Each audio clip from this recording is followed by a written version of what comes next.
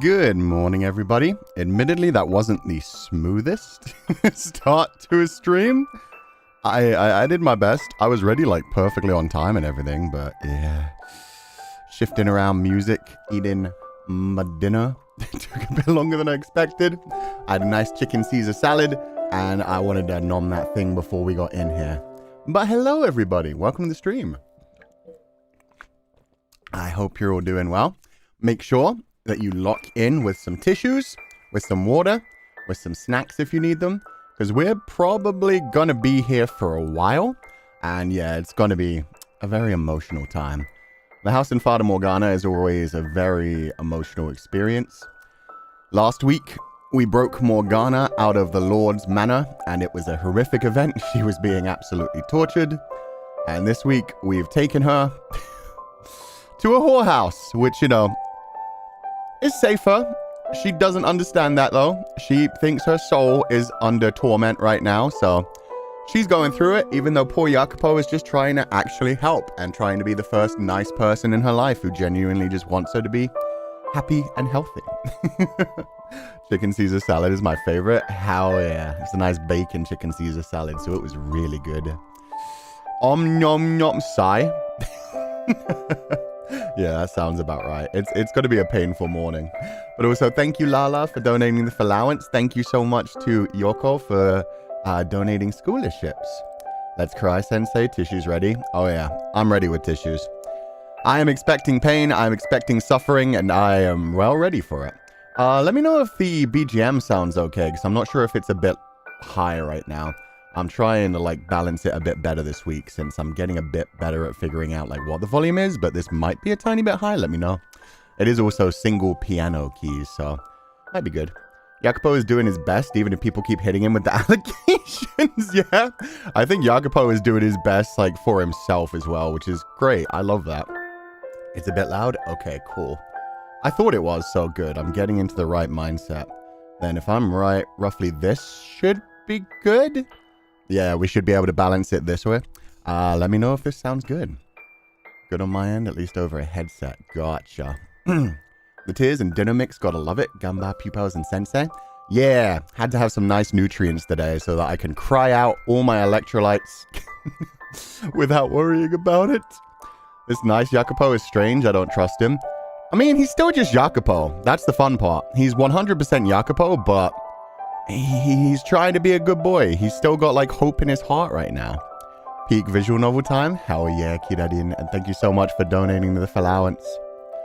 Sounds good now? Tiwaiku-chan? No problem.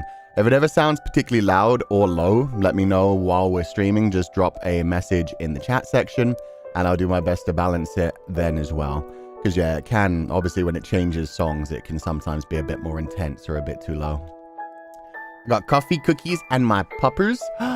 Yo, cuddling with a puppy for something like this sounds amazing, actually. Especially if it's cold where you are. If manipulative, why handsome? He's not I mean, yeah, no, he's still manipulative. He's still on the grind. He still wants to become a lord. He still wants to get places in life. But, you know, so far he's been doing nice things, at least. So that is something. That is something. The puppas are emotional support? Hell yeah. So, let's dive back into this. And yeah, I don't remember exactly where we ended, because we didn't end at the exact perfect point, because it was just because my audio interface kind of decided to mess around and get a little bit silly-willy. But yeah, we definitely brought Morgana back to the whorehouse. We're trying to calm her down. And now we're alone. I think we just left after, yeah, oh, I remember. Morgana bit Jacopo's hand. She, like, reacted super defensively, and Jacopo was actually very understanding at that point. I was very excited by that. I was very impressed with the fact that a child bit him, and he had the restraint to not just, like, smack her in the head or push her away. Realizing, oh, this girl's been traumatized. She's kind of like a feral animal right now. I need to show her that I am no threat. So that was damn well impressive. And now, let's dive into this and see if Jacopo can continue his winning streak.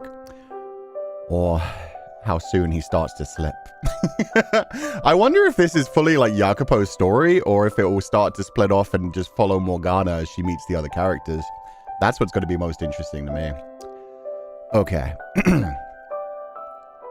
That was a lot more work than I expected. Oh, look who it is. All done with your little visit? Yeah, all done. Same with you, I take it.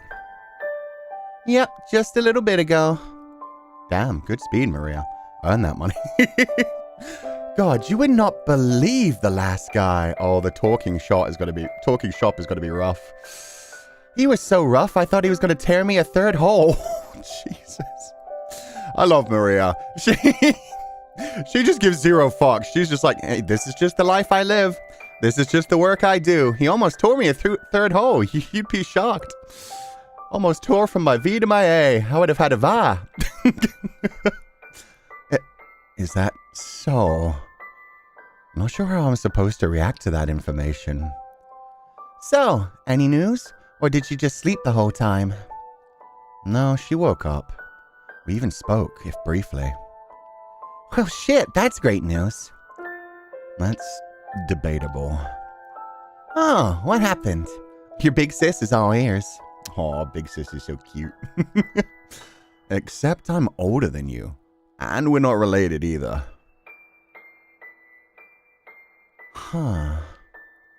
Well, I didn't figure her life was all rainbows and sunshine. So what? You want to look after her? Because let me tell you, it'll be hard, thankless work. I made that choice when I rescued her from the Lord's Manor. I'd at least like to take care of her until she's able to support herself to some degree. And she might not ever be able to with the situation she's in. That is rough. And I like that from Jacopo as well. I hope it doesn't build up resentment, but yeah. At this point, he has realized, like, I took her life into my hands. I could have left her there to die, as pretty much everyone told me to, but now that I've taken a child's life into my hands, you're kind of locked in at that point. You have adopted the child. So yeah, he's like, well, I'm kind of fucked now. Like, if I abandon her now, I'm, you know, horrible. If I just left her, it would have been, like, pragmatic. I could have at least told myself and lived with myself by saying, well, she was going to die anyway, like everybody else told him. But at this point, he's like, well, I took her. I can't just, like, abandon her on the streets now. Yeah, about that, Jacopo, it's nice that he's taking responsibility onto his shoulders now. Yeah, after he rescued her. He didn't just do it and just be like, okay, I feel like a hero, and now I don't give a fuck.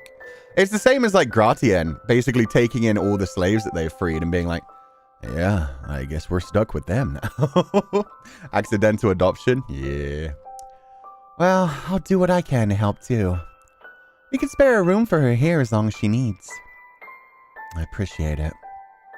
She seems far too wary of me to stay with me. You were planning on taking that poor innocent little girl to live with you? Man, I thought you had standards. Jesus.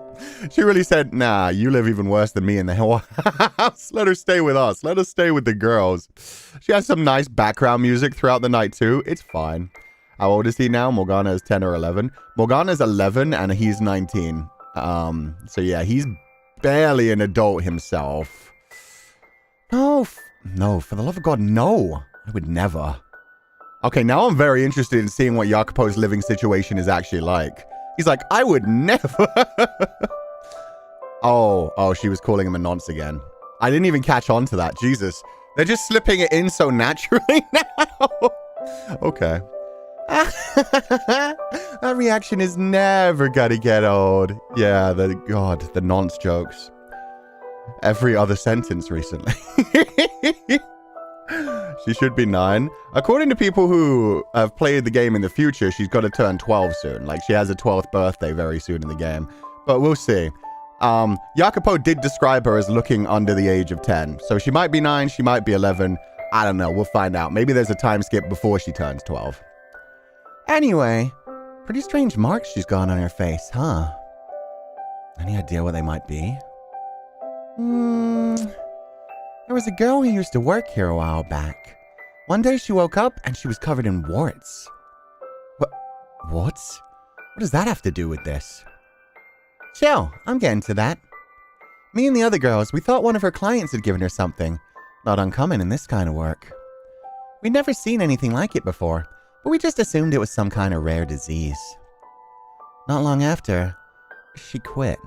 And well, to tell you the truth, I figured she'd turn up dead in a ditch somewhere.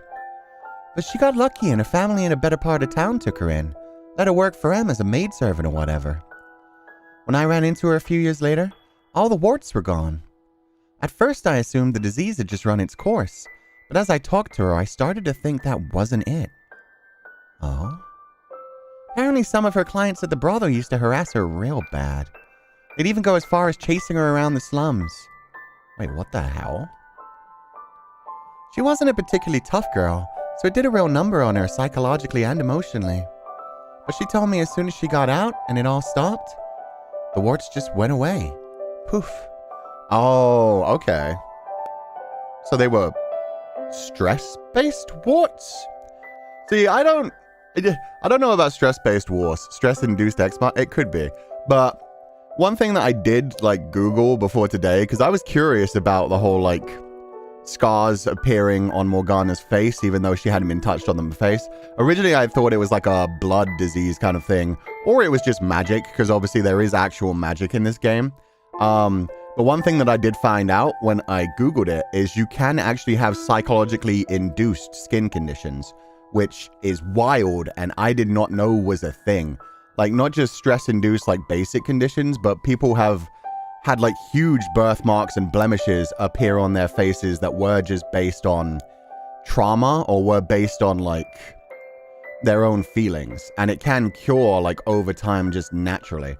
And that is what, it's wild what the human body can actually do. So I guess just because Morgana had, cursed the Lord and finally taken her father's name in vain and, gone against God teachings in her own mind, she saw herself as such a disgusting creature, such a fool from grace, that caused everything to spread and make it look like she's got a skin condition. So yeah, that's a wild thing that can actually happen biologically in the real world. So even just outside of the magical stuff is wild. But yeah, the idea of the warts going away is kind of impressive as well, because I know you can get stress-based ulcers and sometimes other skin conditions, but actual warts, ew, that's intense. And the worst thing is once you'd have them, you'd be worried about them even more, and stress does a number on the body in more ways than one. Yeah, stress is the silent killer. Stress builds up over time. It can hurt you in ways you can't possibly imagine. So my guess is sometimes people's emotional states can have physical consequences. In more ways than one, actually, because a lot of forms of, self-harm, which can lead to physical repercussions, all stem from, psychological conditions. So, actually, I really like that. In, in, a fictional sense, I really like that as well, if it was just magic. But the fact that can happen occasionally in real life is wild as well. No wonder Morgana started a morgue with anger. She'll be like, it's Morgan time. She's just halfway to going full berserker. She's just hulking out. She just hasn't fully let herself go Hulk mode yet. But then she will, and she turns into a purple little baby. And then curses the whole world, and that's not fun. And you think the marks on the girl's face are the same thing? Yep. The Lord tortured her so bad he busted her up mentally and emotionally on top of everything else. And that's what we're seeing with her face. I mean, I could be completely wrong, too. For all we know, the Lord did cut her face up and she just doesn't remember. Or it could be something else entirely. Could be some kind of disease. Good point. Either way, there's no doubt she's been to hell and back. So plan on at least 3 years of ice breaking if you want to get through to her. Oh, Jesus. Yeah, you're in for the long run, Jacopo, so good luck. You've adopted a daughter. It's like how Spirit Morgana in the main game looked so awful. Yeah, Spirit Morgana was just pure malice, just a purple blob. It was, yeah, more malice and hatred and pain than anything at that point. Human body is terrible in maintaining its own biochemistry, yeah. She gave him an ETA. 3 years is just the icebreaker, keep in mind. Like, she said 3 years for an icebreaker, and that's probably true with the kind of trauma Morgana's gone through. 3 years is like, in 3 years, maybe she won't bite you anymore. And then you have like another decade for her to get to know you properly. And then you have like another 30 years over which she'll slowly try to, you know, actually live her life again. Ugh. 3 years. That sounds about right. Try to watch yourself, though. You can have a bit of a short fuse sometimes. Oh well. Little does she know I've already snapped once. I should get going then. It's been one hell of a day. I'm beat. Get all the rest you need. I'll let you know if anything happens here. Thank you. Good night. Sleep tight. And that's how Morgana became adopted by a whorehouse. Sorry, I'm on the psychology skin thing still. There's a theory called ego skin, which is another way as an emotional container.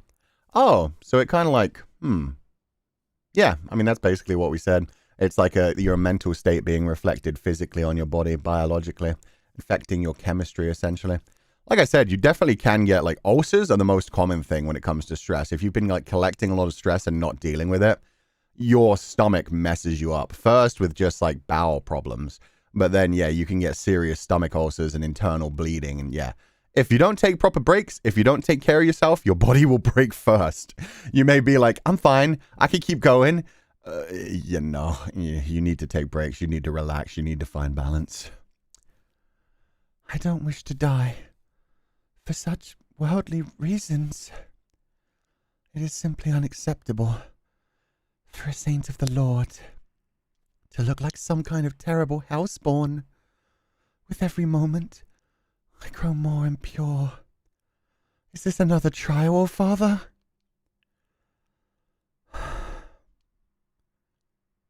You're a damned witch. Wait, no, he was... You're a damned witch, wearing a saint's skin. So that's what he meant. I do rather resemble a witch. Not a servant of the Lord, but a disciple of the devil. No, I cannot cry. I must not lament of my own misfortune. I must not feel sorry for myself. My tears, a saint's tears, should only be shed for others. Morgana, you're allowed to have emotions. Oh, I hate this. I hate that she's been brought up to be the daughter of God, and because of that, she doesn't even think she can be human. She can, like, accept the fact that, hey, I'm allowed to be sad right now. I'm in pain. I've been cursed, essentially. Oh, goddamn. And she's taking Barnier's words to heart, even though he was, like, true devilish, fucked up, evil, psychotic. Ugh. Everything about him was horrific, but he managed to get under her skin. They manipulated her so bad. Yeah, they took somebody who was purely innocent, who just wanted to help everyone else, and have already started to put that thought into her mind of being a witch. Take a break or your body will break instead. Exactly, Rain. Thank you for donating the allowance. So much emotional repression that loops back into self-hatred, yeah. Because she can't just accept that she's human. She has flaws. She has weaknesses. She has to be a perfect saint. How dare she, like, curse others even though they were torturing her and force feeding her human flesh. Ugh. Horrific. Oh shit, now we're getting more backstory. My darling little saint. Instead of singing a lullaby, I will tell you a story. The story of the day you first graced this earth. On that day, I told the village a very important secret. That I was visited by an angel of the Lord, and that I was with child though I had known no man. The other villagers mocked me, called me a liar and a madwoman. But I did not relent, for it was the truth. And then, when you let out your first cry, rain clouds suddenly began to form in the sky, and the land was blessed with rain after many months of drought. The clouds, they were drawn here by your voice, my dear, a gift from your father, the Lord God. No longer did the villagers call me a liar. They believed in me, and they believed in you. I saved everyone? Yes, yes you did, my little saint, and you will continue to deliver people from their suffering. Did I deliver you too, Mother? Of course you did, my dear. I'm glad. Oh, her shitty, horrible mother who eventually sold her. Yo! Okay.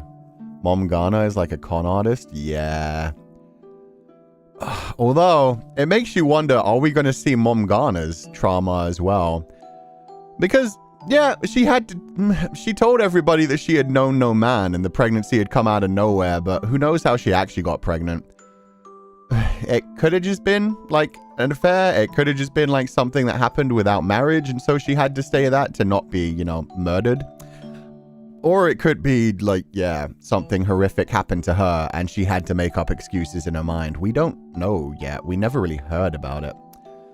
Morgana predates Michelle by at least a couple centuries. Yeah. Actually, when you're in Mel's timeline, he reads a book which ends up saying about the Lord from this time, Barnier.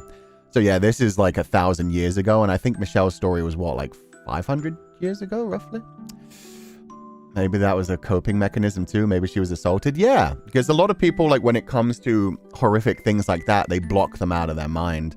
They create fantasies because their mind just can't actually process what happened. Wait, Michelle was in 1099? But Morgana was 1,000 years ago. I'm confused. Anyway, yeah, like a lot of stories about people being visited by angels or people being abducted by aliens. A lot of it comes from like trauma of other things happening. And yeah, just the mind can't cope with it. A lot of the times after people go through therapy and talk things out a bit more, they start to remember things and they like realize like, oh, that's what happened. And especially like when they were young, if things happened when they were young, like you make up stories just because you can't process what happened to you. Oh, Michelle was 1099? So then Morgana wasn't 1,000 years ago? How long ago is Morgana? Was Morgana 2,000 years ago? Last stream, I thought we'd confirmed that Morgana was around 1099. Morgana was only 1,000 years after Michelle found his way back to the house. That was the culmination. But I mean, like, what year did Morgana actually live in? Like, what year is this story set in, essentially? A Requiem for Innocence, her original timeline. Morgana was 100 years before Michelle. Oh, only 100. Okay. For some reason, I thought it was like 1,000. Damn, she did not take long to power up. Although I guess that makes sense. No, yeah, that does make sense. Because Michelle was before, like, all the other ones. Because Michelle and Giselle, Giselle was, like, acceptance of Morgana. Okay, yeah, now I remember. Yeah, okay. One shadow mentioned, it's in a book, apparently. Yeah. Giselle made her covenant with Morgana, and that's what actually, like, gave her the power to start the whole entire curse from then on. Gotcha. Michelle had journals from Barnier and Jacopo. Oh, I didn't remember the Jacopo. Oh, he did mention a lord, yeah. He mentioned a lord as well as Barnier, the one before. Okay, cool. I thought it was Mel who had been reading about Barnier. I didn't realize it was Michelle. Okay. This is what happens when you take like 6 months between different things. You're the daughter of a charlatan. A virgin birth? Ha! A lord of lies. A load of lies, every damned word. The rain, nothing more than chance. If you really are a child of God, then perform a miracle for us. Pay that crude man no mind, my dear. I know you are a daughter of God. That's what matters most. I can hardly believe there are those who are still not convinced. So, what are you waiting for? You can't do it, can you? You're a family of liars! Wait, Morgana? You mustn't get near that boorish blasphemer. Got something you want to say, kid? Yo, her little tiny footsteps are still so heavy. She was so pissed off. You got a little, like, 5-year-old doing those little stompies. Oh, go right ahead. I'm all ears. Miracles. Yeah? Miracles are neither magic nor parlor tricks. They're realized through the power of faith. What now? You have no place demanding God prove his own divinity. It is the height of arrogance. You have blasphemed. Repent of your sins. Ha! Trying to talk your way out of your lies now, are ya? I'll admit, your charlatan mother trained you well. You put on a pretty convincing act, girl. That's the worst thing. Like, she just straight up believes this. She believes she's the child of God, which makes this all so much more painful. She's stomping? Yeah, Angie Morgana. You got a little baby doing her little stumpy stumps. So sad how despite everything, she couldn't be a real saint, but the white-haired girl could be one. I mean, yeah, at that point, she wasn't really alive anymore. You can't perform miracles. All you have are excuses and thinly veiled reasons why you won't. But until you own up, I won't stop spreading the real word. Your mother's pulling the wool over everyone's eyes. Very well. I will perform a miracle. Oh? Morgana, you can't. Do not worry, Mother. I'm the daughter of God, right? My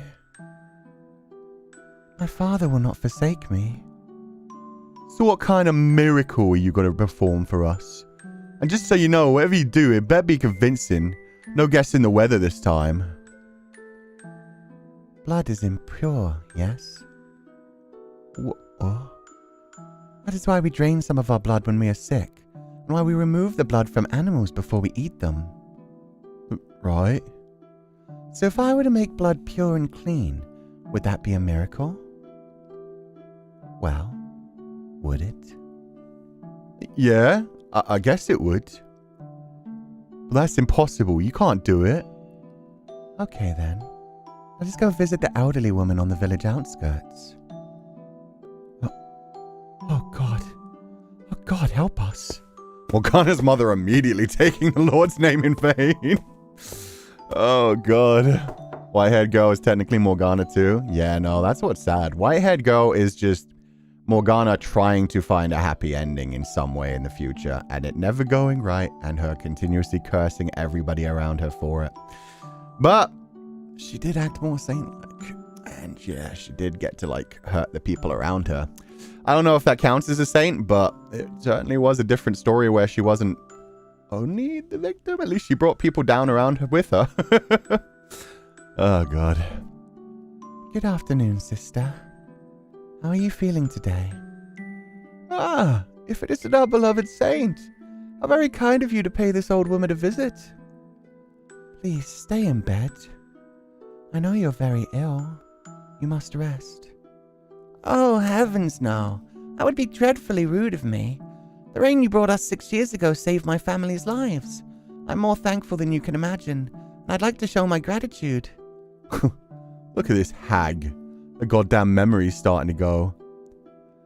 If you're going to be disrespectful, then please wait outside. I do not want your profanity contaminating the sacred rite. Otherwise, stay quiet if you wish to see the miracle being performed. Okay, so we got a confirmation. She's 6. She's not 5. I knew she was like younger than 10 at this point, though. So this is adorable. We got a little 6-year-old girl marching around. Being like, I am the saint. I'll show you a miracle. The people in Morgana's life are so disgusting. Give this girl hot chocolate and a blanket. Yeah, I mean, it's understandable that people would be skeptical, though, to be fair. White-haired girl is literally everything Morgana wishes she could hopefully be. Someone capable of getting a happy ending. And yet she still never got a happy ending. Who was the white-haired girl? She appeared in all stories. Was it Oh, yeah, okay. Amelia's just like, oh, wait, people confirmed it. Yeah, it's confirmed throughout the story. Well, the whole time I was playing the main game, I was thinking it was Michelle as well. And then, yeah, I think it was like near the end that I was like, wait, maybe it's Morgana, like trying to find a happy ending or like just trying to find some love. Maybe she was desperate to actually get something happy. And yeah, then Michelle flips that on her, and it's such a great moment where he's like, you thought I was the white-haired girl? No, I just appeared here recently. I've just been waiting for Giselle for 1,000 years. Nah. You were the one trying to find happiness. Happy ending, Doko. Maybe in reincarnation. I know there's a story after this set in the main timeline, like in our age. Maybe Morgana will actually be a happy life in the modern day. Morgana only had one angel in her life, Michelle. And Giselle. I would say Giselle as well. It's just, she manipulated Giselle and broke her before she could actually do anything. Oh, beautiful saint. Please, allow me to kiss your feet. Thank you, my sister. That will suffice. I'm here to perform a miracle for you. For me? Yes. You've always believed in me, your faith never wavering. 6 years ago, the whole village acknowledged me as the daughter of God. But as you can see, there are those whose faith is not as strong as yours.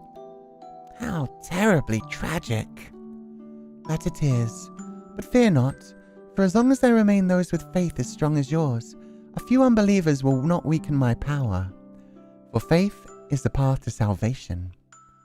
Yes, it is. In celebration of your 6 years of unfaltering faith, I've decided to perform another miracle for you today. I ask you to do as I say, and know that I love you dearly. Of course. My beloved... Sorry, pardon me, Jesus.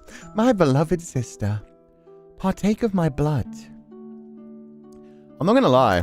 It's interesting because Morgana obviously believes she's the daughter of God, but at the same time, like, she's just invented this blood ritual out of nowhere. She's just decided, hey, I'm just going to slit my wrists. I'm going to let somebody drink my blood, and they're going to get better. That is kind of pride, actually. It's pride on a certain level. And, you know, you're not supposed to have pride. Even Jesus Christ himself didn't have pride. So it's kind of wild. But yeah, it's not really her fault. She's been convinced that she is the child of God and that she'll be able to do anything that she sets her mind to, essentially, to save people. And at the same time, yeah, I love this idea that, yeah, you know the old woman's going to get better now. She's going to get as strong as an ox because she just has so much faith. And it's probably just, you know, human nature. It's just mind over matter. It's just pure belief. I feel like the fact that the white-haired girl never gets redemption might actually be Morgana's way of punishing herself in another form. It could be. It could be because she's still cursing the other men. If she's always cursing the other men and she wants them to suffer, then yeah, how could she have a happy ending when she's trying to find a happy ending with them as well? Ugh. Morgana maybe got taught in the churches because churches back before are sources of information and education too. Could be. Yeah, we don't really know much about that, so we don't know if she's like been taught this by other people. It's like how 6-year-olds put a bunch of dirt and sticks in a cup of water and call it their magic soup. Yeah, make like mud pies and stuff. They just have belief, except she has belief plus she's been told she's the daughter of God. So I think her mother sold her because she herself was afraid of what she had raised and what absurd things her mother put in her head.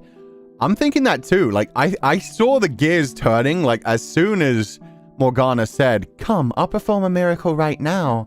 I think her mother like immediately realized, oh, this isn't gonna work out for me. I wanted her to just be my quiet little puppet, but she really believes she's God and she actually wants to help people. I need to get rid of her before she gets me killed.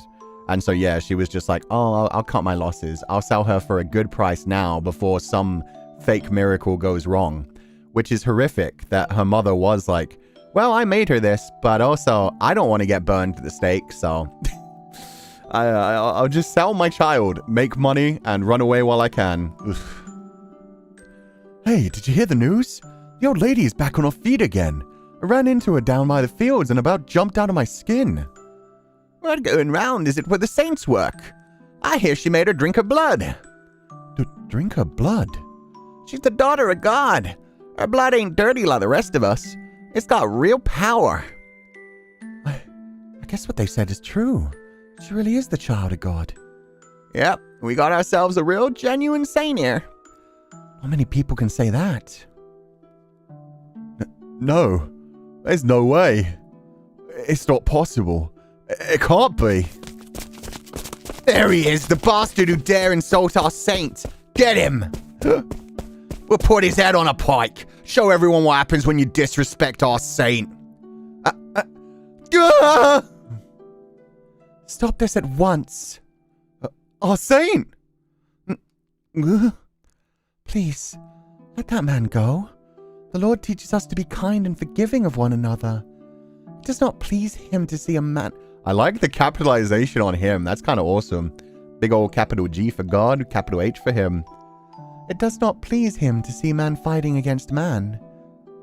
But he insulted you, our saint. He called you a daughter of a charlatan. Everyone makes mistakes. I bear no grudge against him for a momentary lapse in judgment. I simply pray his eyes have been opened to the truth.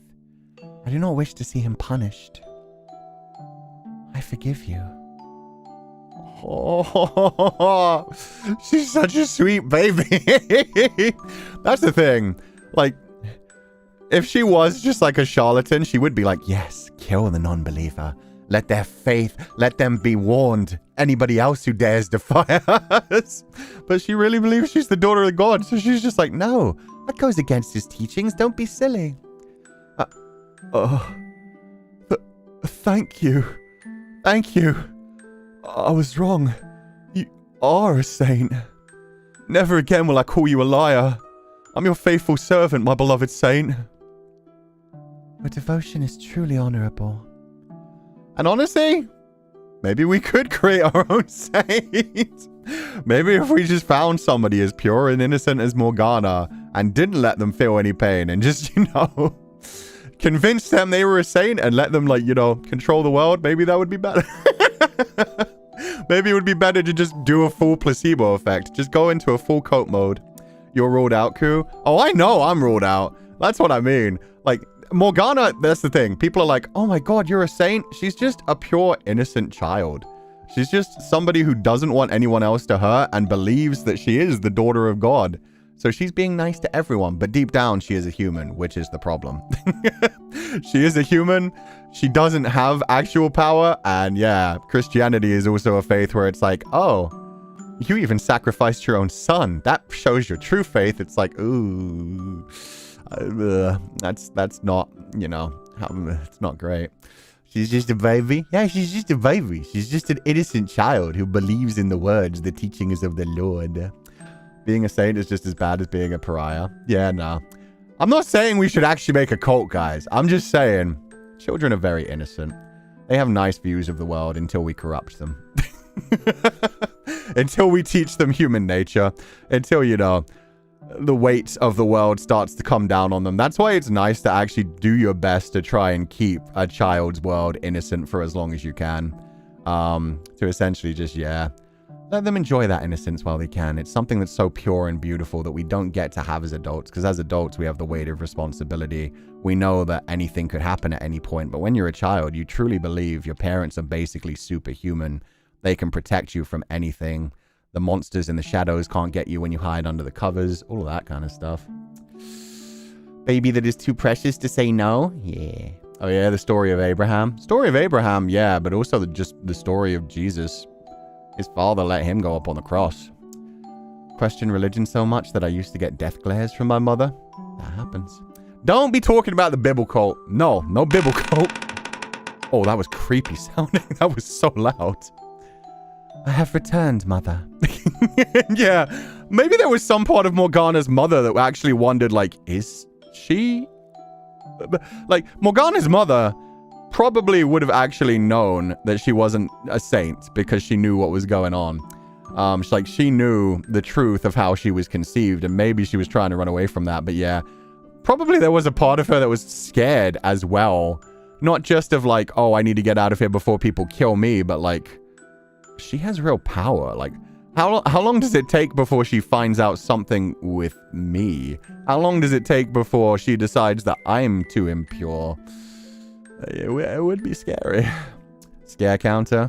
Fine. I'll add one to the scare counter. God dang it. And no, that wasn't my keyboard. That was just a big creaky door. We're up to 19. I have returned, mother. Because I'm not going to lie. When you have a child speaking like that, speaking all formal, it do be kind of creepy.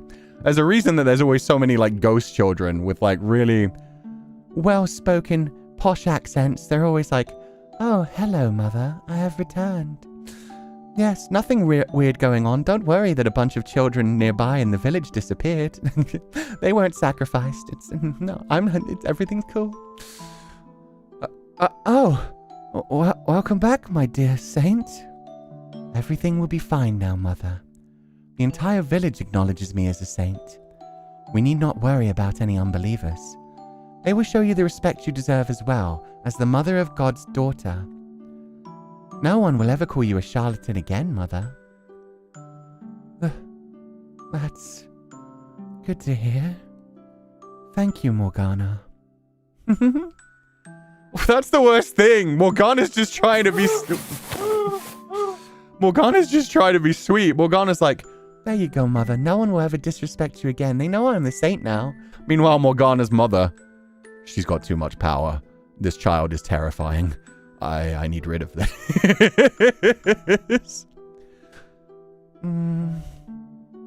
It's still night? I'm thirsty. I'll go get some water. What was that? Yeah, it sounded like an owl. I think it was like an owl that woke her up in the middle of the night. What did I... This... Mother's still awake. Who's she talking to? Herself? Oh God, what did I bring into this world? She scares me sometimes. When I look into her eyes, when I hear her voice, I feel like my soul is being sucked out of my body. She's a girl of barely 6 years, yet she terrifies me. I'm beginning to think she really does have some kind of strange power that allows her to manipulate, to control people. What I'm not sure of is whether or not it's truly a holy power. Is she really a saint? My heart tells me she's something else. Oh, what horror have I wrought upon this earth? You know as well as I do, God, that nothing divine could possibly grow in my womb. Are you punishing me, God, for the sins I committed that night years ago with the vagrant? Oh, fuck! Morgana heard about that! Jesus, okay, we got confirmation. And she's praying to God, and... what a horrific thing to say. Didn't they mention in the first game that Morgana has such a beautiful voice? Yeah, she has a beautiful voice that charms people. You hear it, and you can't, like, not listen to it. The only person we've seen, like, not actually listen to it were the lords and everybody else at the Lord's Manor. Everybody else, like, always talks about, like, oh, her voice, her eyes, they're so intense, I can't escape them. Yeah. So, yeah, I think that's just, like, the pure sense of conviction. Your child is not a sin. I know, right? Oh, that's such a horrible thing for Morgana to hear, especially with everything she's believed in her life. And she still thinks she's the daughter of God. Maybe, yeah, maybe she thinks this is a test. That's the fun thing about Christianity. That's the fun thing about belief in general. When you believe something hard enough, you can ignore all evidence and just say it's a test. There are genuinely people out there who don't believe dinosaurs exist, who believe the Earth is, what, 6,000 years old? And that dinosaurs were put there by... dinosaur skeletons were put there by Satan to test us. And that, like, all science outside of things are just, like, lies, mischief, trying to test your faith. So, yeah, maybe for Morgana, either she's just lying to herself and trying to be like, no, I'm not sinful, I'm not evil, I'm not some Satan spawn. I'm not a sin brought upon this world. I'm the daughter of God. I'll show you. I'll prove it. I'll help everyone. Yeah, that kind of thing. But yeah, this child needs a hug fast. She just needs to be taught like a baby girl, protected, given hugs, and told like you're human. Maybe just one quick. I was gonna say maybe just one quick backhanded slap, but no. Just like a grab on the shoulders, like shake, little shake. Morgana, you are a human child. Just chill. Go play with your dolls. She needs a damn tea party with plushies. Exactly. She can role play that way. She doesn't need to role play her father being in heaven. Just adopt her like right now. Pronto. Yeah. She just needs... Well, Jacopo's adopted her now, so let's see how that goes. I'm dreaming. This is all a bad dream. Mother would never say such things about me. It's just a dream. Good morning, my darling little saint. That must fucking hurt as well. When she realizes just how manipulative her mother is, hearing her actual thoughts at night, like, oh, she scares me. I don't think her power is holy, but she does seem to have power. And then in the morning, good morning, my darling little saint. Immediately realizing like, oh, my mother kind of fucked up, actually. And part of that is probably because she just wants to stay on Morgana's good side as well. She's like, she may have some power. I don't think it's holy, and I don't want to be cursed. Is something the matter? You look vexed. Mother, last night... Did something happen last night? No, nothing happened. Mother, I've always been a saint, right? From the day I was born? What's gotten into you, my dear? Of course, you are the daughter of God. Nothing will ever change that. Thank you. So it was all a dream. I should just forget all about it. Oh, I almost forgot. I have something for you. I'm sure you'll love it. Butterfly brooch? For your 6th birthday. It's not much, but will you wear it? What is it? It's a little brooch. You can use it with a shawl or a cloak. It's a butterfly. Butterflies are said to be God's messengers, so I thought it would fit you nicely, my dear. It's so pretty. I mustn't allow myself to be taken in by shallow, worldly beauty. I am not an ordinary little girl. Father would be greatly disappointed in me if I were to behave like one. No, Morgana! You're allowed pretty things. You're allowed to play with dolls. You're allowed to be human. I just noticed this. The way her mother spoke was the same pattern of speech how the present Morgana speaks. Oh, she really loves her mother. She does love her mother. I was about to bring out, like, after this scene, one of my favorite quotes, and of all things, well, it doesn't actually originally come from The Crow. It comes from a magazine, actually, from a long time ago. But The Crow said it best, like, mother is God in the eyes of a child. Mother is God in the eyes of a child. So they're the first person that teaches you. They bring you into this world. They're generally the first face that you see. They're the first voice that you hear. They nourish you. And for Morgana being raised by a single mother, her mother was everything. Her mother gave her belief in herself, gave her that reality. And for her mother to then cast her aside, to sell her into slavery. Yeah, it's a betrayal from God. It is like the Paradise Lost thing. It's no wonder that she like completely lost everything after that. And what she went through ever since then is just horrific. She's thinking like an adult, and it's so heartbreaking. Yeah, because she doesn't believe she's just a human child. How would you ever develop properly if you believe like, oh no, I have to be above everything. I have to be like completely unattached from the world. I have to be the perfect little saint for my father, because my father is waiting for me in that kingdom in the sky. Like, oh, I can't even imagine that. Thank you very much, Mother.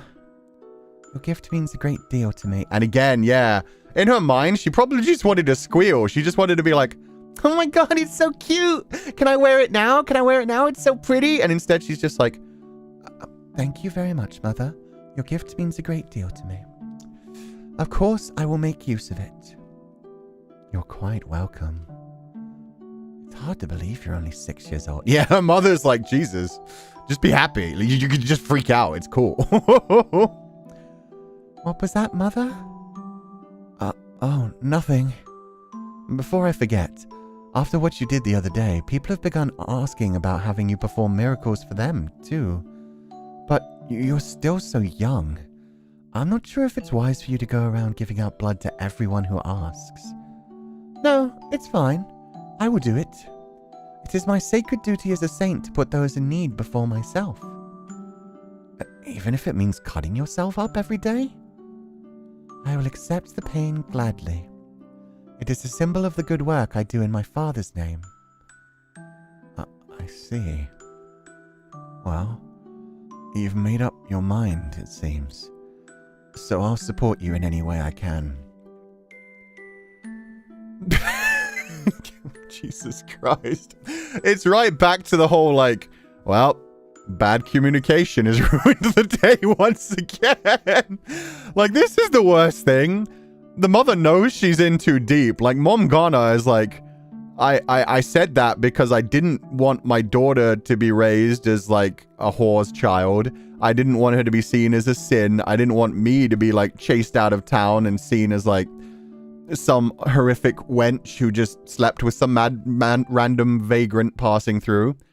But now people actually believe she's the child of God, and I can't really go backwards on that. Like, that's the worst thing. If Mom Ghana was just like, okay, everyone believes she's a saint. She believes she's a saint. I am kind of fucking this up. Just grab Morgana by the hand and just run. In the middle of the night, just be like, I'm out. Get her like 5 villages away and then be like, okay, Morgana, we need to have a chat. Like, you know how I told you were the daughter of God? Yeah, no. Your mommy just had a real fun time one night and it kind of like, it spiraled out of control. I've been lying a lot. My bad. Like, that's the thing. If Mom Ghana just started like actually telling the truth and just apologized, Morgana would be like, oh, that's horrific. But wait, that means I could just be a normal little girl. Like, maybe that would have helped, or maybe Morgana would have just been like, no.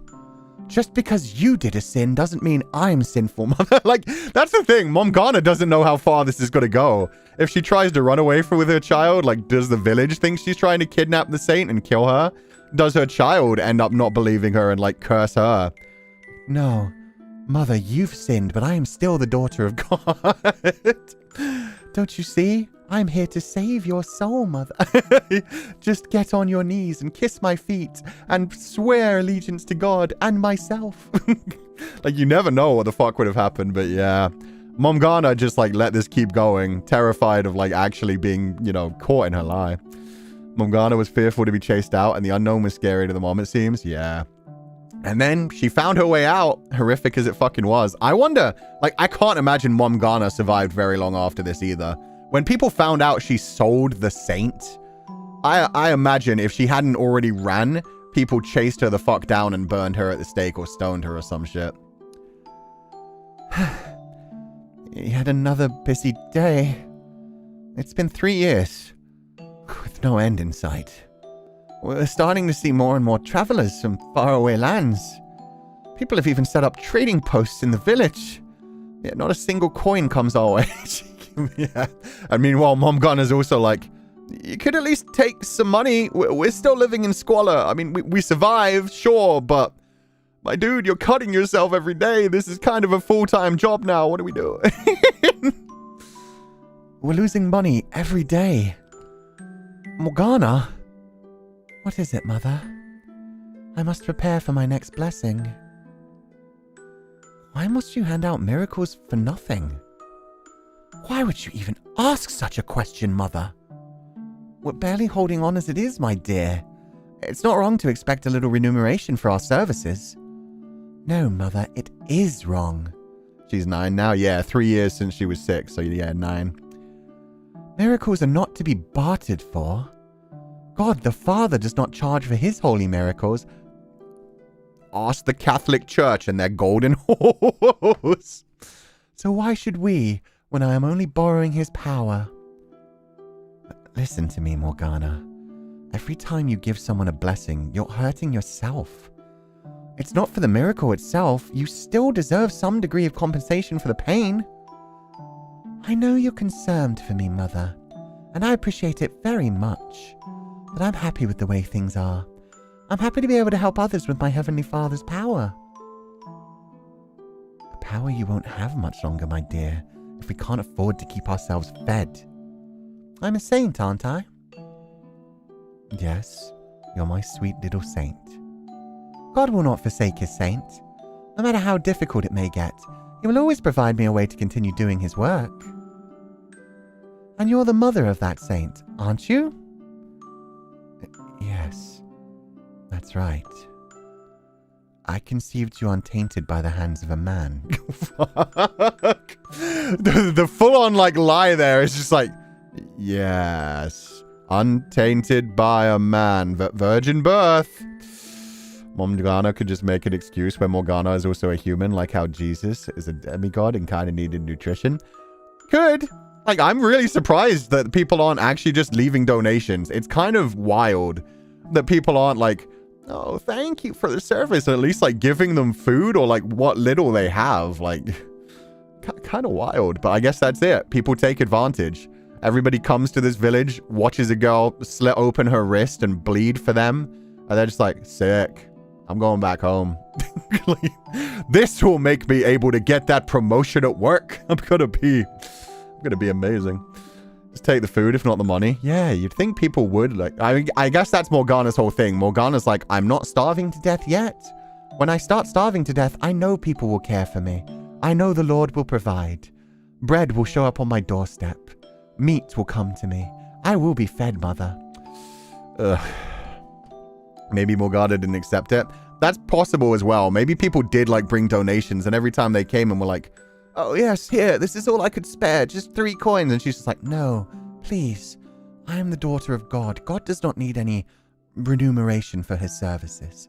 So yeah, maybe she's actually like turning away payment to make it clear to everyone, no, I'm just a saint. But I'm sure there are some people who are turning up that are just like trying to use as well. And you must respect his will as well, Mother. It must be our highest priority. You're right.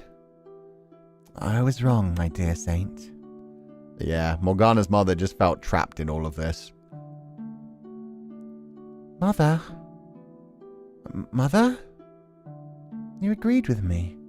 You said I was right. So why are you taking money from that man? Mother? Oh, and she caught her mother taking payments. Why? Oh, the music cut off there at the perfect time. The disillusionment. So Morgana started taking money on the side and just like not telling Morgana about it. And then Morgana eventually saw it happening. Makes you question like how long she was taking money for things. Does anyone hear that ominous bell tolling? Yeah, exactly. So maybe that's why her mother actually decided to sell her at that point. Maybe Morgana finally like saw her mother was taking payment after a while and like starting to line her own pockets. She'd probably like been keeping the money because obviously she hasn't been spending it on her daughter because she doesn't want her daughter to know she's been taking money. So she's just been creating her own little nest egg. And then when she got caught by her daughter, she was like, oh shit. I'm going to get rid of that girl really quickly before she turns the cult on me.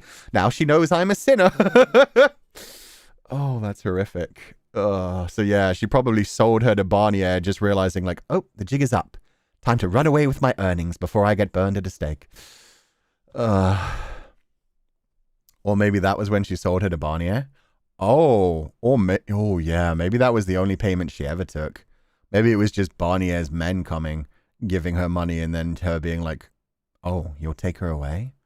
That's a lot of money. Okay. I mustn't let myself cry. I must always stay strong. I must endure his trials. A benevolent God wouldn't give you trials. Okay. My saintly grace must not waver. Father would be greatly disappointed in me.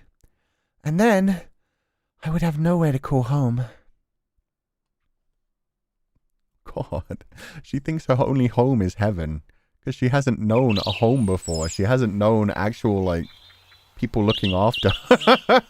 And just taking care of her. God damn it.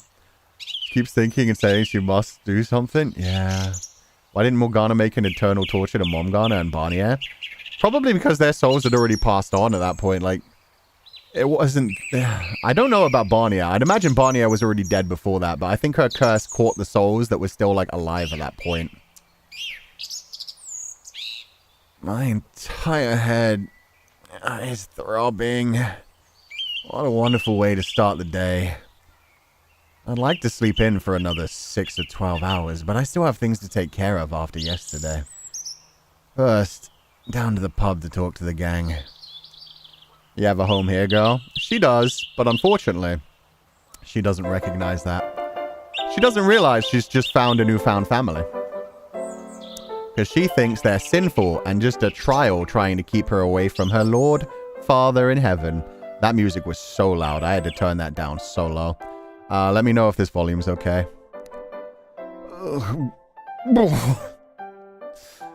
I drank way too much.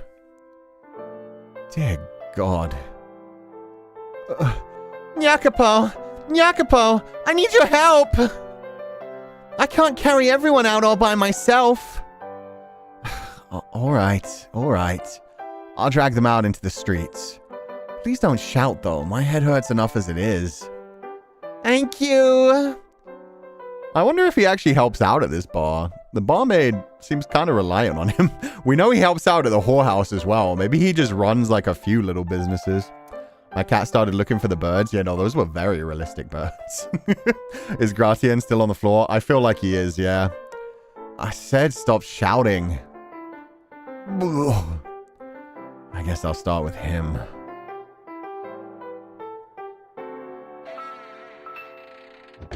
There we go. Morning, friends. Oh, it's the big guy from last night. Name's Gratian. Try not to forget it, because you'll be seeing a lot of me. Which reminds me, I never got your name. I'm just a trifling little flower. My name is important. But if you would lend us a hand, that'd be lovely. Okay, so he didn't end up staying out on the bar all night. He managed to get home. Or somewhere. A hand with what? I'm just here for booze. Haven't you had enough? Not even close. Well, there isn't anything left. What did you forget? The two of you, last night, drank the whole town dry. Which is going to be a plain old restaurant for at least the next few days. Oh, well, that's a crying shame. And whose fault do you think it is? She's screaming, I know, right? Poor Jacopo with his hangover. Meanwhile, Gratian rolled in after passing out from so much alcohol, and he's just like, so up. I'm ready to drink again. Put him on the table, line him up, lads.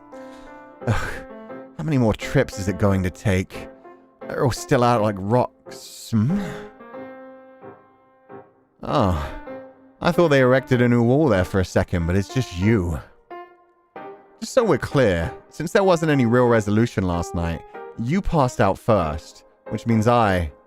Hey. Top of the morning to you, Jacopo. Oh, shit, okay. We called it so right. He is Irish. And what a beautiful morning it is. You seem to be doing quite well. What happened to the aggressively competitive Gratian from last night? I had you all wrong, Jacopo. What? I had you pegged for the stick-up-your-arse rich boy kind of fella, but you drink like a real pro. The true measure of a man is how well he holds his booze. And you proved yourself. You're one hell of a man. Sure. Psh, at least give me a hearty hell yeah, would ya? Don't tell me I was wrong about being wrong about you. Don't tell me I was wrong about being wrong about you is great. Okay, yes, it's been 0 days again since we mentioned pegging. But this wasn't actual pegging. You can use that phrase and not have it be weird. Jacopo got pegged. I mean, let's be fair. If Jacopo did ever end up with Maria, Jacopo would be the bottom. There is no question about that. Jacopo would be the bottom. Jacopo would be the taker. So that is a fact. I'm just not at full capacity at the moment. It's taking me a little longer than normal to process. Anywho, point is, you got my seal of approval. We helped each other out back at the Lord Arsewipe's Manor, but now we're comrades, partners in crime. Hold up. What? You don't want to be partners? We fucking pegged last night, mate. You might as well be partners. I never said that. You make it sound like you're planning on staying, though. I most certainly do. You were one of the Lord's slaves. You know, the slaves who incited the revolt. It's not safe for you to stay here. If someone were to identify you, you'd be dead in... Life's too short to quibble over shite like someone might be trying to kill you. It's hardly quibbling. There's a reason we had all the other slaves transported to different cities. Trust me, I know it ain't safe for me to stick around. But I want to be here when that Horde's son finally gets what's coming. Like hell I'm bailing before his head's on a pike. Okay then. Kind of heroic, actually. I love it. He's like, oh yeah, I know he's going to try to kill me. And that's why I'm going to be here to kill him. He can come right the fuck at me. I'll be ready for him. He's a gladiator, Jacopo. Did you forget? Damn straight. The death flags are raised and waving high. Yeah, I mean, Gratian doesn't get cursed. That's all I'm saying. As long as you're aware of the risks, that's your choice to make. And in that case, I'm glad to have you. Should I move the text? Sure, we'll put that here for now. And in that case, I'm glad to have you. The addition of such a valiant comrade should prove quite inspiring to the rest of the gang. You're damn right it will. You should have just said that to begin with. Skip all the not safe nonsense. Besides, everything you just said applies the same to you. Far as anyone in that... Oh shit. No, not the audio. Come on. Far as anyone in that manor is concerned, you're a slave as much as me. And your infiltration job didn't exactly have you laying low. They'll recognize you. Fair enough. I haven't heard of any wanted posters going up yet, but you're right. It's best to remain cautious for now. Let me know if it gets, like, crispy, but I think I fixed it. Now, as long as we keep to the slums, we should be relatively safe, for the time being. As amusing a thought as that is, we're safer in this lawless dump than the city proper. Indeed, but the gang has eyes and ears covering the entire district.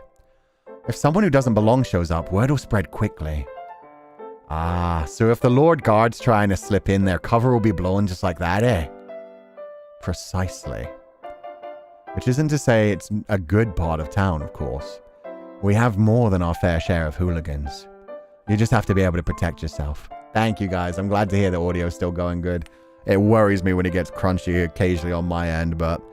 yeah, it just has to hold out for like another week, and then we're good. Which I doubt will be an issue for you. Hell yeah, bring on the pickpockets. I'll rob every last one of them blind. Maybe even literally. He's gonna steal their eyes? I'm glad he's on our side. Well, if you're going to be staying here, I should probably show you more than just our pub of choice. You'll need to find work as well. Oh, that smile from Jacopo. He's like, yeah, this is a useful man. This guy's useful. He's good. Not that it should prove any trouble. With your muscle, you can choose pretty much anything. A bodyguard, a carpenter, a metal worker, whatever you like. But first...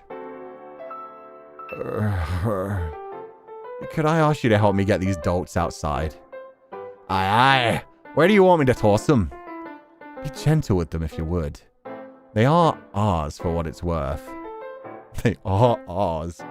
Yeah, Jacopo kind of sees the world as just like a way for him to grind and rise above things. He's like, this man could be useful. These are our customers. Like, let's be gentle with them. We want them to come back and get drunk tomorrow and be full of, like, hangovers all over again. He can work me. Damn, Karumi. You're not wrong. So, fair. Good lord. Between cleaning up at the pub and showing Gratian around town, there goes most of my day. The brothel's probably open by now. Through the back entrance it is. They're making so many innuendos for me, and I'm trying to be respectful. The pegging, the R's, the back entrance.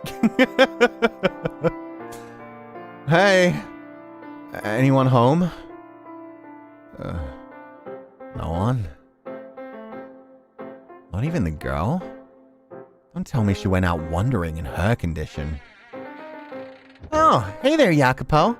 Perfect time. Maria, the girl. Where did she go? Yo, the piano beat's intensifying. Huh? She was here last I checked. Last you checked? You're supposed to be looking after her. Anyway, help me look for her. Yeah, I don't think that'll... Excuse me? Turn around. Oh, whoa, that's kind of terrifying. Hey there, baby Morgana. Oh my god, her eyes. Yeah, I can see what the story meant when they continuously said how intense her stare was. She is judging everyone right now. That's such a fucking cool sprite. He just didn't notice her. She was just kind of blending into the background. Girl, please. It's fine. She's just giving the... I see you. Christ, yeah, that's intense. The golden eyes, the red hair. The braid is very cute, though. And she's still got that giant butterfly brooch. Oh, wait, how do I... What's the button to... Is it this one? There we go. Yeah, she's adorable. That butterfly brooch her mom got her was huge. Oh. Aw, the music got all cute. That's nice. He's just immediately like, it's you. I'm not scared of your terrifying eyes. I guess he's already been bitten by her and dealt with this. What? Where have you been? Oh, the side eye. I didn't even sense her approaching. I swear she just appeared there like a ghost. And where did you get those clothes? Oh yeah, we were digging around in a dressing room and found it there. I wanted to get her into something cuter, but she insisted on that. Aww. Poor baby. She doesn't want pretty things. She just wants something, usable. I didn't even know we had clothes that bland here. Girls come and go, though, so it probably belonged to someone who's not around anymore. Still, I'm shocked anyone who worked here ever wore such a boner killer. Hey! Fuck you. Some of us happen to like cloaks. Some of us think they're mysterious. Some of us think there's a fun to roleplay. Oh, Morgana's staring in chat with the eyes. Pardon me, sorry. Hello, Morgana. Creepy eyes. Probably wants to keep herself as covered up, than assuming, to avoid attention. Yeah, but she could have done that with any number of things. Like, there are all kinds of, like, fancier clothes I'm sure she could have worn, like, with a hood. But, yeah, I'm pretty sure when she says, like, the most bland, it's the fact that it's just pure black robe. It's basically like a religious-looking thing. She's just thrown the butterfly brooch on top of. The boner killer, though. Jesus. It's a cloak for pilgrimages. Huh? An outfit someone wears while on a pilgrimage. She really looks her age here. Like, this sprite is so much better than any of the sprites we got in the main game. I love this. She actually looks 11 years old now. That's adorable. Look at how baby she is. Like, her head is so massive, and she's so gaunt. You can tell how, like, underfed she was as a child, too. Poor Morgana. This is far, far more beautiful than any of those filthy whore rags. Okay, Morgana, you... like, trying to defend you here, but... God damn, the judgment is a little bit intense. A pilgrimage, huh? I never would have guessed we had a girl who was into that. Yet she abandoned her spiritual journey and entered into this den of sinners. I guess. Nevertheless, I am glad there was clothing suitable for me to wear. Yeah. Talk about luck. Maria's rolling with this as best she can, to be fair. She's just like, I've been called worse. This is okay. She's just a child. Like, I'm gonna get used to this. Again, Lord asked to show love to everyone. Exactly. Fucking Jesus Christ rolled around with...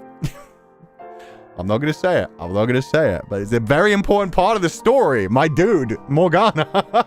Maybe learn from your brother's, lifestyle. Anyway, I've got an appointment. I'll be back. Maria's just like, yeah, no, I'm out. I'm not dealing with this shit today.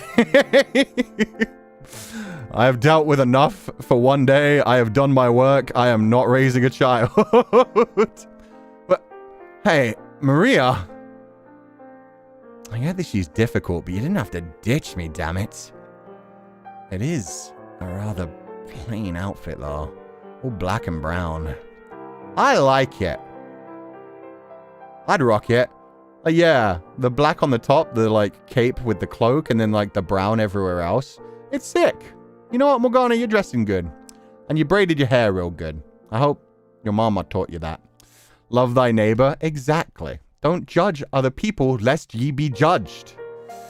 Actually, Jesus rolled with Mary Magdalene. Mary Maria. Exactly. What the hell, dude?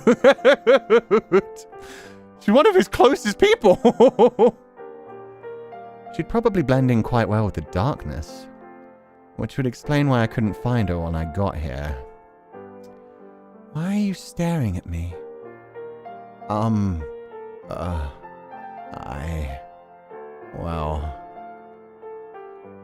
glad you found something you could wear with your brooch. Also, God, keeping a conversation going with her is like pulling teeth. Yeah, you look like you're doing a lot better than yesterday. Much more color in your cheeks. As if you can tell the difference beneath all these scars. It's an expression. I'm just saying you look much better. You could barely even sit up yesterday. You're recovering impressively quickly. I imagine it won't be long before you're back at full capacity. Yesterday? What about yesterday? Is it time to apologize for biting the man? Okay, that's good enough. That's a start. Thank you for rescuing me. What? Right. That. No, don't mention it. It was nothing, really. That's not what you said last night. Oh, come on. Just let me be humble, would you? Anyway, I wasn't expecting that. I was readying myself for another argument. I also wasn't sure how much of what happened you even remembered with how hysterical you got. I was not hysterical. My arm begs to... My mind was clear almost the whole time. I remember everything. Oh, God, yeah. The implications of that are so painful. Yeah, she's like, hey, I was conscious the whole time they tortured me. I didn't block it out. I have not, forgotten it or repressed it. First a slave. You rescued my life from the wicked lord. Not actually a slave, but details. You took me by the arm, put me on your back, and fled from the Lord's manor. That I did. I was a little hazy for some of the trip, but by the time you reached the poor quarter, my mind had cleared up almost entirely. My consciousness had returned by that point. Oh? I'm waiting for the point where he's going to be like, so you were fully conscious and made the decision to bite my aunt. I'm like, wait a damn minute. Maybe I should have hit this child. He's like, maybe I should have given it one quick backhand. Like, damn it. You brought me to this brothel. And yes, at first I was frightened because I believed you meant to have me become a whore. But that is the one and only instance of me last night you could describe as hysterical. I remember everything quite well, thank you. Okay then. Fair enough. Okay, so she did say she was hysterical at that point. Fair enough. You know what? No, it's fair, Morgana. If you think somebody's going to try and make you work at a whorehouse against your will, I think that's a fair reason to bite someone. A flick? Yeah, just a flick. You're right. I can't tell if she's sincere or just trying to convince herself. Yeah, no, she was definitely very out of it, but I see what she means. She's just saying, like, I mostly remember it. She seems unusually repulsed by the idea of her losing her cool. She's not entirely right, but she's not entirely wrong either. So I'll let her have this one. Yeah. She's more convincing herself, like, I couldn't possibly have been, like, hysterical. I couldn't have lost myself to despair and pain and suffering. I am the child of God. Perish the thought. In any event, you've recovered well enough to hold a conversation, which is great to see. What do you mean to do with me now? Better question, what do you want to do?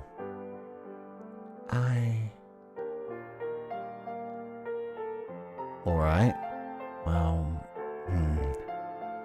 Here's an idea. If you don't have anything, you can stay here until you're all the way back on your feet.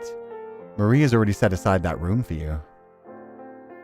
You want me to stay in this vile gathering place of sinners? My dude.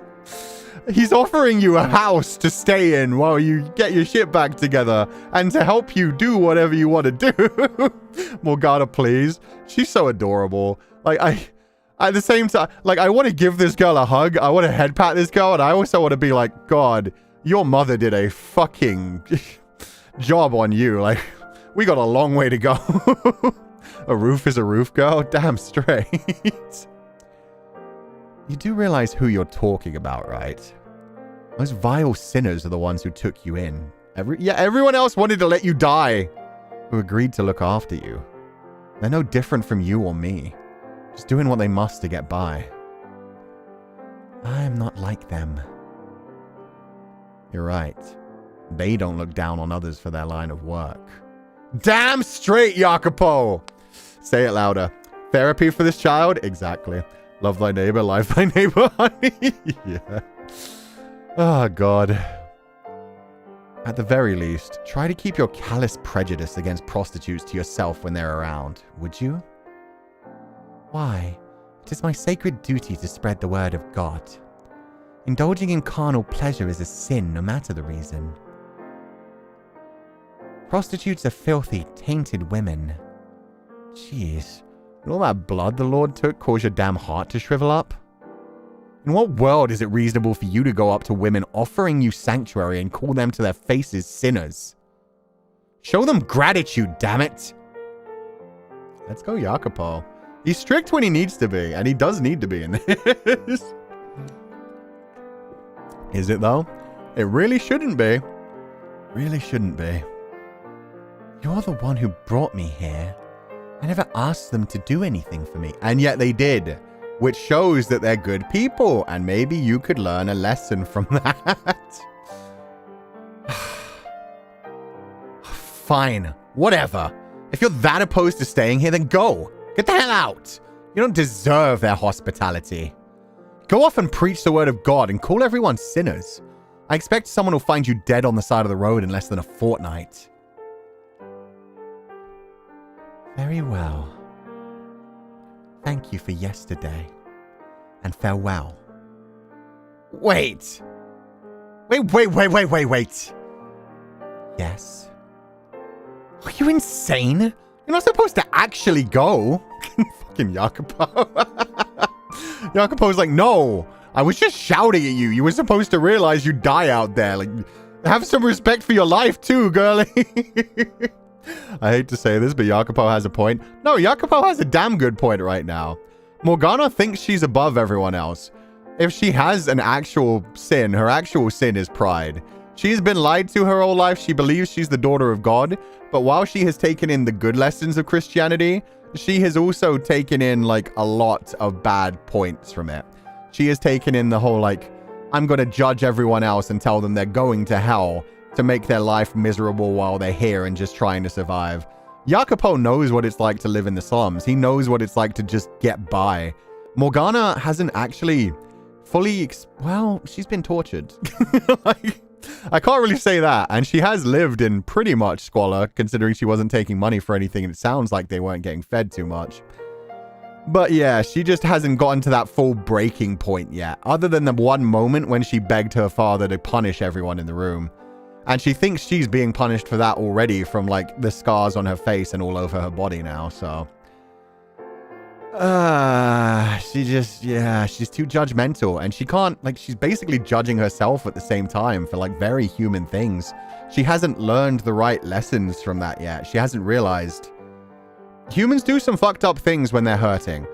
But the best thing to remember from that is that you grow from that. You learn from those lessons, you move forward. And right now she's just still like, no, I'm the daughter of God. You're all being sinful, and I will correct your ways so that you may live better in the future. They both have been through bad times. They have. It's just he's going in a bit of a wrong direction where parts of the time he feels like he's justifying his wrong actions. Just a little bit. He's only done that a few times so far, and he's still trying to be a good person. But we know what he does in the future. But yeah, she is just like, it's from a place of like hating herself as well, but she's being very judgmental to people that have just been trying to help her and showing kindness. She wasn't taught to think about other people is what I'm getting. Yeah, exactly. She was taught to only be nice to the people who are like good saintly people, good worshipping folk. You be nice to the other good Christians, and anyone who's not a Christian, throw them on the pyre. It's Crusades time, baby. You're the one who told me to leave.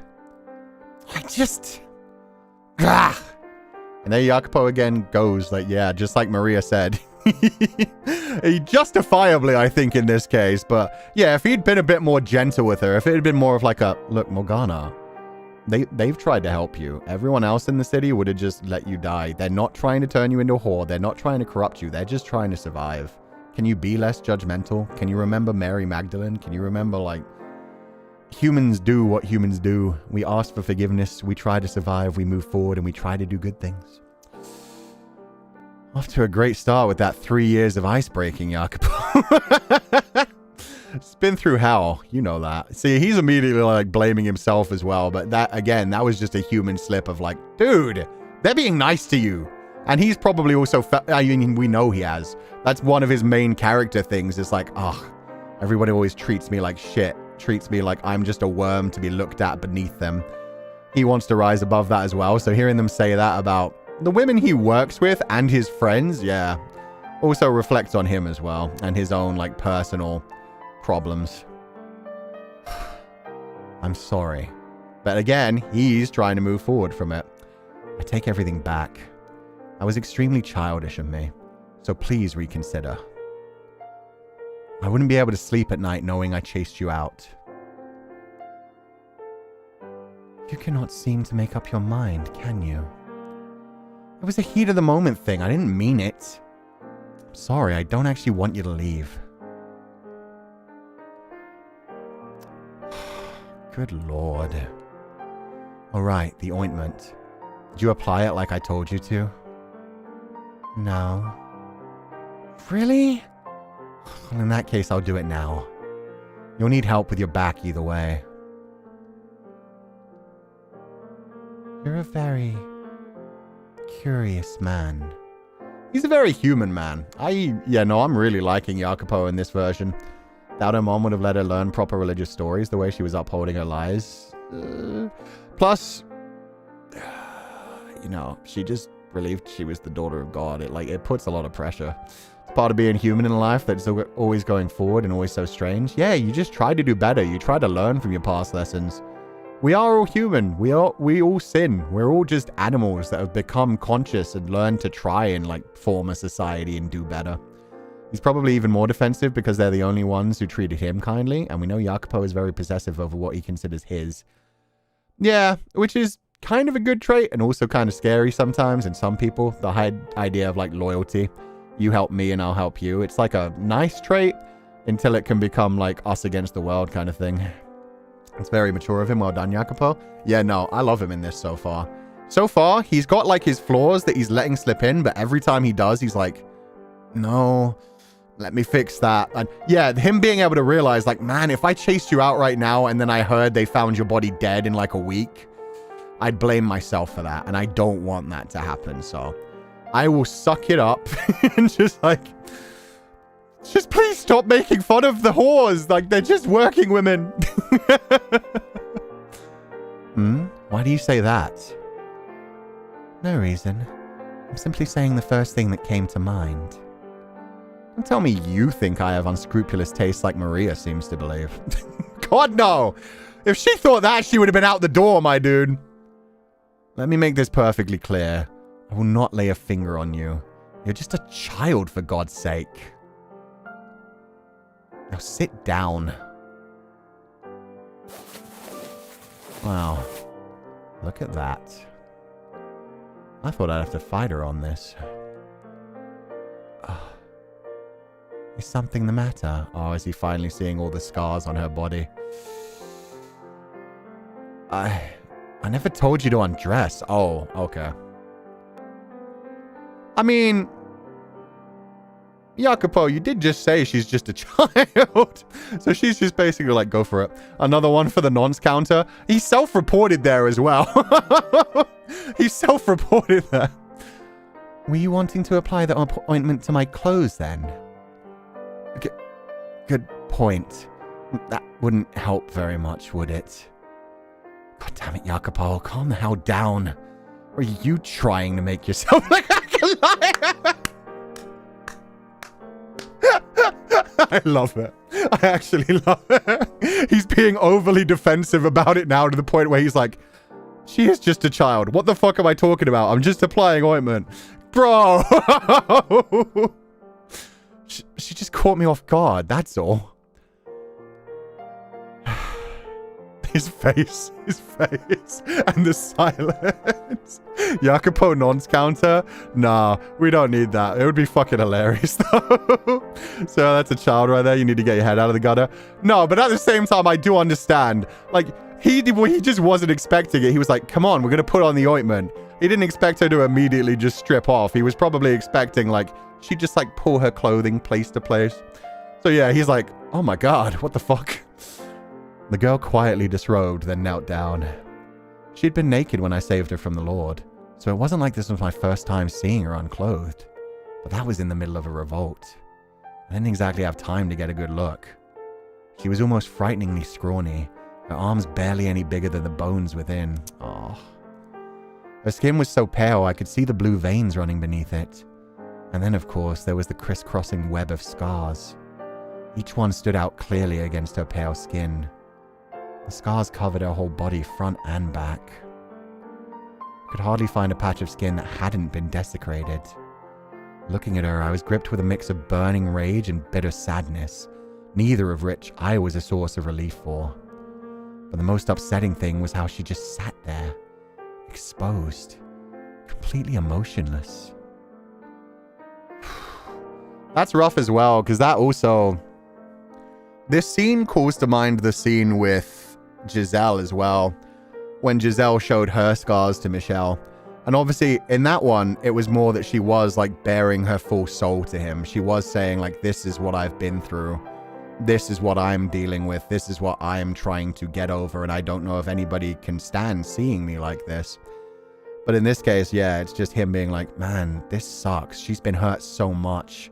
I don't know if I can ever do anything to help this. I just wish that she has a better life, and I wish she didn't have to go through this in the past. And using that word desecrated is such a good word as well. I can imagine the denial she went through. Yeah. She's used to just sitting like that. Yeah, exactly. I mean, they had her forced to be naked in front of all of those royals for all that time, just being cut open bit by bit. Poor girl. Quite a change from how she behaved last night. Today I'm the one doing all the shouting. Almost feels like I'm looking at a lifeless puppet. I scooped up some of the ointment with my fingers and gently rubbed it across her wounded flesh.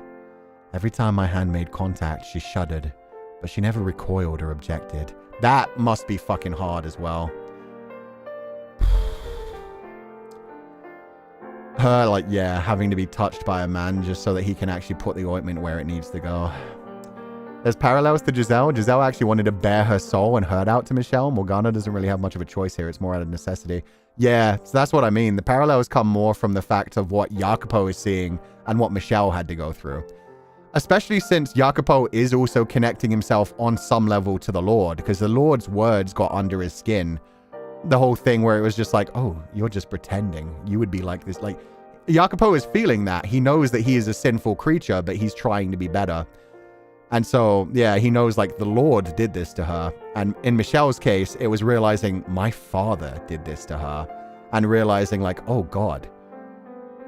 Am I, like, does she attach me to this as well? This person who I really care about at this point as well? Does she, like, will she ever be able to separate this trauma from me as a person as well?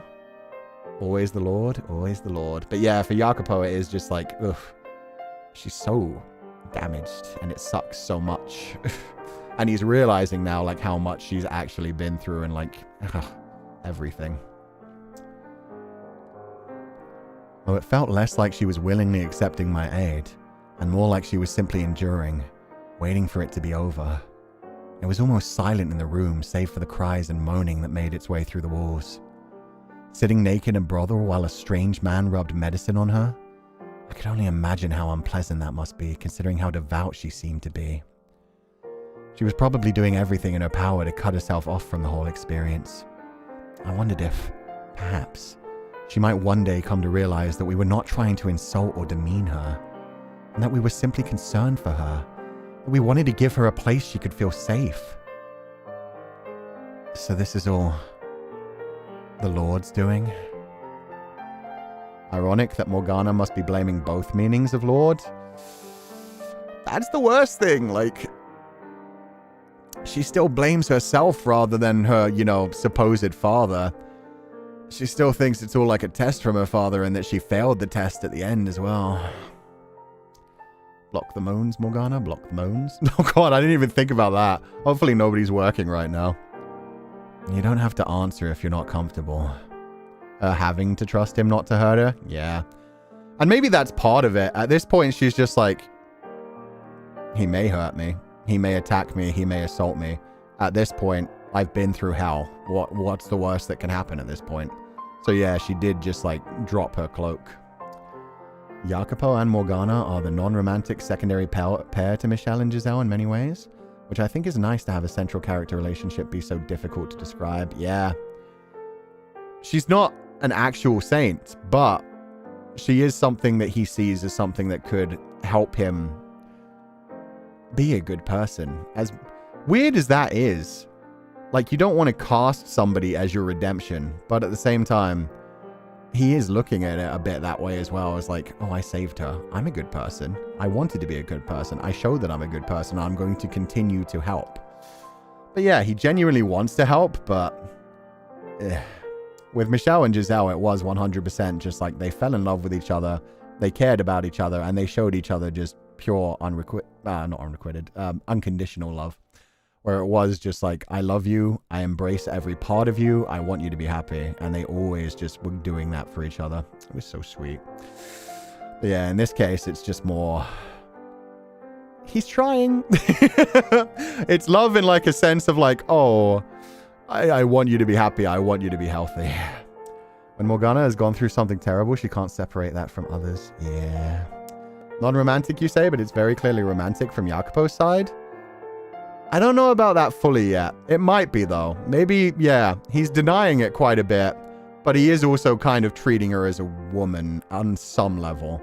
So yeah, maybe he's starting to catch feels already. You don't have to answer if you're not comfortable. Except for my arms, yes. Someone else did your arms then? No, I cut them myself. You... I thought suicide was a sin. Is self-mutilation allowed then? I'm not sure what the rules on that are. You have a lot to live for. I love that. He thinks she's trying to commit suicide. He's like, don't kill yourself. Don't hurt yourself. And that was about the extent of our conversation as I applied the ointment.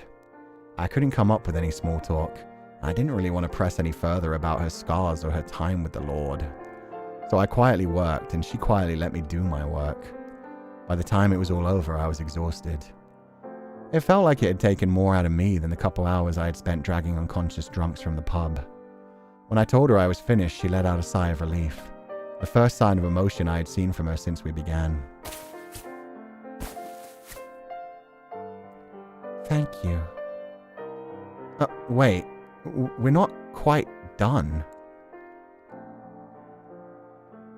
Still have to take care of your face. No. I'm fine, thank you. I beg to differ.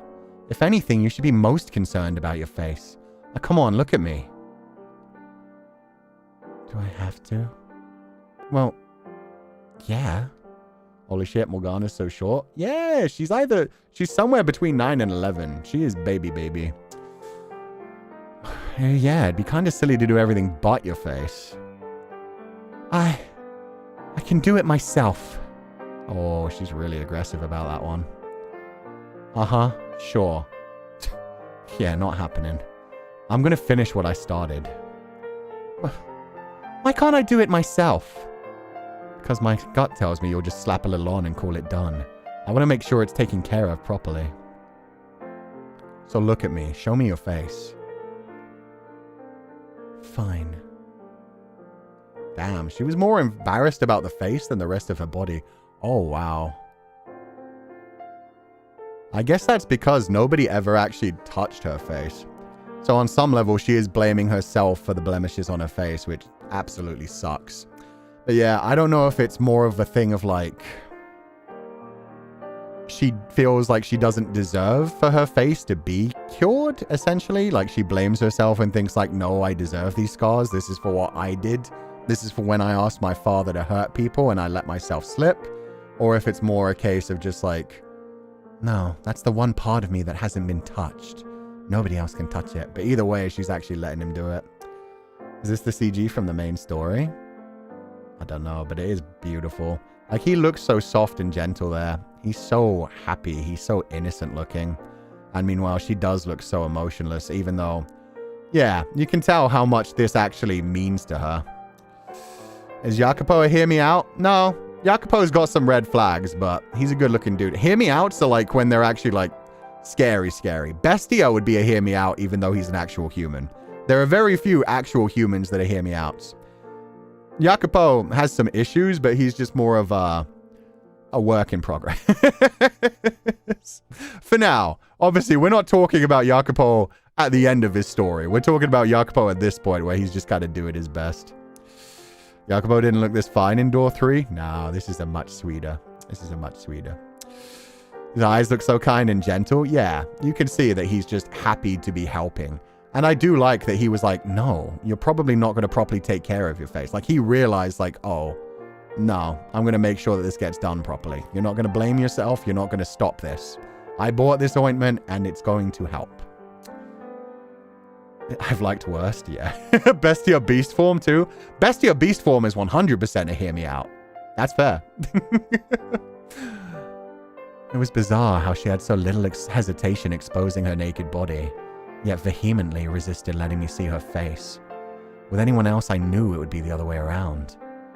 The wounds on her face seemed to hold much more significance to her than those on the rest of her body. Yeah, I'm glad that they like really dive into that as well, because I've theorized about it. I don't know if my theory is correct. Maybe it was just like the discomfort. Like, she's fine with people seeing her body, but her face, like, that was the one part of her that was pure, kind of thing. So it wasn't even just applying the ointment, but it was like, no, don't look at me. These are the scars that I caused myself. Nobody else inflicted these on me. These are what I did. So yeah, hence the hood. When she asked me to kill her yesterday, it was immediately after seeing herself in the mirror. But if the marks on her face were that upsetting, wouldn't she want them to heal? So why was she fighting me about it? Did she have some other reason to hide her face from me? Whatever it was that drove her actions, I couldn't make any sense out of it.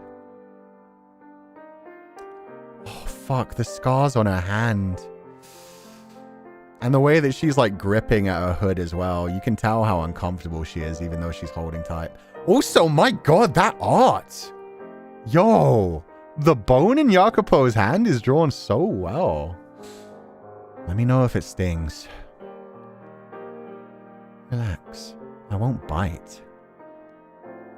You weren't this tense when I was applying the ointment to the rest of you. Just get it over with. Alright, alright.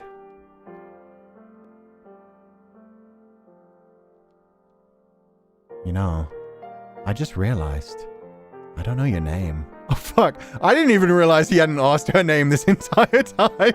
He's been too busy with just trying to keep her alive. God damn. Would you mind telling me? No? You won't tell me? Well, in that case, I'll just have to come up with something to call you myself. Wait, where's the 1 out of 2? Ellen, for some reason I can't see the 1 out of 2. Usually guys and girls are taught to respect their space and privacy from a young age. As a teacher, I often enforce these boundaries. Yeah, this isn't that though. Like, this is him applying ointment to her. Like, yeah, this is a very different thing. This is like, I need to like apply the ointment kind of thing. I'm serious. I'll pick the first thing that comes to mind. There's still time. You just have to tell me your name. Okay then. You had your chance. Allison it is, because you bite just like an alley cat. That's actually adorable. I'll tell the girls here to call you that too. Please don't. Oh, finally. You speak. If you're not happy with the name, tell me what to call you. You have until the count of 3 and then you're Allison for good. Allison the alley cat. It's cute. It is a cute name and it's also a good way to get her to actually say her name. Because he's like, hey, if you won't tell me your name, I'm just going to call you Allison. All the whores are going to call you that too. Everybody around the world is going to end up calling you Allison. So, up to you, kiddo. 1, 2, 3.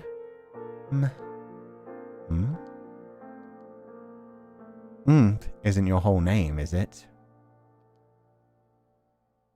Huh. So you're I can understand being a little embarrassed about that.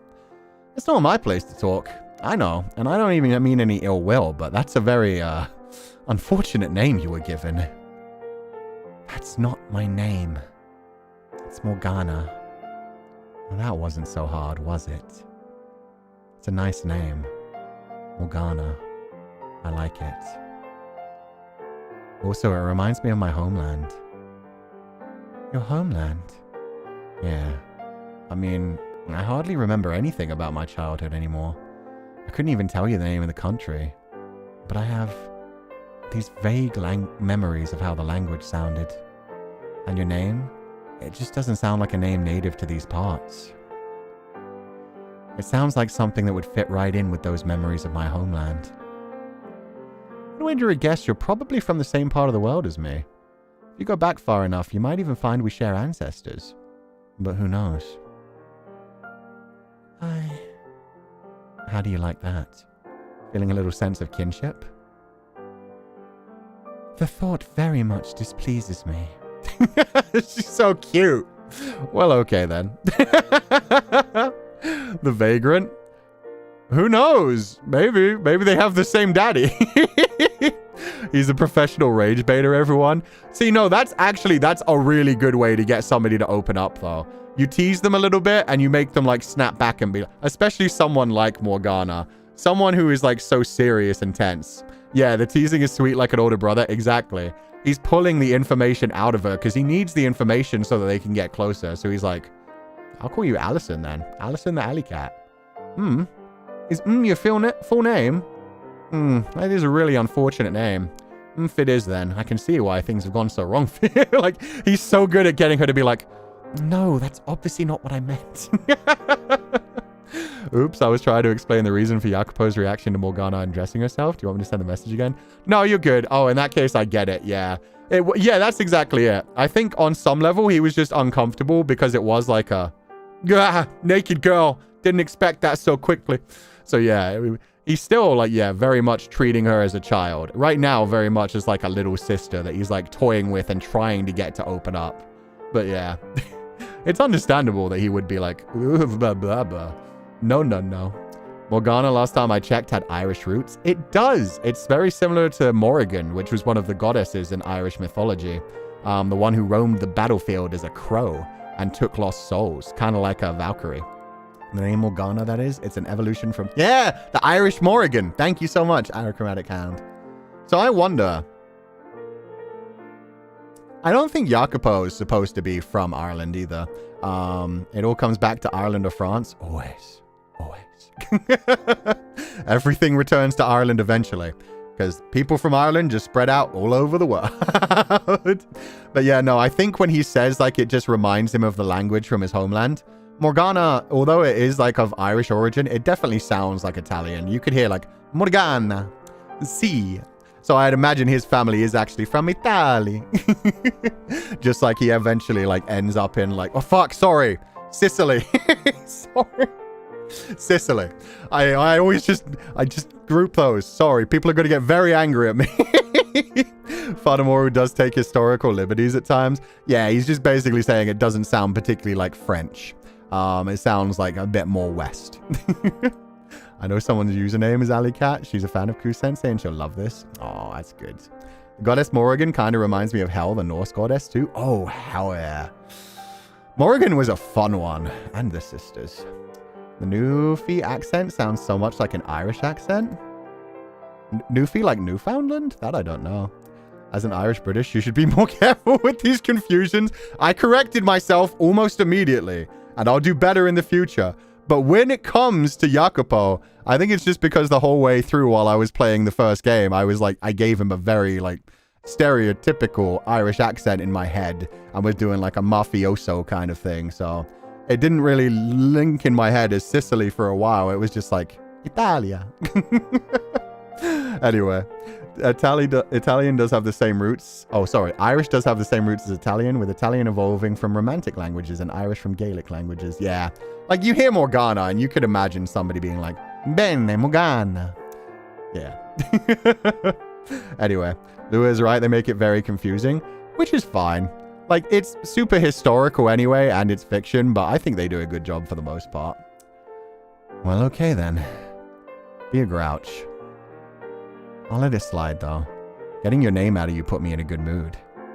It's nice to formally make your acquaintance, Morgana. My name's Jacopo. Aw, that is such a sweet CG. Hey, Morgana. One day, I'll show you the world. What? There's so much more out there than this tiny little corner of Earth we're rotting away in. More than you can possibly imagine. I'm going to go out into the world, experience true freedom, and I'm going to bring you with me. So try to stay positive. Once you see for yourself how much bigger the world out there is, how different every region and its people are, it might change your perspective on things a bit. It might even help you forget some of that crap you've been through. Oh, the butterflies. That was a beautiful message to give to her, but that is just a promise that you made to a child. A very nice promise. Surely you won't regret it. Yeah, exactly. That's a big promise to make. He's trying to give her like hope. He's trying to give her a reason to live, a reason to keep going. So he's doing his best, but yeah, making a promise is one thing. Actually keeping it is a different thing. The Italian version of Jacopo would be Giacomo. Oh. So is Jacopo not? Oh.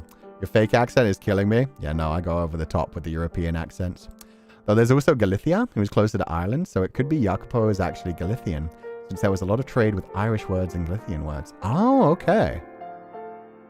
Very interesting.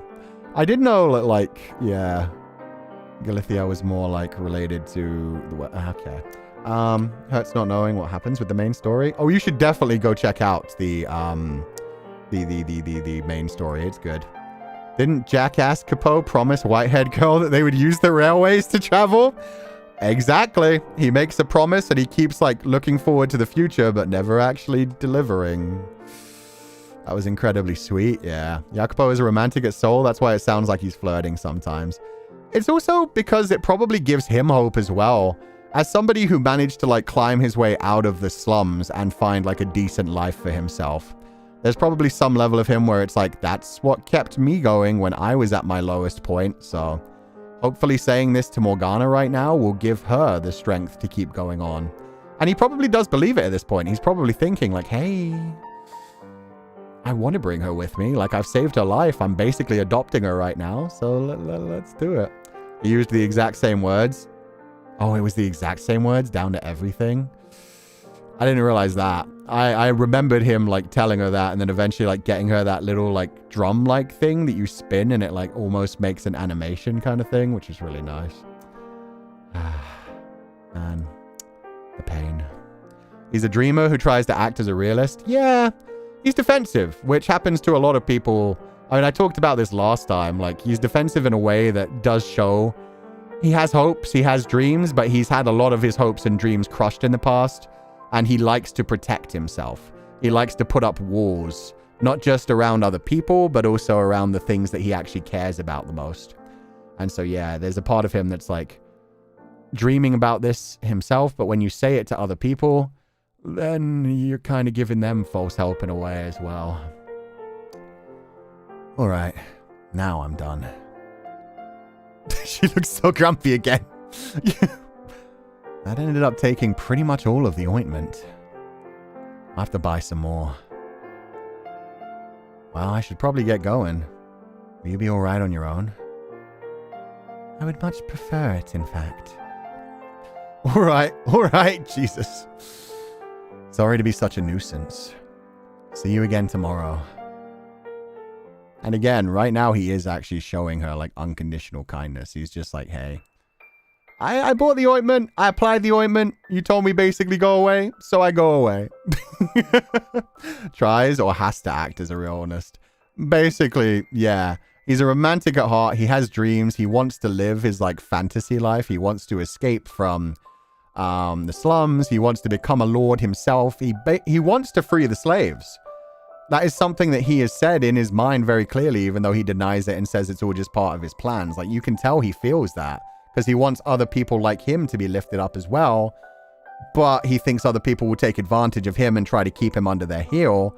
So he pushes other people away and tries to be hard to stop that from happening as well. But he does kind of want more than a mundane life. Yeah, exactly. He, at this point, isn't at the point where he'd be able to just be like, oh, we could just run away together. Live a quiet, like, farm life.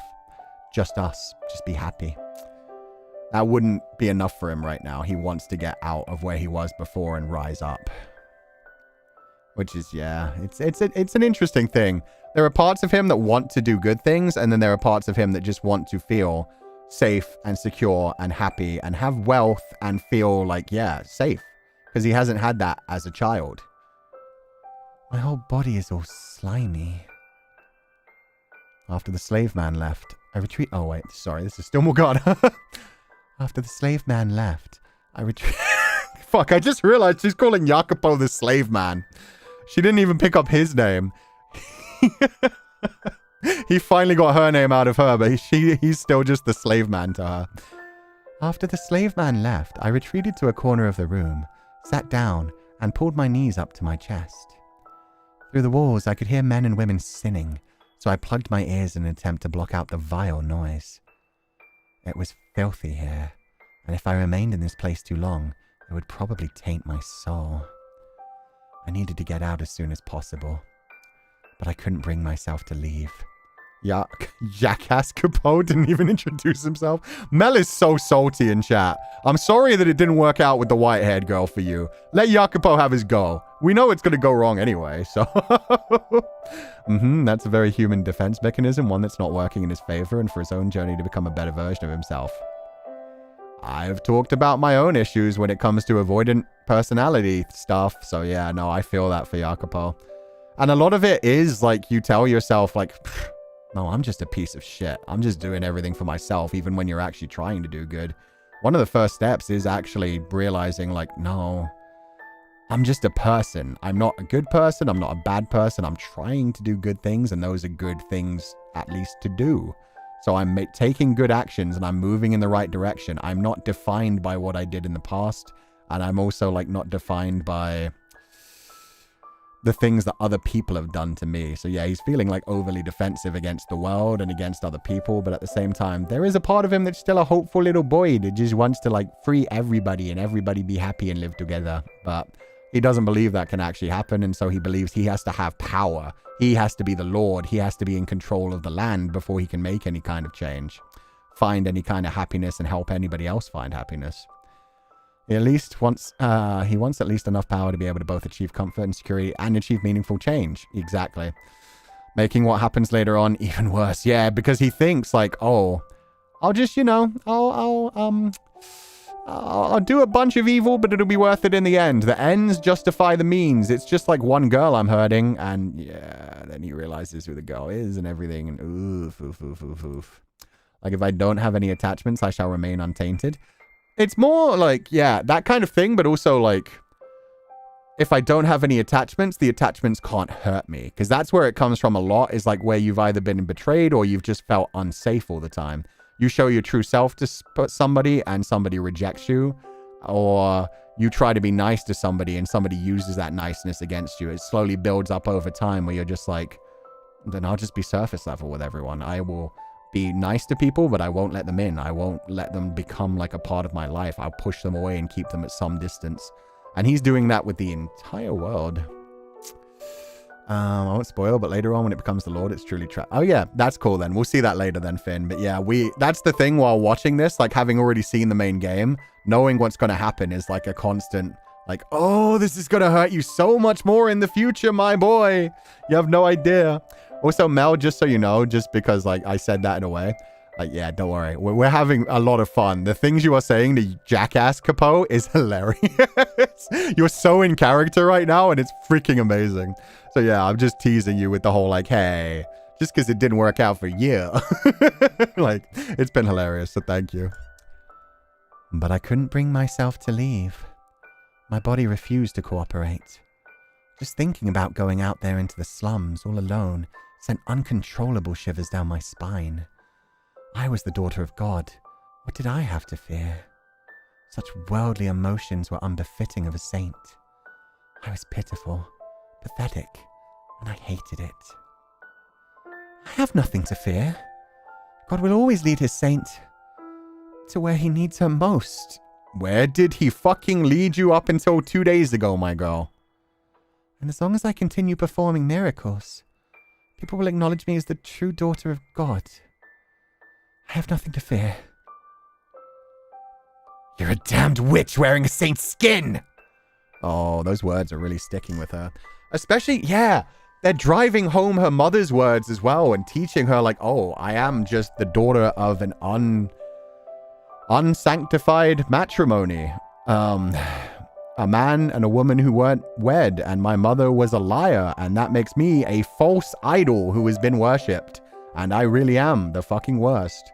Like, she's blaming herself so much, even just for wanting to stay safe right now. She's like, why am I afraid to go out into the world? I'd rather stay here with the sinners.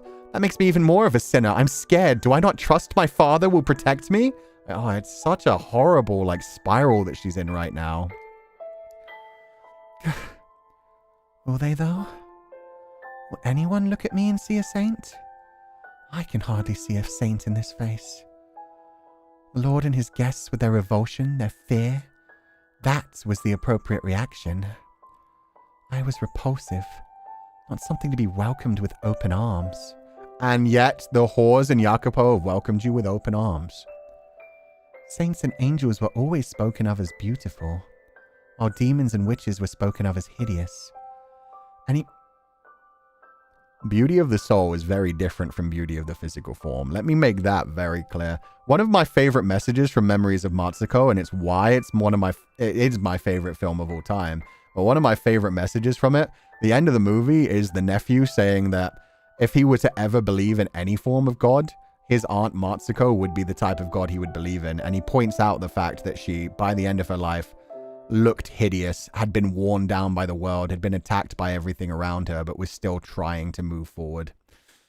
And yeah, I think that's a beautiful message. And it is horrible that so often with stories like that, like, you get the pretty privilege. It always like, oh, we're going to have like an amazing character who's like such a wonderful person. They have to be beautiful too. They have to be lovely to look at as well as being like a saint who gives up everything for everyone else. Ugh. Any miracles I performed would be seen as the work of the devil, not God. But it didn't matter. It was my sacred duty to offer a helping hand to anyone in need, no matter how much persecution I suffered for it. My heart was resolute, but my head is all muddled. I can't stand this. One day, I'll show you the world. And thinking about the slave man only made an even bigger mess inside my head. It wasn't all unpleasant, though. He didn't push me away because of how I looked. He treated me like an ordinary girl, not a witch, and not a saint either. And besides, I was being disrespectful. I know that. He was well within his rights to be angry. He could have let me go, but he didn't. He got angry, but he told me to stay. Put ointment on me. Smiled even. A very curious man indeed. And then there was what he had said about his homeland. Just because my name reminded him of where he came from didn't mean I came from there as well. Never mind that nonsense about us sharing ancestors. I had no bloodline to trace back. My mother had conceived me without knowing a man. And my father resided in the heavens above, the Lord God. The very idea that we shared blood was absurd. And yet, what if somewhere on this earth, there are people who share my blood, who feel what I do, who think what I think, who see the world the same as me? Oh, I fucking love this writing so much. This is so beautifully tragic. Her feeling so disconnected from the world and suddenly realizing, what if I am human? What if I could have a family? And she's not just thinking about like, oh, I could have had a biological father. My mother could have actually been my mother. Like she's thinking, Jacopo is so nice to me. He treats me so nice. He basically said like we could basically be family. What if I just embraced that? What if I just tried to be happy as a human? Maybe I could actually be happy rather than constantly sacrificing myself and feeling unfulfilled, because you're not supposed to feel fulfilled. You're just supposed to feel like you're doing your duty. And that's what you're supposed to do as the daughter of God. But yeah, now she's like, but it felt nice when he said that. He gave me hope. He made me want to go see a world.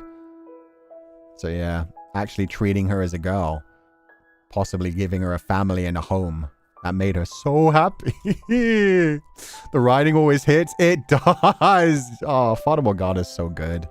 Hanada Sensei never misses. No, absolutely never. Or is she thinking there are other children of God on Earth? God, I hope not. What if somewhere like that really does exist? That would be very, so very. Or maybe the message there is that everybody that's... Oh. And time flows ever onward, carrying them 2.5 years forward. Okay. So she was 9. So she was 9 and now she's probably like, yeah, coming up to 11. Well, actually just past 11.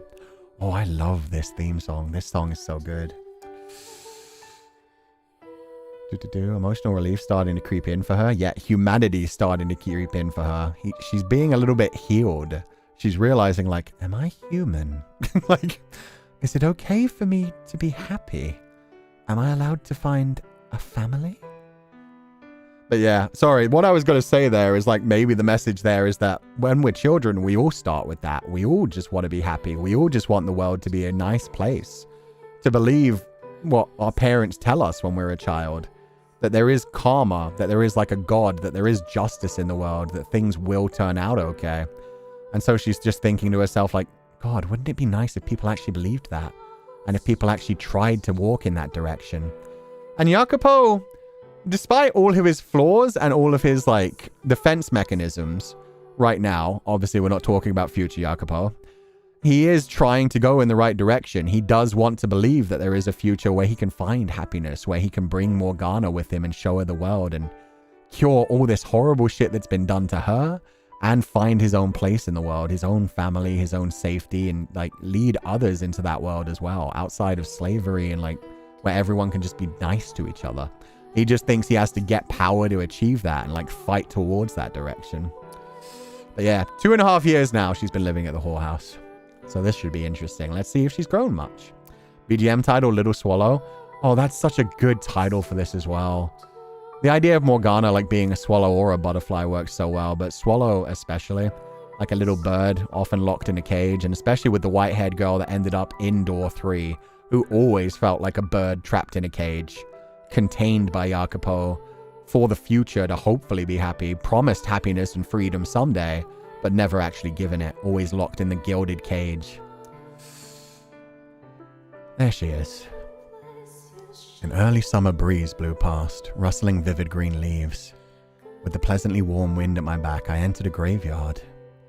Anyone who wasn't from around here probably would have thought it nothing more than a curious arrangement of stones or an abandoned plot of land, though. No one knew the names of most of those buried here, and they'd probably died without anyone by their sides. In death, though, they finally found themselves with someone to give them attention, to show them love. Love in the form of prayer for the repose of their souls. And on this abandoned plot of land knelt its de facto caretaker, a young girl and the only person who paid the dead who lay here any mind. She started looking after a graveyard? That's actually so perfect. Yes. Oh, people were asking if a swallow is a bird. Yeah, a swallow is a small bird. So yeah, the little swallow is like, yeah, a little bird that, yeah, normally kept as like pets as well. They're like not used for hunting or anything like that. How she literally was locked away in a tower at the end of her life. Oh yeah, she is going to be put in the tower. No. She's so innocent and beautiful. People find things of beauty and they're like, I want that. And she was already, yeah, locked in the Lord's Manor as well. He found her. He was like, oh, what an innocent and curious little creature. So saintly. Let's see if I can corrupt that. So happy with how the prequel shows us that Morgana was just a normal young girl who was brought up and treated as other than human too much. Makes me regret hating her at the start of Fata. At the start of Fata, and even at different bits of Fata, like that's what I love about Michelle. There are moments when you're just like, oh no, break the damn curse. She even offers him at one point, like, you can just leave. Go ahead. Take Giselle. And he's still like, no. If I did that, you'd continue to torture these other souls and you would never be happy. Like, Michelle was able to see, like, you're torturing yourself right now. I need to set you free as much as I need to set them free and get myself out of here. Ugh. She's too deep in prayer. Which I guess means, yeah, she put herself in a cage too, in a way. I guess I'll have to wait. It had been a little under 2.5 years since I'd rescued Morgana from the Lord's Manor. Much to my chagrin, she was still far from anything that could be described as opening up. But she wasn't quite as distant as before, from my perspective at least. She'd stopped calling the girls at the brother vile and impure, and she was even somewhat conversational, sometimes. It seemed to me her trauma had loosened its grip on her, if only a little. Of course she had a tendency to be on the brutally blunt side, which became more obvious as she started talking more. And I felt like the brutal part was getting more prominent every day. Though I supposed it was a good sign. Better than her refusing to interact at all, at least. Probably.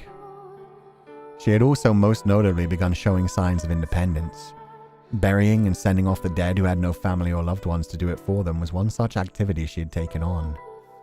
Living in the slums, it was hardly uncommon to see corpses abandoned in alleyways or on the side of the road. Generally speaking, they would be tossed off into a ditch somewhere out of the way to rot. But over the past couple years, that had stopped happening because Morgana had taken it on herself to give them proper burials and a gravestone. That's so sweet. She can't save the living anymore because everybody sees her as a monster, but the dead she can at least take care of and give a proper Catholic burial. Ugh. A little banter they're going to have right now is the main game too. It's the flashback, the one where Michelle sees. Oh, I don't remember this, so this is interesting. This is somewhat naive of me, but I still believe in justice, karma, peace, happiness, and the world being a good place. They're just extremely subtle or part of the unseen. I don't know if I believe in it, honestly. I believe there are some fights that we just can't always win. And hopefully there is some cosmic balance someday. But for me, it's just like there are some battles you can't win and you just have to protect you and your own sometimes. It's harsh, but we can't always be strong enough for everyone, which sucks. So she ends up torturing souls. Yeah, we know, Caitlin Jane. It's okay.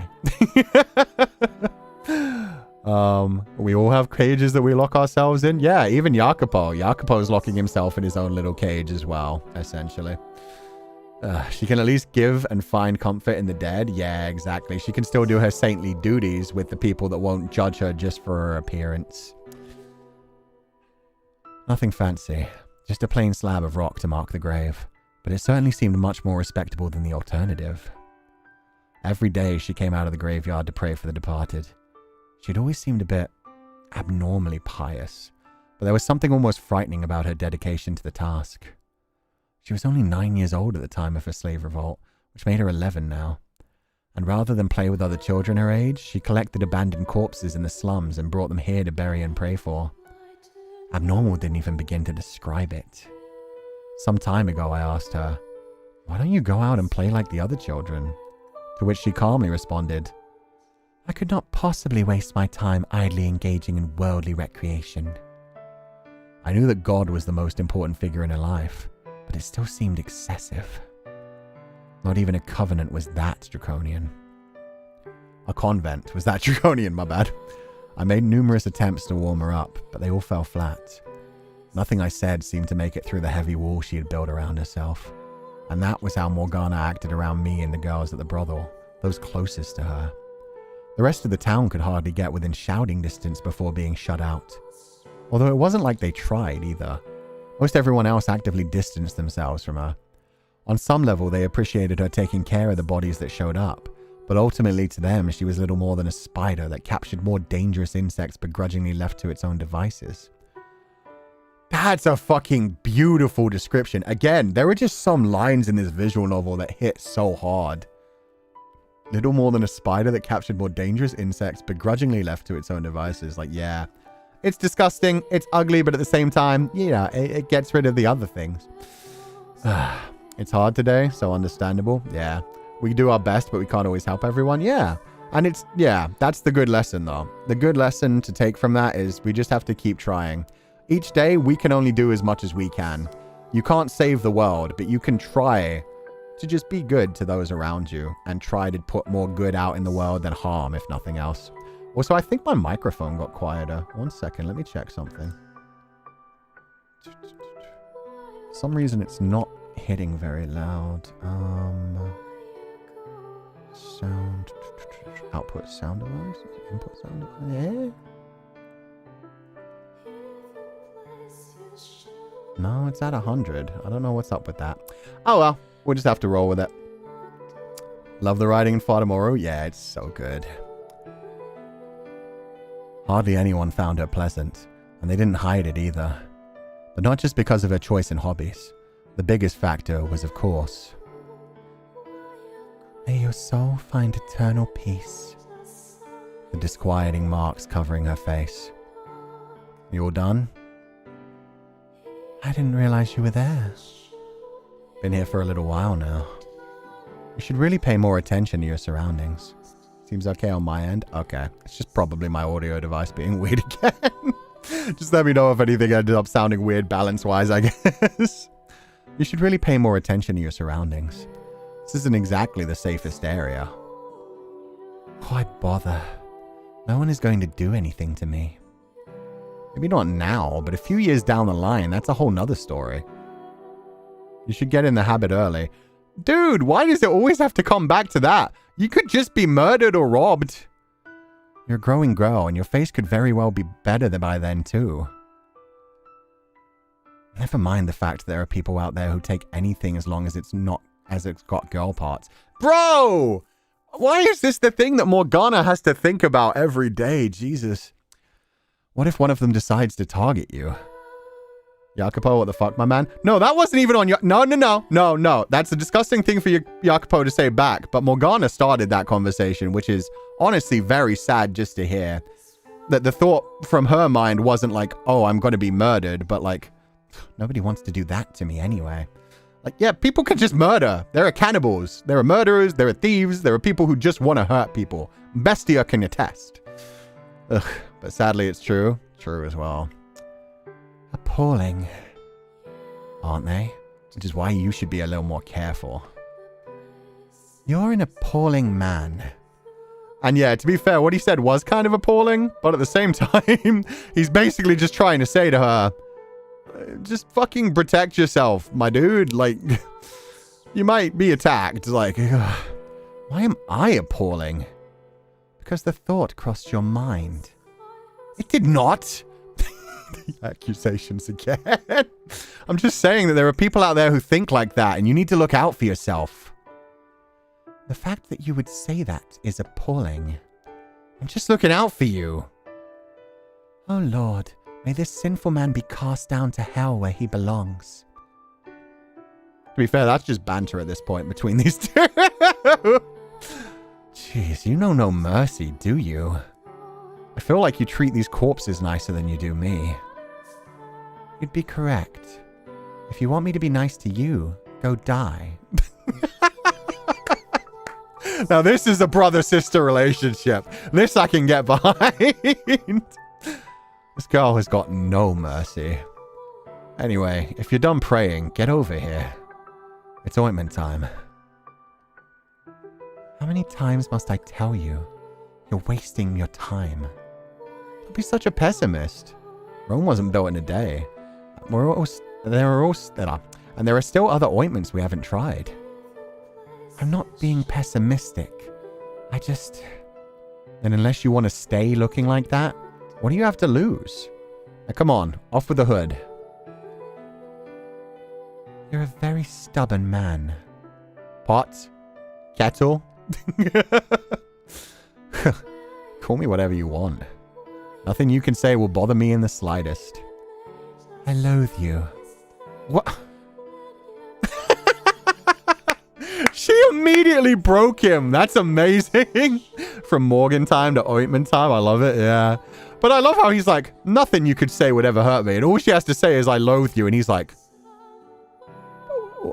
but you're like my little sister. Like, what? Huh? She's smiling. Oh, there is a tiny little smile there. Oh, there is. She's still got like the grumpy eyebrows, but there's a little curl to her lips. Oh, good notice. I didn't even see that at first. You could even see a tiny bit of her teeth. Oh, let's go. She's finding joy. You were saying? You're kidding, right? Oh, he's so hurt. Partially. Oh, the smile got bigger. You little. I thought you were going to apply the ointment. What were you waiting for? I sighed and gave her a little glower, then scooped up some ointment with my fingers.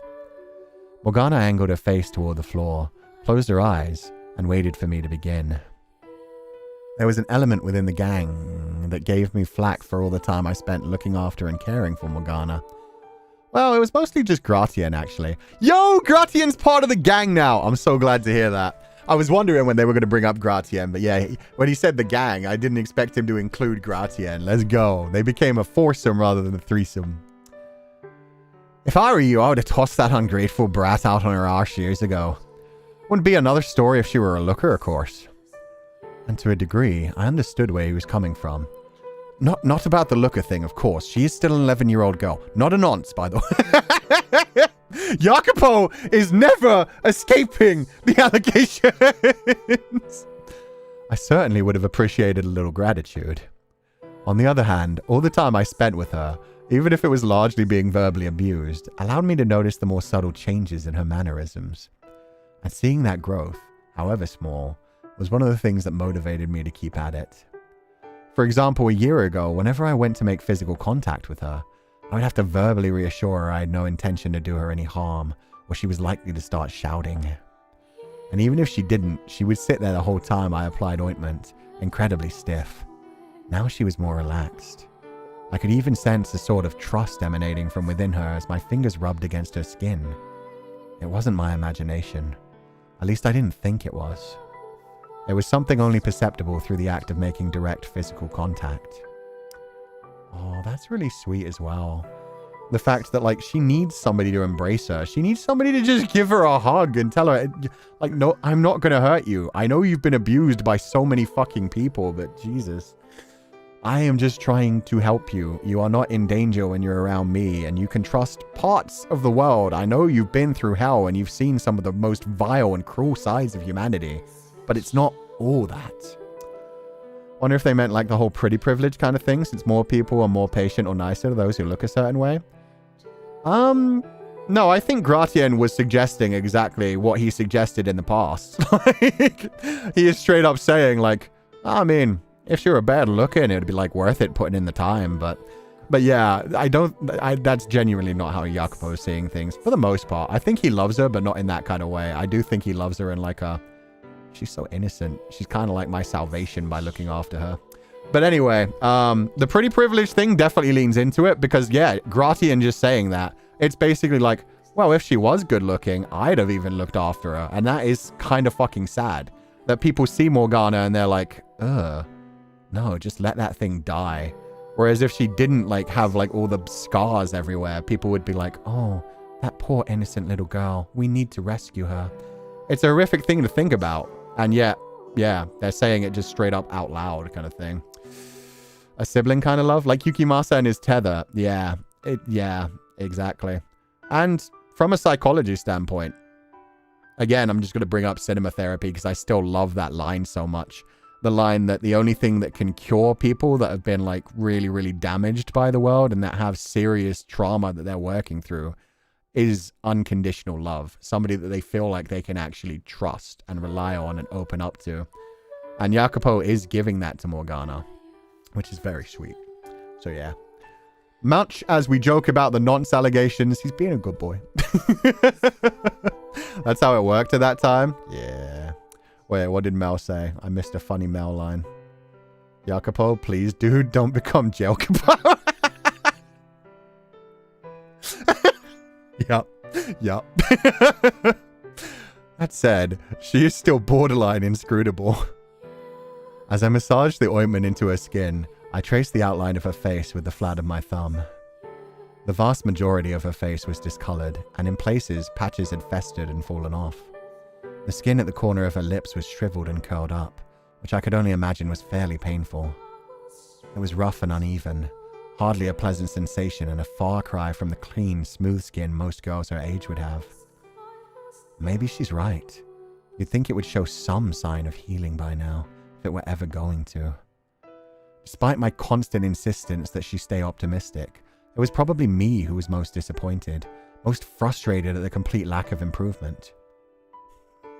I want to make the joke again, but I'm not going to. We're going to focus on the beautiful story right now. The ointment wasn't cheap, to be sure, but I didn't give a damn about the money. It was the sense of hopelessness that got me, that it was all for nothing. Back when we first took her in, Maria had suggested the marks on Morgana's face might be manifestations of something psychological or emotional, and I was beginning to think she was right. It wasn't going to stop me from trying, though. This was the only thing I could think of to do for her. Oh, poor dude. I wonder what she'll look like when she's all healed. Maybe she'll smile for once. I'd like to see that someday. Oh, that's so sweet. And he got so lost in his thoughts. Hello? Is anyone there? You need something? Oh, sorry. I got lost in my thoughts. I didn't realize I had stopped. Lost in your thoughts? That sounds positively dreadful. The fucking hell. What's that supposed to mean? I was just thinking about what you... What? Never mind. Finishing, that's just begging another round of derision. Yeah. I was just thinking about what you'd look like if you smiled and you had like a clean face and weren't all blistered and stuff. Why were you thinking about that, you sick fuck? No, Jacopo, no! Morgana always aiming for the jugular. Yeah, that's the joke I was going to make as well. It's not why I wanted to get your attention either way. That's the thing, though. The fact that they can joke about these things shows that she really does trust him. She's only able to say those kinds of things because she knows that that's not going to come from him. That she is just, like, actually safe to make those kinds of jokes because she trusts him enough. That's not why I wanted to get your attention either way. What happened there? Where? Your arm. It's cut. Oh, she looks so sad and upset about it, too. Morgana pointed to a gash peeking out from beneath my sleeve. It wasn't a very deep wound. It was hardly a mere scratch, either. Oh, yeah, that's... you know... I decidedly do not know. It's not important. Don't worry about it. I love that. Every now and then we just get like a sprite from her that just reminds us what a child she is. That's just, you can hear her practically going like, Use that on yourself. Huh? The ointment. Stop wasting it on my face, which is never going to heal, and use it on yourself. No need to get worked up about it, Morgana. I am not worked up. Yeah, she's acting like such an 11-year-old girl right now. It's so cute. She's baby. She is baby. And it's nice to see it. We wouldn't have seen this 2 years ago. She's becoming more human. I'm not worked up. I'm simply expressing my discontent at your foolishness. Which I'm pretty sure is the definition of being worked up. Regardless, don't use any more ointment on me. Use it on yourself. I'm sure it will appreciate actually being useful for once. Last I checked, medicine doesn't have feelings. Really, it's not that bad. And besides, I'm only going to get more, so what's the difference? You're going to get more? And what are you doing that would make you say that? Yeah, I am, Too sinful to admit? You're an abhorrent man. No, I swear it's nothing bad. You win. I'll tell you. I was trying to keep it a secret. I'm, doing a little training. Training? Yeah, crime and unrest has been on the rise in the slums. Or well, not just the slums. The city proper, too. Things were quiet for a while after the slave revolt, but the Lord suddenly imposed a major tax increase about 6 months ago, which has resulted in a significant number of people unable to afford living in the city. To put it simply, the Iron Fist is squeezing even tighter than ever, and as a result, there's been a huge influx of people into the slums. You know how tight things are already, don't you? What do you suppose happens when you have limited resources and space, and suddenly twice as many people vying for their share? Violence. People have just started trying to stake out their territory, and they're fighting hard to defend it. People are mugging and robbing each other over scraps. It's a mess. I had no idea. Well, many thieves pick makeshift graveyards as their marks, after all. And that's probably the actual reason that he was telling her, like, yeah, you should be more careful. Like, people will attack you. He's saying the city is getting more violent. Like, just because people don't want that from you doesn't mean there aren't going to be people who try to hurt you. Just for your flesh sometimes. Even if the scars wouldn't heal, hopefully applying the appointment at least relieves any physical discomfort. Yeah, as he said, she has like the actual like tears around her mouth and stuff from the flesh being that way. So he's trying to at least help her find some relief. And again, he's hopeful. Despite the fact that it's probably not going to do anything, he wants to believe that there is possibly a future where she can be cured and be happy and live a normal human life. rather than being reminded of all of that violent and painful past. It's probably also frustrating because he's trying so hard to help her, and yet all his effort and time is basically in vain. It hurts when you want to be there for someone and it's still not enough. Yeah, exactly. And even though we know that they're just bantering, and he knows that she's just bantering as well, there is some level of like, oh God, you hate me? You find me repulsive? Abhorrent? Oof. Eesh. Basically a guard or a police patrolling the place. It sounds like he's trying to like create the mafia, actually.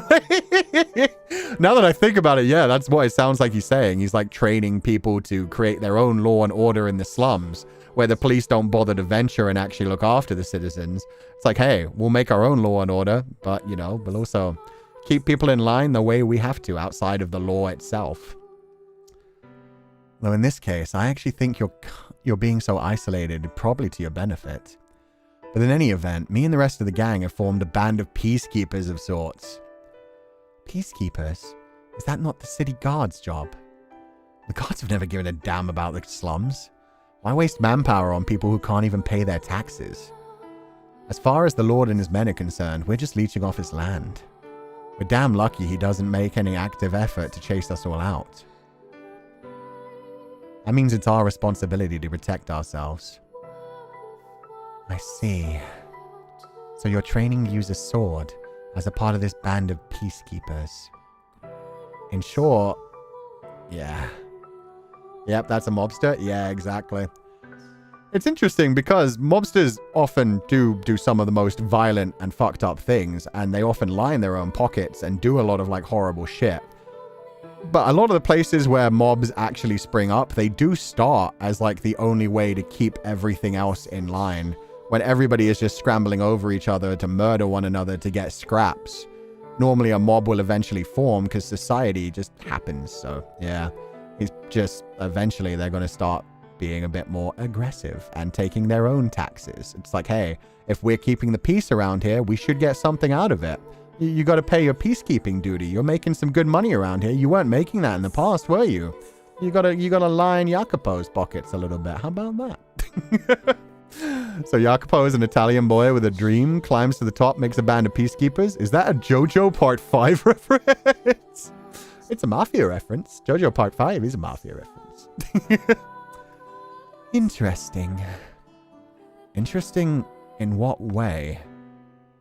Oh, fuck. She's like, I'm judging you. Give me the ointment. Huh? I'm not done with your... What's even left? You've done more than enough. Now give it to me. Here. Roll up your sleeve. You're not going to put it on me, are you? Like I said, I don't need... How many times have I told you the exact same thing? So true. It's what family do. And that's what you two are fucking becoming. It's so cute. You always tell me... I always tell you there's no point in putting ointment on me, yet you do it. Now it's your turn. And how many times have you listened to me? This is payback for all the times you've refused to listen to me. You can't argue with that, can you? No, I guess I can't. What are you smirking about? Nothing. Oh, he's so happy as well. He's like, oh, she cares about me. I know of a gang that started up free meals for kids and groceries, families, so not all that bad. No, genuinely, there are some gangs... In general, gangs are a bad thing because they work outside the law. But a lot of them do spring up because of people like Jacopo, people who do want to help and people who do want to find some order in places where the cops don't really care to go. So yeah, there are some people that actually do like charitable foundation kind of things once they get that kind of money and who do help like the disenfranchised who otherwise wouldn't have any chance. But they also make sure to go out of their way to be like, oh, and we need to make sure people fear us. We need to make sure that like people don't choose to attack us. They need to send messages to anyone who would step out of line. So I'm not saying, you know, criminals are great. Gangs are great. The mafia or any other like group are amazing. But yeah, no, there are some that just spring up in like a hopeful way. And an easy way to do money laundering. True.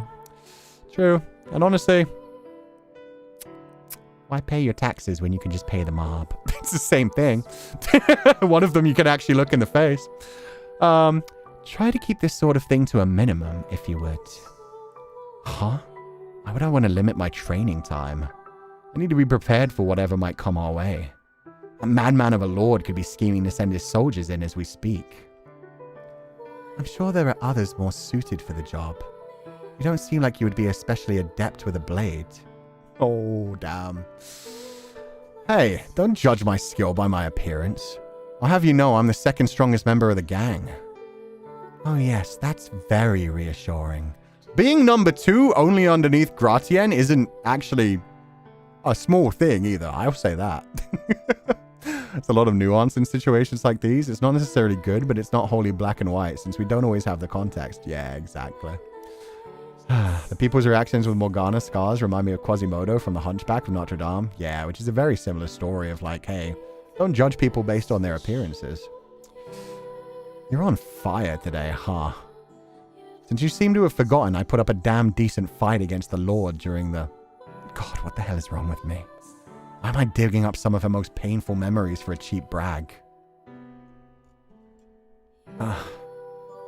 Anyway... You get the idea. I'm pretty good with a sword, so you don't need to worry about me. I see. And out of curiosity, who's the strongest member? Excuse me? Why would she ask me to my face to give her the name of the one man stronger than me? It's not a difficult question. Some arsehole named Gratian. Arsehole? You fucking love Gratian! Yo, his pride is so struck right now. He's like, why are you thinking about other men? Like, you don't need to worry. I'll protect you, little sister. Stay behind me. You don't need anyone else. Wrong memories. Jacopo having some tact for once. Yeah, I like that he caught himself in the middle of that. I like that he was immediately like, oh, yeah, maybe don't bring up when she was tortured for 2 weeks. Ugh. Don't talk about my husband like that? True. Interesting. Well, I hope he remains number 1 and you stay number 2 forever. Why exactly would you want that? The whole reason I'm training so hard is so I can surpass Gratian, and she wants me to stay below him? Unbelievable. I get it. It's easier for you to look down on me if there's someone who can put me in my place for you. That isn't why. No? Well, then mind telling me why? Because whoever's at the top has the biggest target on their back, my boy. The strongest member of a group is the one who stands on the front lines. What's your point? The most qualified person heads the charge, yes. I don't see anything wrong with that. It puts them at a greater risk. Wait. Are you concerned for my safety? It's not you I'm concerned about. Your death would simply make life more difficult for the girls at the brothel. Well, would you look at that? You worried about me. Okay, it was just a good, I guess, that. I guess even you have a soft spot or two. Oh, for heaven's sake. I already told you, that's not why I own the grumpy, grumbly face. She actually said it? Yeah, I didn't think she was going to actually say it. I thought she was going to leave it subtle, but communication is getting there. It's working. It's working. The second in command tend to be more ruthless, though. Yeah, they tend to be the muscle. The head in command tends to be like the front face. Well, it depends, actually. Sometimes you want the head to be the muscle and like the most aggressive one. But yeah, sometimes it's like the first one up front gets to be good cop and all like charm and smiles and be like, hey, you're going to pay me the money, right? While the second one just stands in the background like sharpening a knife. But sometimes you just like go all out and the one in front has to be most scary. If anything, you want the one in the front to be most feared no matter what, but you want them to be like playing nice, essentially. A kind of thing of like, oh, that one's always angry. Don't worry about him. What you should be worried about is if I get fucking serious. That's what you want to be when you're the head. Probably so Jacopo won't always, be at the front of conflicts. Exactly. She worries him. She cares him. I already told you, that's not why I'm all done. Thanks. Now I assume you're finished with your business here, so feel free to make yourself scarce. No need to be so rude. Or do you have some ulterior motive for wanting me gone? For one, it's impossible for the dead to rest in peace with you around. Maybe try thinking about the living first for once. I've never really cared for how much importance people put on showing respect for the dead. It all seems so pointless to me. Your blasphemy knows no ends, does it? When your time comes, you're going to find yourself with no one to grieve over your loss. Fine with me. People are only worth their salt while they're alive. And what about the afterlife? Who's got time to think about the next life when you live in an overcrowded slum where someone might kill you one day for a couple coins? All the more reason to take it into consideration.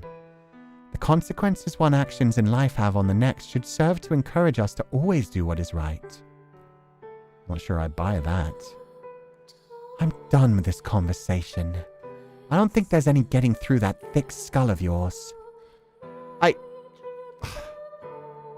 If I offended you, I apologize. I didn't mean to. Say, Morgana? Would you mind humming that song you're so fond of for me? Where did that come from? I'm in a good mood today. And what better way to improve a good day than with good music? I do not follow that reasoning one bit. Why should I have to sing to make you feel better? What's the big deal? Doesn't hurt anyone. If you have even half a heart, you'll do this tiny little favor for me. Yes, because trying to manipulate me is a wonderful way to make me want to do anything for you. Okay, I'm sorry. That was mean of me. Ooh, we get to hear her sing? I think what they're suggesting? What the fuck, Kuchan? I think what they're suggesting is that what we're hearing right now is the song that he's so fond of, Sparrow. I think this is her song. I think this is, like, essentially Morgana's voice, which makes sense. It sounds like a full-ass grown woman, but I think this is probably the song that she hums, essentially. This is the song that calms him down. It sounds very Morgana. It sounds very, like, sad. A tiny, tiny bit of hope, but mostly just... Jacopo should remember that Morgana sees him more as a brother than a potential partner. But of course, Jacopo's too dense to realize that. Ooh. We might be dealing with that in the future, but yeah, he'd never admit that now, if nothing else. Do you think Gratian is Jacopo's uncle on the third door? Oh god, I hope not. I hope Gratian doesn't, like, put him in his place eventually. Yeah, that definitely worked well for Eurylochus. Look, man. Eurylochus betrayed his captain, and what was done was done. But, yeah, no, they tried to set things out pretty well. You had Odysseus in the charge just being like, yeah, no worries. I'm the best. We'll get through everything no matter what, until things started going wrong. And then people started to doubt the captain. But, yeah, the second in command should always be, like, immediately like, yeah, no, our captain will get us through this. Our captain's fine. They also have the ambition for power as well, so they could be the wild card. Exactly. They could betray you at the most surprising moment. They're the one who's with you through thick and thin. When you get injured, you rely on your second in command, and at any point, if they're just like, I told you one day I was going to be better than you. Just like twist a dagger in your back when you're already bleeding. Oof. Hopping in to say you're such a sight for sore eyes. Aw, thank you, Yellow Pufferfish. Thank you for donating the allowance, and I hope you're having a lovely day. Maybe Jacopo should think about his next life where he gets cursed. Yeah, but she's talking more like from a religious text right now.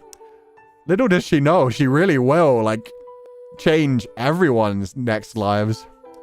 Her voice does have that effect on people. Yukimasa said when she'd speak, it would subdue his bloodthirst. Yeah.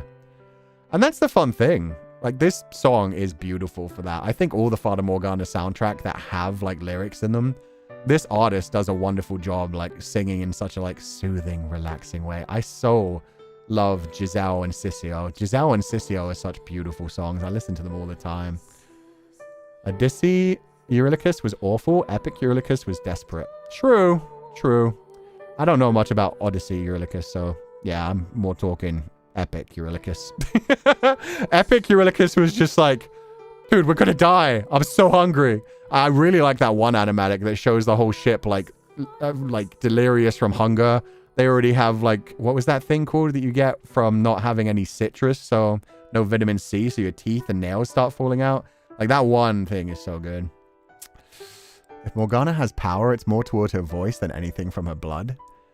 I think it's more her self-belief than anything at this point. Like, she believed that she was the scurvy. Thank you, guys. Yeah. There's one animatic that really shows how bad the crew are doing before the mutiny actually happens. And at that point, he had just sacrificed 6 of his men and made that choice. And he straight up says, like, please, just talk your way out of it. Just tell me that I'm wrong, that you didn't lead us in there. And Odysseus is just like, no, I did. I knew we were going to sacrifice 6 people. I'm getting us the fuck home, no matter how many I have to sacrifice. Ugh. Always feels like it's either Giselle or Morgana singing in Fata Morgana. Yeah. Or Michelle. There is that one song where it's a man speaking in French, which is really good. All this fighting training only to become a stock pro in the future. No, I mean, her voice affects people. No, I get what you mean, but I think that comes from like the self-belief. People that truly believe in themselves, like they just have a natural confidence, a natural swagger. So I don't think it is even like a thing of like, oh, she has a magical voice. I think it's just she believes in herself so much that she's just like, I am the daughter of God. I am the saint. My blood is holy. It will cure you. Like she's able to say that with such certainty that people look at her and they're like, oh, maybe she's telling the truth. And then, like, yeah, the things happen where people drink her blood and they're like, oh, yeah, I do feel it. She was right. Like, it's like a manifestation kind of thing. It's like a self-belief kind of thing from her own part because she truly does believe it. And then other people are like, oh, they feel the placebo effect. And then, yeah, things spread. Just a really strong placebo? Yeah, essentially. She's mastered that self-manifestation. That's what I think it is. But, I mean, she does literally become a witch in the future. So who knows how much power she has at this point, just naturally. Morgana's power is more so about conviction and charisma. She believes in herself so much, it's kind of hard not to at least consider her with the benefit of the doubt. Yeah, and I mean, she believed she cursed herself so much that she's manifested all these wounds on herself as well. Bet Jacopo would buy bitcoins.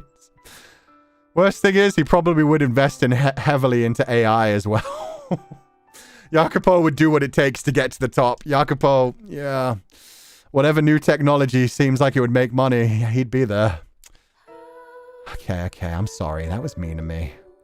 Please? It doesn't sound very sincere. But fine. I'll do it.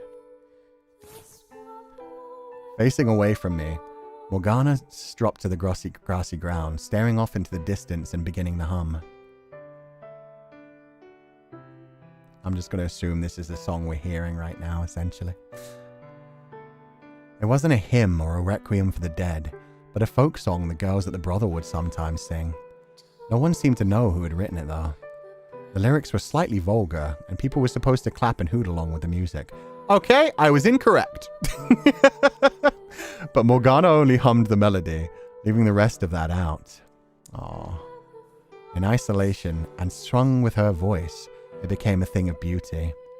It was pure, untainted by the filthiness of the slums, unobscured by the crudeness of the people who normally sang it. In many ways, it was hard to believe they were the same song. This felt like it was hers, like it existed solely to be heard in her voice. Listening to her sing, I sprawled out on the grass. Oh, that's such a beautiful sense of writing as well. They took a song that's like vulgar and probably about like whoring around and stuff, and she just hums it in such a sweet way that it's like, oh, it's so pure, it's so innocent. You should play 7th Lair next to see a modern day Jacopo. Oh no, I'm terrified. No. We'll see. It's kind of sweet. She still hums it. Yeah, she just hums it and then it sounds beautiful. It doesn't have any of the messed up lyrics. It doesn't have any of the vulgarities. So it's just a beautiful rhythm that way. Heck, we see it with the oldest emperor of China, the Roman rulers, and many other dynasties over the ages. Actually, a better example, that one time Wu Zetian made the people believe she was literally God-sent, or because she was incredibly confident and twisted words meant to attack her. Wu Zetian was amazing. Terrifying. but she did a lot. She did a lot. But yeah, no, I feel you. People with that much confidence can really like shake everybody else's confidence. If you truly believe you're going to be able to survive and win no matter what, other people will back down because they're just like, oh, what do they know that I don't know? Like if you show fear, if you show hesitation, people are like, okay, I can win this. Meanwhile, if you look like a god, if you act like a god, people are going to be like, oh, they just don't know fear. Maybe I should be the one that's afraid. That's so Hanging Tree coded. True, actually. They turn it into like a protest song when it was originally about like, yeah, murder and sadness. I was thinking of songs like WAP too. Damn it, I can't remember the rhyme for the sound for WAP, unfortunately. Oh no, I could do like Bloodhound Gang. You and me, baby, ain't nothing but mammals.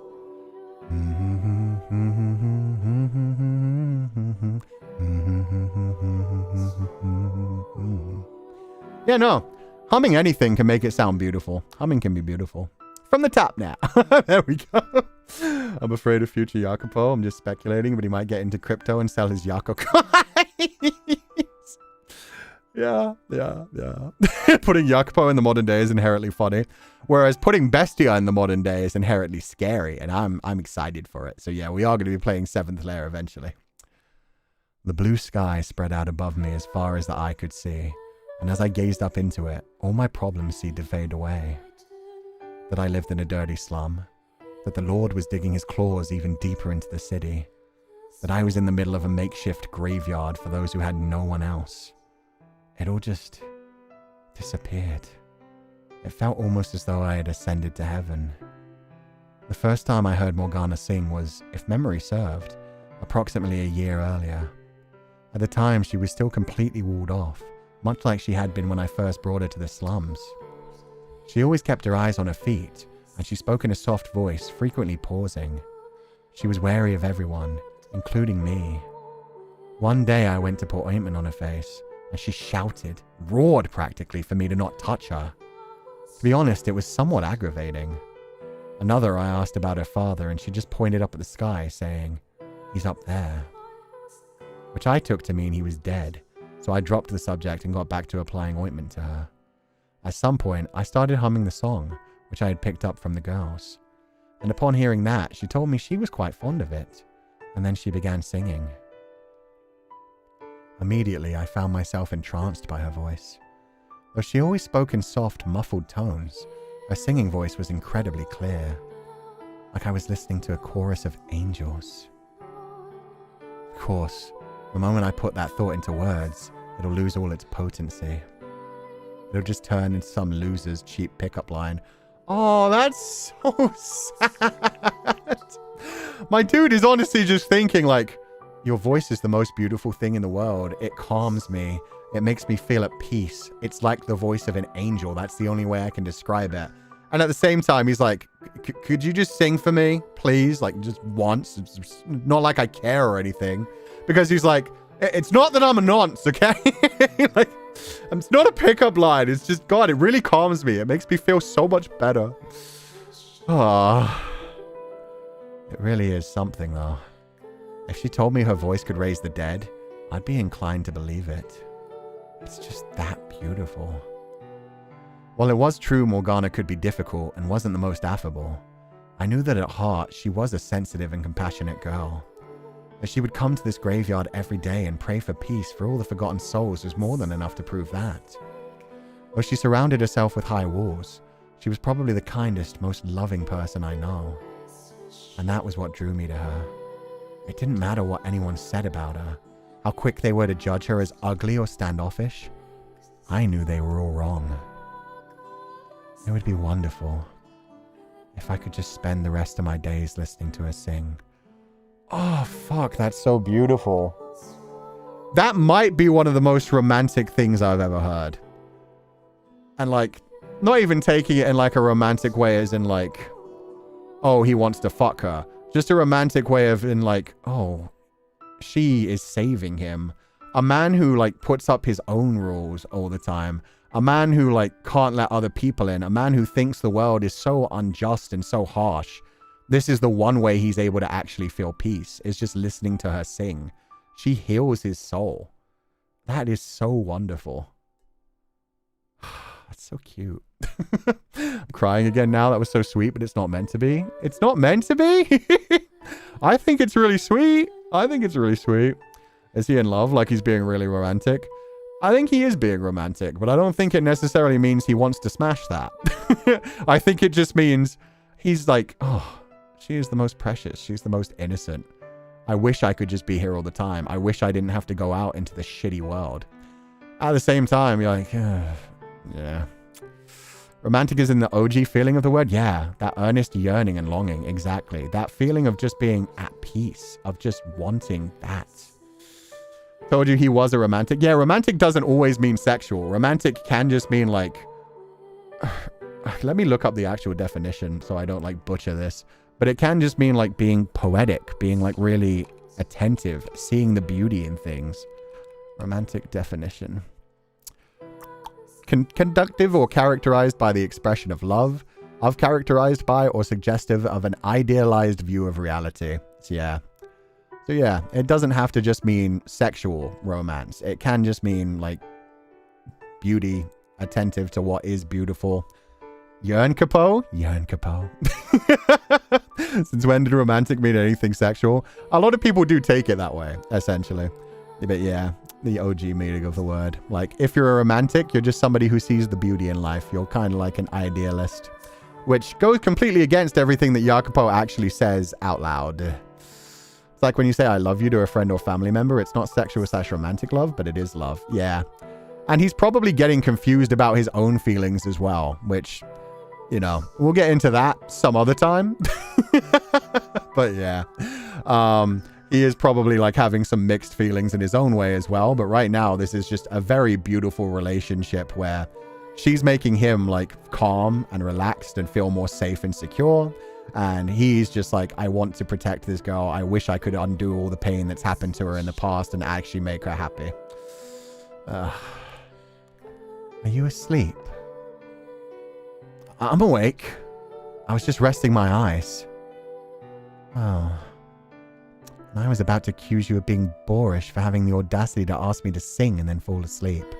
Never feel that way either. If somebody falls asleep in your presence, that is just a sign of how safe they feel around you. That should be treasured always. He needs to take care of Morgana to be able to stay with her for good. Yeah. Think he thinks it's romance because that's all he's ever been told. See, again, you used the word romance. The fact that you were almost upset seems to suggest you want to be heard, despite how much you protested it. No, I simply... I love that. He's calling her out too. Oh, so you wanted me to listen to your singing. Is that it? Oh, I've got the perfect idea. We can build a makeshift stage at the pub and have you sing for everyone. What? Don't worry, it'll be fine. You can wear a mask if you don't want anyone to see your face. You don't even have to get on stage if you'd rather not. He's so blunt with his words, though. Every time. You can just sing from behind a curtain. Who knows? You could end up being a big hit. Come one, come all. Hear the soothing song of the enigmatic siren. Absolutely not. No? I think it's a pretty good idea myself. Oh, is it because you don't like taking other people's money? I wasn't planning on charging. I just thought it would be nice if more people could hear. As I already said, absolutely not. And if you push the issue any further, I'll never sing for you again. Noted. Forget I said anything. Seemed like a good opportunity to get her interacting with more people, but I guess not. Such a pretty voice is wasted on just me. What? What? You look like you have something else to say. Nope, not a thing. Wait, that's Jacopo? Wait, was that Morgana? Oh, my bad, that was Morgana. What? You look like you have something else to say. Nope, not a thing. Well, I'm not going to force her if she's opposed to it. Say Morgana? There's something I've been wondering for a while now. You've never actually called me by my name, have you? And where did that come from? I've just been thinking about it, and I can't recall a single time you've done it in the more than 2 years we've known each other. Don't tell me you've forgotten my name. Are you kidding me? I remember it, yes. I don't like that emphasis on remember. Is it really that big of a deal? There's rarely ever anyone else around, so it's not like you don't know when I'm talking to you. Besides, I'm planning to leave when I get older. So I don't see much point in getting very attached to anyone. Oh, that fucking cuts like a blade. Oh, she's doing a more intense version of what he does. Like, there's no point in getting attached, so just keep everybody away. Ah, no Morgana. I know, that hurts. He's truly blunt. He is. Like, the way he was just like, you can just wear a mask if you're scared of them looking at you. Meanwhile, he didn't think about the fact that what he just offered her was basically, hey, become a performer again. Use your voice and at a whorehouse, which is the antithesis of everything you believe in, to get people to fall in love again. Like, oh, yeah, that's, yeah, all kinds of triggering. The poor babies, yeah. Do you have a destination in mind? Not yet. Why are you thinking so far ahead then? You're 11 years old. Still got a few years before you're old enough to be independent. And you're going to spend that whole time keeping everyone at arm's length? I just think maybe it's time you took down some of those walls. Might take a little weight off your shoulders in the process. I'm not going to say you have to, though. Anyway, I should head out. I've got work to do. Try not to stay out here too late, okay? I'll be leaving as soon as you're gone. I could walk you back then. I can make it back fine on my own, thank you. As you wish. Hey, Morgana? I thought you were leaving. One day I'll show you the world. Do you ever get tired of saying that? You gotta think big. Dream. The world's changing all around us. A life just fighting to make it day to day is hardly a life at all. I don't want to spend the rest of my days confined to this tiny little corner of the world. Or try not to let your dreams grow so big they crush you. I'm sure I'll be fine. I'll just have you sing for me if it ever gets too overwhelming. Why would I be there? Why wouldn't you? It's hard to show you the world if I don't bring you with me. Knowing you still won't know where you want to go. So I'll bring you with me. We can find a place for you together. Pretty good deal, huh?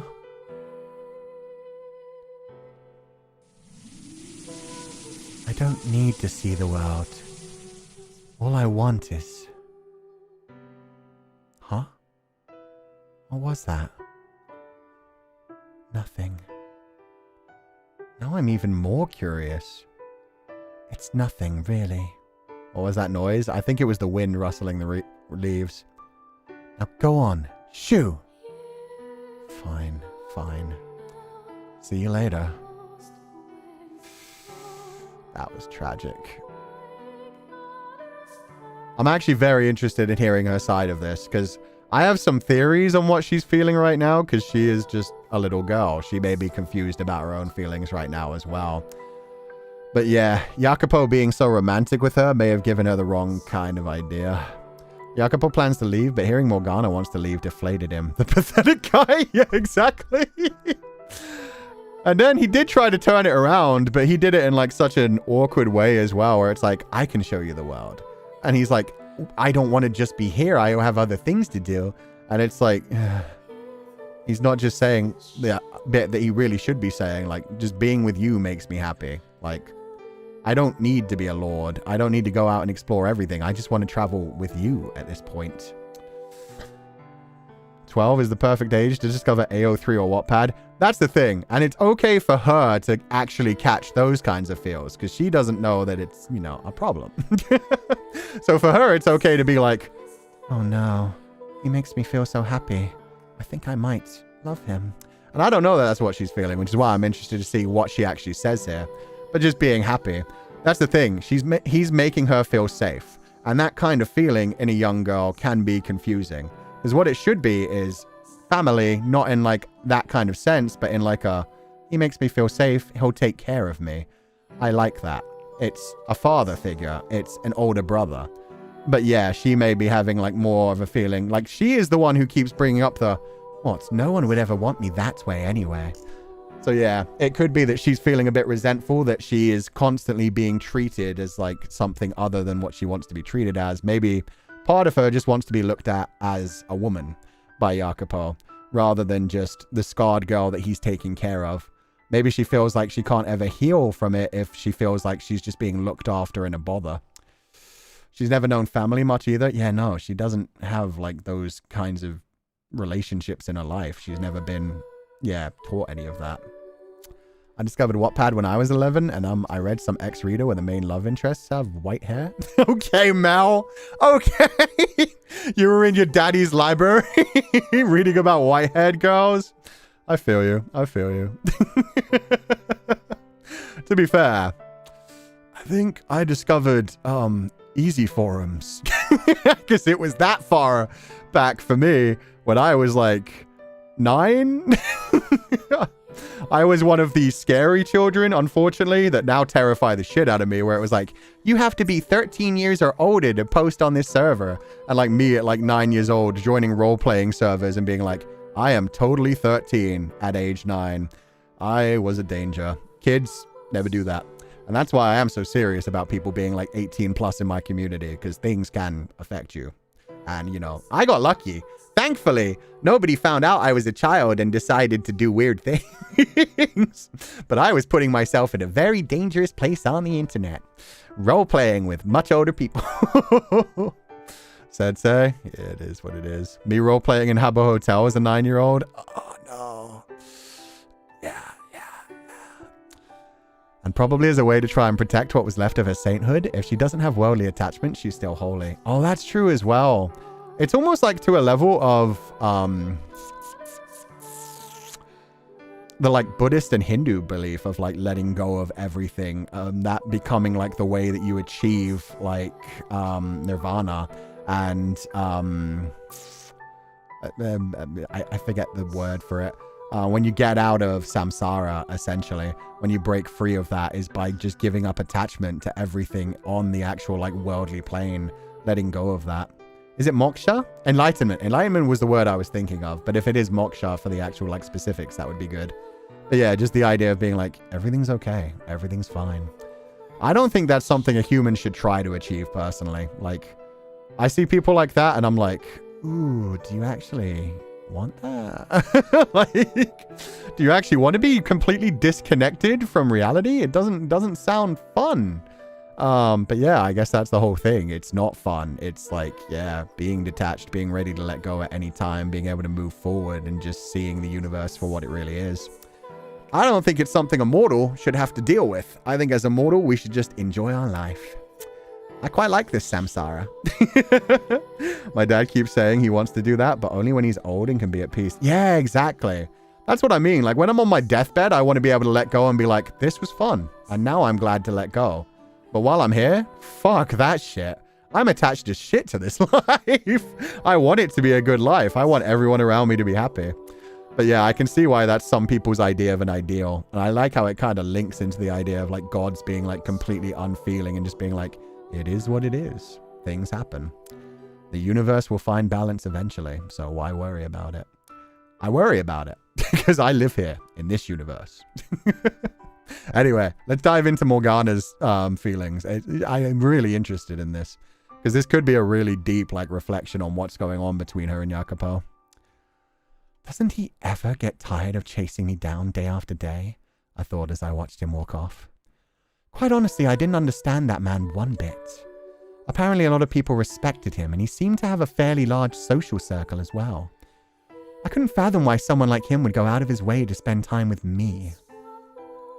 It wasn't for lack of people to talk to, and it certainly wasn't because we got along. Never mind my face, which couldn't be pleasant for anyone to be subjected to for any amount of time. Would he go so far out of simple pity? Hopefully he doesn't have ulterior motives. Oh, God. There's the allegations again. At long last, your face is healed. I spent enough money on you to build a house, and you're going to pay me back tenfold.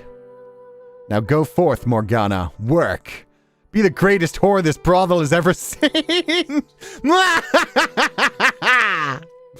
Okay, that's even worse than I thought. Maybe that's subconsciously, like, maybe that's why she's actually keeping the psychological scars, is she's like, no, I need him to love me properly and actually care about me and show that he cares about me with these scars, with how flawed I am. Jesus, Jacopo, yeah, exactly. Maybe that's it. Maybe that's what's keeping them on her face, is just like, oh God, if they do heal, what if I do get made to be a whore? What if that's what I'm reduced to? This girl's trauma. Yeah, it's like a funny moment, but at the same time, it's also like, oh God, that's all you think that people are going to do to you. That's even Jacopo, who showed you how much he cares for 2.5 years. Ugh. He's probably not that devious.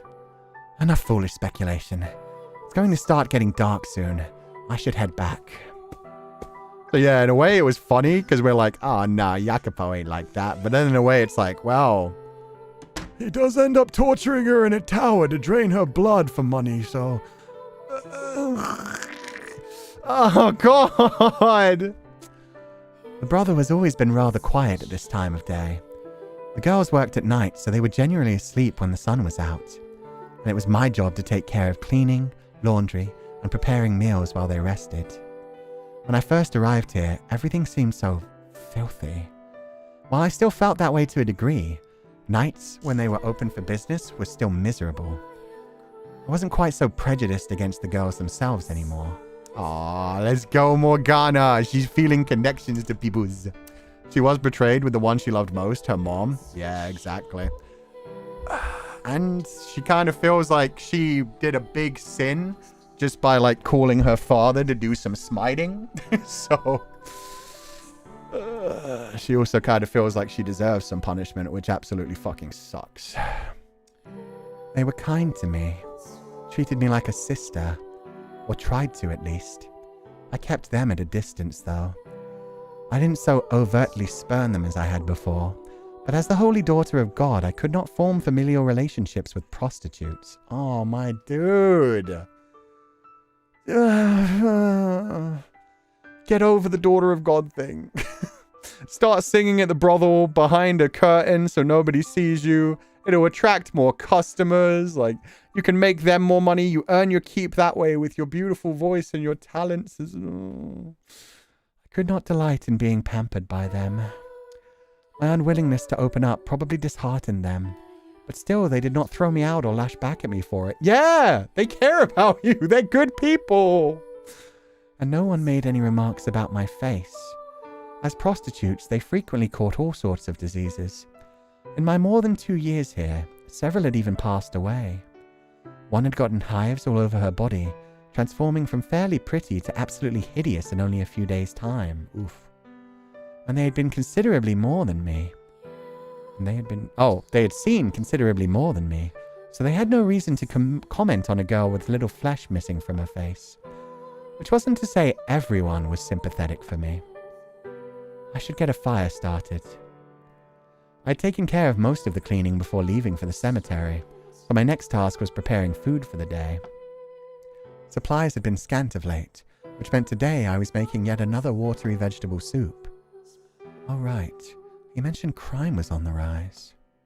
That would explain the trouble getting supplies. And here I am, completely oblivious to what's going on outside.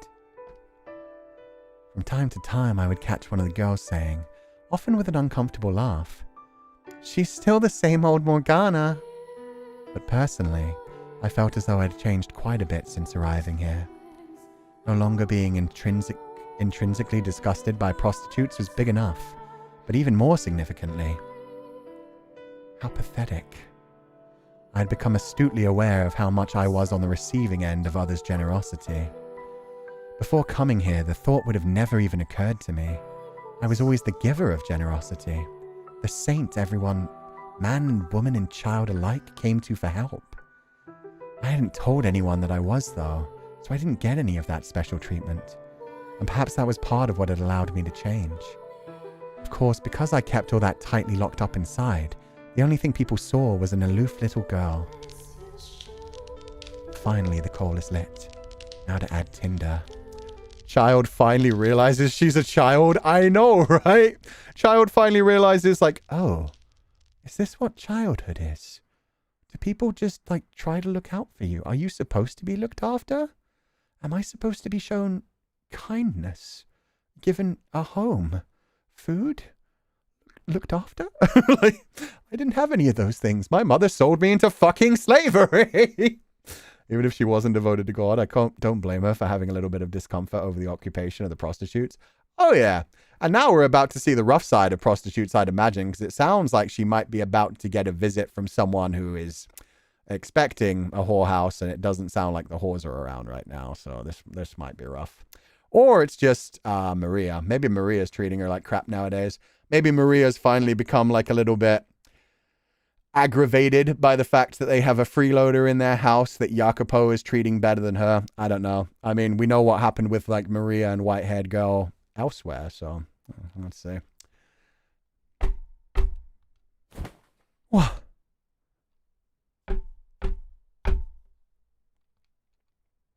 Huh? What? Who's that? Oh, shouting, knock, knock. My bad. Knock, knock. Knock, knock, knock. Huh? What? Who's that? And who shouts knock, knock instead of knocking? Everyone else is asleep, so I can't just hope for someone else to deal with it. But someone's going to wake up eventually if she keeps yelling. But everyone's exhausted and they need their rest. Knock, knock, knock! Oh, for heaven's sake, quiet down out there! Oh. And who are you, tiny child? Ah, finally someone. Ah! Is that a reaction to her face? Please, no. Oh my god, my girl. Look at the little baby. Yo, this music is a fucking bop, too.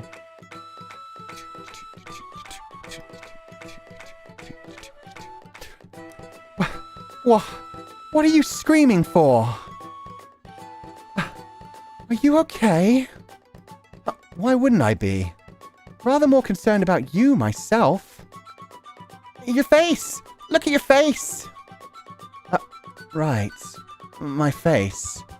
It's just... I heard they treated the girls good here.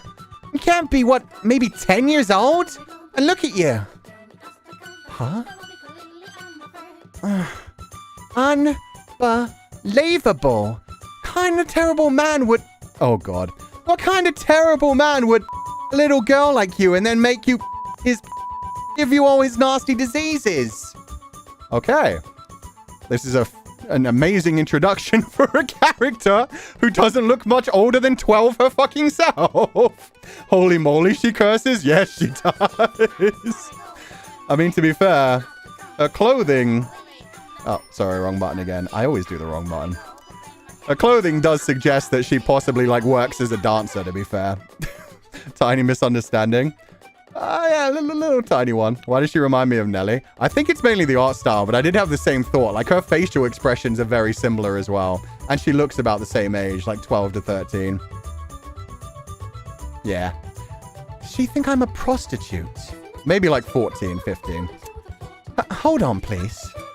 You're jumping to conclusions. Don't you worry. You got a friend in me. No, that's not what... There's still hope. Oh my god, wait. Are you serious? Well, she's doing her best in her own way. Yo, that singing in the background is amazing. To be clear, she's not that young. Okay, to me, it might just be the art style, but it's probably just because she's so skinny and tiny. But yeah, to me, she looks like... At first, I was thinking 12. Now I'm thinking like 14, 15. There's still hope. Tomorrow will be a better day. I'm not... It's not because of the disease, then? Yes, thank you, finally. No one gave me any disease. You're being tortured? The misunderstanding. Now that I get a closer look at you, my hands are all torn up too. Do they really bust out the whip that often here? No one God, I can't believe my eyes. Who would do that to such a little girl? Excuse me. I'll have to get the man in charge a stern talking to. It's his job to protect the girls. Her face. She's so expressive. I love her immediately. Excuse me. Knock, knock, no! She's just screaming. Shut up and listen to me. Ouch. I didn't mean to do that. Oh, Father, I pray for your forgiveness, for I have disobeyed your teachings and raised my hand against my fellow man. It took her 2 minutes with this teenage girl to end up smacking a bitch. This is the first time in her life she's raised her hand in violence. Nothing for me, the one who actually got kicked. Oh, she kicked her. Oh my god, yeah, this is what Morgana needs in her life. She needs another child. She looks like a kicked puppy. She does. Look how sad she is. It's like, you could say sorry to me rather than asking for forgiveness from your father. Before you do anything, you could perhaps introduce yourself. I love her. She's a puppy. Morgana is a kitten. Yeah, Morgana's like a grumpy kitten. This girl is like a tiny little puppy. I love that bit of the song. The...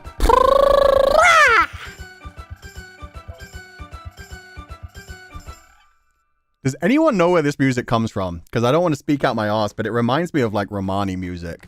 But I don't want to like be wrong if this is very obviously something else. So if anyone in chat knows, let me know. But it's a nice dancing song. The vocalization is so good. Yeah, it is. And it matches this kid's energy so well. That's what I get for jumping to conclusions. I've always had this super bad habit of letting my imagination run wild, see? As soon as I saw you, I was like... Her sprite even moves. That's so cute. As soon as I saw you, it was like dark, dank dungeons. A little girl hung upside down, buck naked. A big smirking shirtless man holding a cat o' nine tails. The girl screams, echoing on the cold stone. Will she live to see another day? That sort of thing. Why are you smiling when you say that? Her eyes are also amazing though. She's so energetic. Sensei sounded like an angry bird when he did that.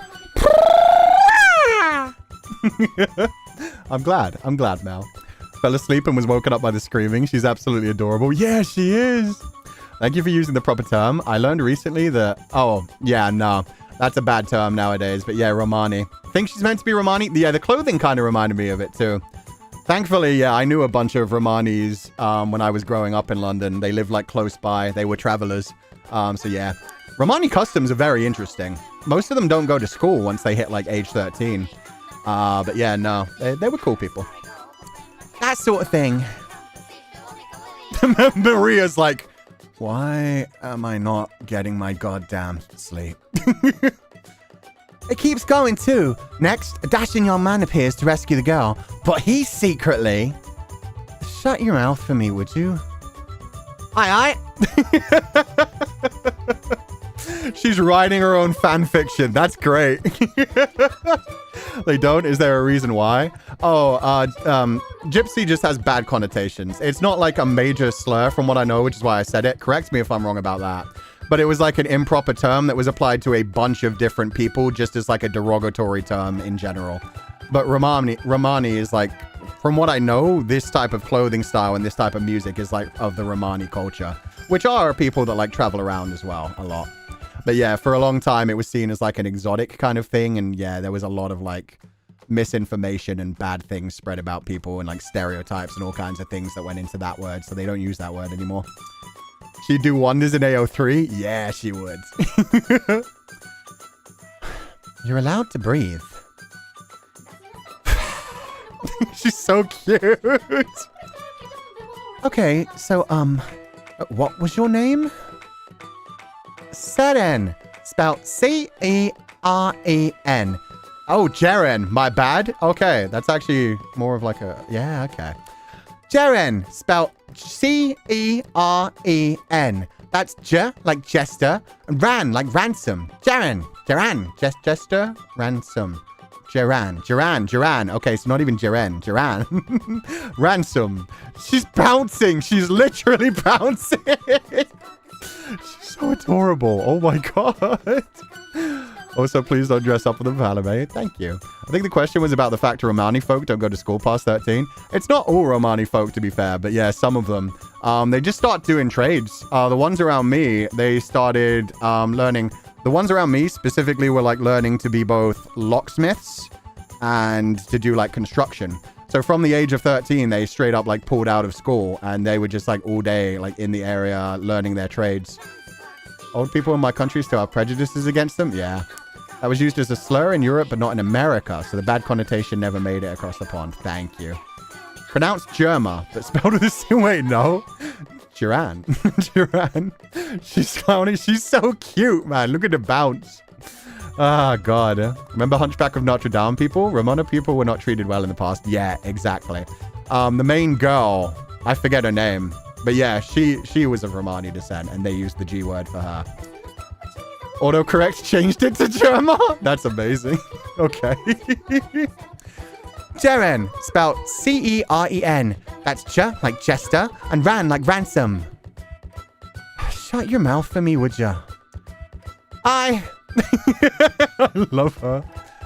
But you are allowed to breathe. God, it's way too early for this shit. What is it, like noon? 1?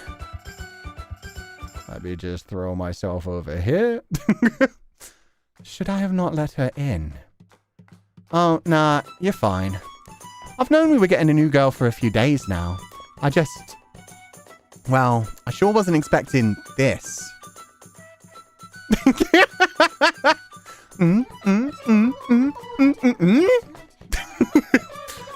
You don't have to keep your mouth shut permanently. If you have something to say, spit it out. So, this is the part where I get fired before I even start? Tell me something, would you? Do you act like that around your clients? What? Is there something wrong with how I act? Moving on.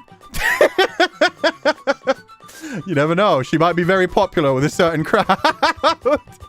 Stand right there for me.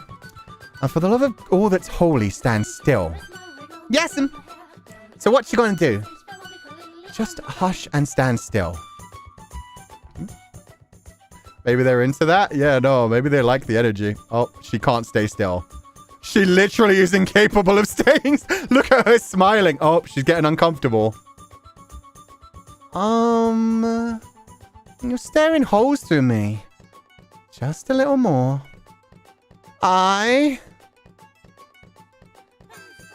Oh, you're getting real up close and personal there. Need to make sure you're up to par. Oh, she's testing the goods. Par with what?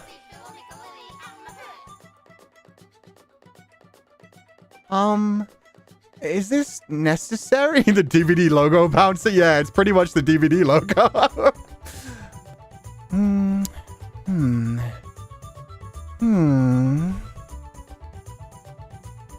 Hello? Alright, at ease. You pass. You're hired. Really? Sweet. So what was all that about?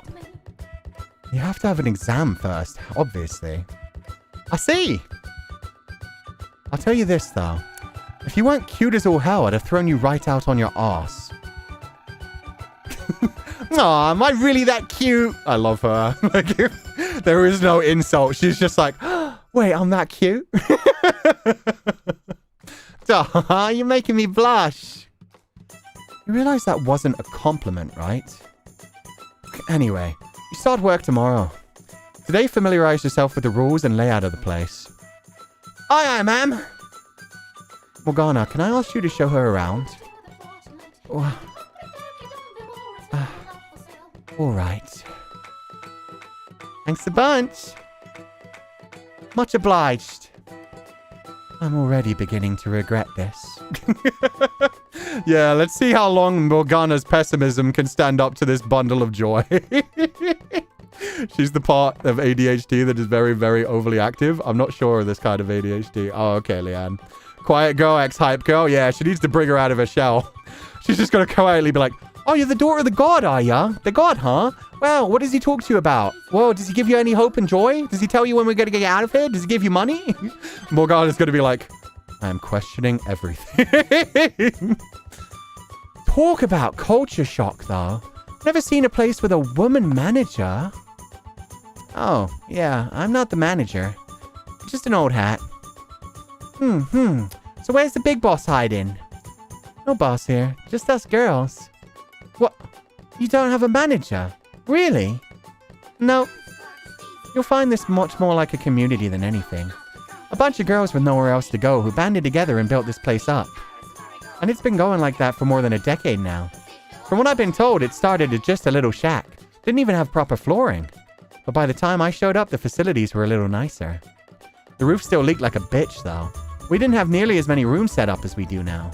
But we worked our tails off over the years, scrounging together the money and time to patch it up and grow it into what you see now. Huh. Neato. Of course, not having someone specifically in charge of running the place does come with its own set of challenges. Does it? Sounds like a pretty good deal to me. Everyone gets to do their own thing. It's not that simple, unfortunately. Makes it more difficult to iron things out with the community and other businesses when trouble arises. And of course, it means we have no one financing us. So every day's a struggle to make it to the next. Any day could be our last. It could all come crushing down. Toss out any illusion of job security. Not so neato. I love Jiren so much. I'm still super duper impressed, though. Major props. You guys have made this one heck of a place for the slums. Yeah, I suppose. I'll take that, I guess. You don't sound very happy for it. Well, I mean, pretty much everyone who founded this place is dead now. It's one of the risks of the job. You work your ass off just to add another day and end up taking 3 off in the process. So once you got enough to do whatever it is you need to do, you walk out that door and never come back. Got it? Whether you got a debt to pay off or friends or family who need a little extra money, once you're done, be done. You're not going to ask what I need the money for? If a girl looks like trouble, I'll talk to her and have more guys look into it. But you? You don't strike me as the type. If you were up to no good, I feel like it'd be pretty obvious.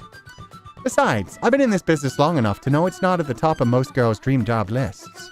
Most of us have been through some nasty shit. We don't come here to have other people digging around through it. Boss! Huh? Boss? What? You're sweet, thoughtful, and hecka boss. So I'm gonna call you boss. She really said you are boss lady. You're giving girl boss. It's perfect. I thought I told you we don't have a boss here. Boss! Well, no harm in you taking to me, I guess. Anyway, I'm gonna go crash again. Morgana can answer any questions you've got. Aye aye. Also, any more hollering while I'm trying to sleep, and I'll rip that pretty little head off your shoulders and shove it between your legs. Got it? Yes, boss. She's so animated. Yeah, she is. She's so adorable. She made Maria her shizun immediately. Yeah. She was just like, oh, I don't have a boss? Then you can be my boss. She's still now that she's not moving around. Yeah, no, I prefer to moving around. I'm glad she went back to moving around. Oh, it's okay to say, although ADHD isn't mentioned in canon, she canonically has a different mental illness. Oh, cool. That'll be very interesting to get into then.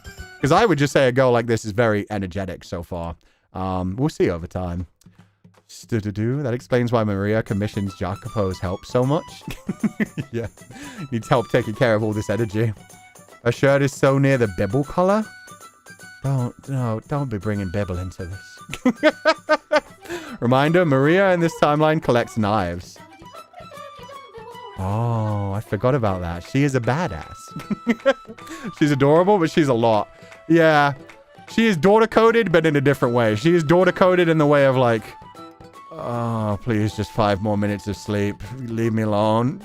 Like, come back at like, yeah, 1 p.m. Like Maria was saying, like, it's not even midday yet. Go away. All right, Morgana, lead the way. Oh, that's such a nice smile, too. That's like a gentle smile. Sure. Before we go, though, I have a question. Are you incapable of speaking like a human being? What do you mean? Does it really require explanation? Oh, I get it. We're friends now, so I don't have to talk all stiff-like. You call that stiff? Oh my god, the eyes! She's like, bitch, you speak like this. Try not to spoil or hint too much of the story. Yeah, please do not, like, let us know what's coming up in the future. They didn't, thankfully, but I think they were just warning other people in chat, essentially. But thank you so much, Pupal TA. Thank ya. Her eyes? Yeah, no, those are terrifying. Yeah, why? But to tell you the truth, I kind of forgotten how to talk casual. Guess that's just what happens when everyone around you's big cheese. I'm very respectful of my seniors, I'll have you know. Her face, she is judging so much. This conversation is going nowhere, so let's go. Aye. Yeah, Morgana did say sticking out eyes. And then she gave the like proper like rolling her eyes aghast. So you got here a couple of years back. Neat. You gonna start working here once your face all clears up? I have no intention of becoming a prostitute. No. And Maria has already said she will respect that. Instead, I am tasked with other chores, such as cooking and cleaning, in order to earn my keep. Oh, huh. Maria's even more generous than I thought. Generous? Most places wouldn't look after a sick girl for that long, let alone give her a room of her own and buy her ointment. The ointment is his doing, technically speaking, but I suppose she's right. You're right. I've begun to feel the same way recently. Taking care of a few chores cannot possibly counterbalance the burden my being here places on everyone else. They would surely all be better off without me. What? That's not what I meant at all. Sure, maybe it does balance out. Maybe. Sure, maybe it doesn't balance out. I love the maybe. They're letting you stay here out of the kindness of the hearts. But that doesn't mean you'd be better off elsewhere, that you're not pulling your weight. You've been here for all of what? An hour? How can you possibly know that? Just look at this place. Better looking than a lot of places outside the slums. And it's you who's been keeping it so clean, Morgana. The last place I was at, it was dirtier than a bear's bunghole. But this is like heaven compared to that. Without you around, Morgana, the girls wouldn't be able to sleep so comfortably. Oh, she's immediately healing her. She's immediately like, oh, don't say that. You're doing a good service. Honestly, this is the cleanest place I've ever seen. I'm so glad you cleaned this place. Please keep cleaning this place. Perhaps. Oh, are you blushing? You're blushing, aren't you? It's nothing to be ashamed of. You can even jump into my arms if you want. You know. You're incredibly obnoxious. My heart. For a second there, she almost had me feeling a little better about myself. But that went right out the window. So you came here a couple years back. That would have been right around when the Lord's slaves revolted, yeah? Oh, shit. Yes, right about then. Oh, I wish I could have been there for it. I bet it was all sorts of crazy. You mean you weren't around when it happened? Nope. I wasn't in these parts till about a year or so ago, so I've only heard the stories.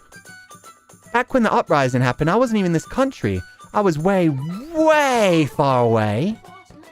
I see. So you've only moved here recently then? No, I didn't move. I was kidnapped. Holy fuck. She says it in such a comfy way. No, I didn't move. I was kidnapped, wasn't I? What? I'm a bit of an airhead, if you haven't noticed. One day, I was just suddenly taken captive, and then I got sold off. What? Really? Yeah. She was taken captive and sold off. I didn't mishear her, did I? You talk about it like it's part of your daily routine. Well, it is the second time. She's fucking killing me. Well, it is the second time it's happened. She got kidnapped from her kidnapper. It is. Okay, back to the tour then, shall we? No, I need more information. Jiren, please. Jiren, please, you were kidnapped. How old? Then you were kidnapped. Were you kidnapped from the kidnapper, or were you freed before you were kidnapped? Were you sold and then stolen from the slaver? Like, god damn it.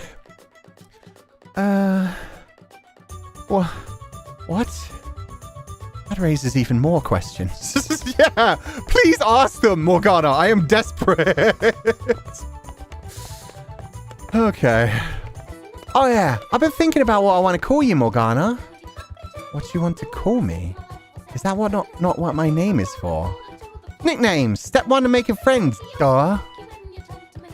Call her Sparrow. Morgs. Oh no, she's Morgan. So from now on, I'm going to call you Morgs. Ma-o-r-g-z. And with a hard G, not a soft one, just so there's no confusion. Wow. Wow. Okay, Jiren. I don't think you should say that. Thank you. I would have never figured it out without your help. Morgs! The way she just immediately says it all again. That's so uncute, I'm sobbing. It's an uncute name, but it's cute because she's the one saying it. Because it's so uncute, it's actually fucking hilarious. Can you not call me that? It rather gets on my nerves. You can call me Jerry. Oh, Jerry's such a cute nickname, though. Why does she get to choose her own nickname? Morgana's face again. I love this. This is what I need. I needed Morgana to have a sister in her life. I hate that it's all going to go wrong, but I love these moments right here of her just being like, is this bitch fucking serious? You can't be serious. Good heavens. I cannot keep up with this girl. Anyway, that about covers it. The house in Fata Morgs. She better be in fucking Rebirth. She better be in Reincarnation. I need her to be in Reincarnation, and I need them both to be besties. All that's left is to show you the storeroom. Weren't we just there? Yes, but there's a second one. Below us. Below the floor? I made my way to the corner of the room, crouching down and pulling up on one of the floorboards. From beneath it appeared a staircase leading downward. Fata Morgana. Sorry, I only know Fata Morgs. Fat Morgs. We can't call it Fat Morgs. That just sounds horrific. It sounds like a place they keep dead bodies. Jiren's golden retriever energy and Morgana's black cat energy is amazing. It really is. I pronounced Jiren like Serena when I first played. The actual pronunciation is throwing me off. I feel you. I would have read it as Seren as well. But yeah, the fact that she straight up spells it out and says it is great. I wonder if they added that, because this is Dreams of the Revenant edition. So I wonder if they added that for people to be able to understand the pronunciation. It's Morgan time. From beneath it appeared a staircase leading downwards. Oh, underground storage. Nice and cool to keep things fresh too. This room serves a second purpose though. It's also a shelter for us to hide in should any sort of trouble arise. Oh no, the foreshadowing. We do know bad, horrific things happen here eventually. This is where it goes down. This is where they're found. No. I think it's because of the Michelle, Michael thingy from the first game. Yeah. Michael, Michelle. Yeah, it was hard. They probably did. I don't remember this from OG Requiem. Oh, cool. It's awesome that they added some more content as they kept going on as well. Oh. Huh. Fortunately, it's not yet been used for that purpose. But we're not in the safest area, so we must be prepared for anything. Yeah, that makes sense. Nicer place this is. I guess it still is in the slums. Indeed. Here's hoping we don't ever have to use it. Indeed. Oh no, I hate knowing what's coming. So that's everything then. I've seen the whole place. Yes, that's everything. Or I suppose I should show you the kitchen as... What's up? I completely forgot I was trying to start a fire. She even made that expression on herself. She's becoming so much more expressive just after 10 minutes of meeting Jiren. Sorry, Jerry. Jerry. We'll go with Jerry. I scrambled back to the kitchen, but as I had feared, it was far too late. The coals were long since dead. All that work for nothing. Looks like we got ourselves a bit of an airhead side too, Morgs. Oh no! And who do you think is to blame for that? It's alright, we can get it lit together. Together? This is all your responsibility. Jerry is a girl's girl bestie. Yeah, this is amazing. She's calling Maria boss for now, but she would totally be girl boss in like 5 years. She's not getting rid of that nickname. No, she's not. Not until there's no more Jerry. As the sun began to set and Oh no. Okay, a horrible thought just entered my mind. With the way... We haven't seen Gratian since the time skip. We haven't seen, like... We've heard, like, Jacopo talking about how he wants to be on top of Gratian and he wants to be the number one. I wonder if Jacopo, like, oversteps a little and Gratian decides to put him back in line by reminding him who's in charge. Please tell me it's not Gratian that attacks the fucking... the brothel. Maybe that's his way of saying, like, I only let you keep your business because I'm in charge. You fall into line, or I will do worse. I really hope not. I really like Gratian. My only other thought is that Gratian dies in that attack as well. And that would actually be preferable. I don't want to see Gratian become the bad guy. He did constantly say, like, oh, you should just let that girl die. Maybe he's going to think Morgana and the whorehouse is, like, keeping him away from the real business. Please no. Anyway, let's put that aside for now, and let's hope it doesn't get that tragic. That would be a good reason for Jacopo to close off his heart even more, though. And be like, fuck it, I'll do what I have to survive in this world. I'll do what I have to claw my way to the top. And at that point, he thinks he loses Morgana. Oh, God. Anyway, let's see. As the sun began to set and meal preparations were complete, the girls started to emerge from their rooms, a bustle forming in and around the kitchen. Some sluggishly rubbed the sleep from their eyes, while others complained about clients. Some took a moment for me to recognize in their casual clothes sans makeup. Oh, that's kind of cute.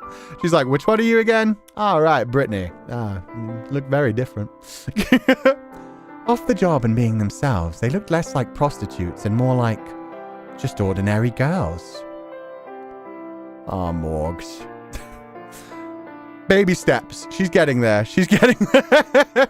They are ordinary girls, my dude. There were around 10 girls who actually stayed at the brothel, and another 10 or so who came in to work from the outside. It was a fairly large-scale operation, at least to my eyes. Though there were a couple other smaller brothels in the slums, this was the one everyone directed anyone interested to first. Girls with nowhere else to go stayed here, and girls who did have a place to go back to stayed there. No one actually owned their own homes, though. They either lived with a man or shared a place with a few other girls. None of them had husbands or children. Supposedly there were those who did in this line of work, but it was rather uncommon. I scooped out servings of soup from the cauldron sitting over the fire, dishing it out to girls as they came by. No one gave me any unpleasant looks at the side of my face. They said good morning and smiled, just like any other day. I whispered a greeting to each of them in turn, but given how noisy the kitchen was, it was unlikely any of them heard it. Oh boy, it sure is bouncing in here.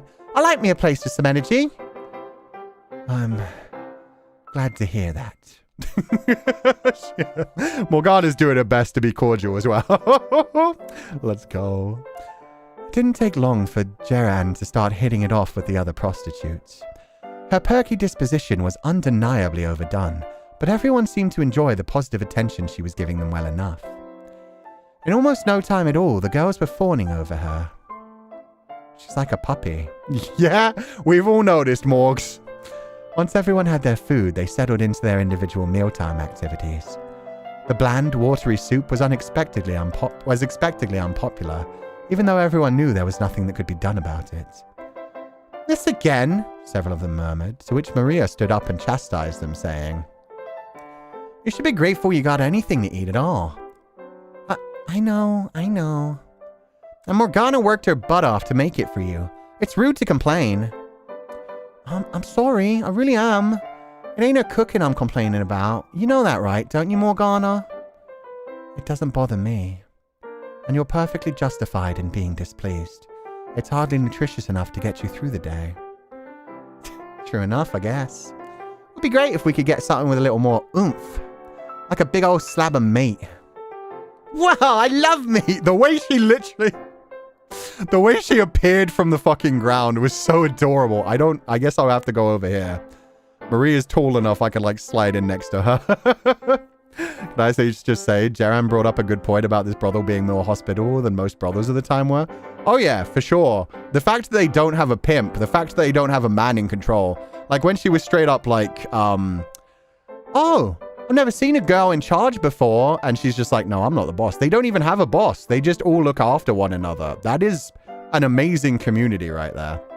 Suddenly remembered that plant that went extinct because our ancestors used it as birth control. Oh God. Busy brothel. Busy brothel.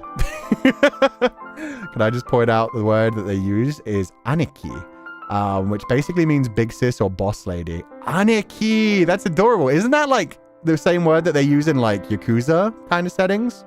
Aniki.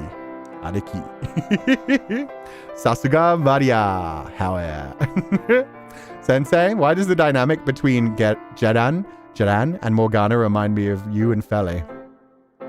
I'm not that energetic, thankfully. I annoy him, but in a different way. I go out of my way to annoy him. But I don't have that much energy. I would die after like 3 hours. So, close. It's close though. Just thinking about it has me drooling. Meat. Bring on the meat. Save that drool for work, because that's the only meat you'll get there. Oh, ew. I wonder, maybe I can pretend this root-looking thing is meat and it will actually taste like it. Meat, from the depths I summon thee. M-E-A-T.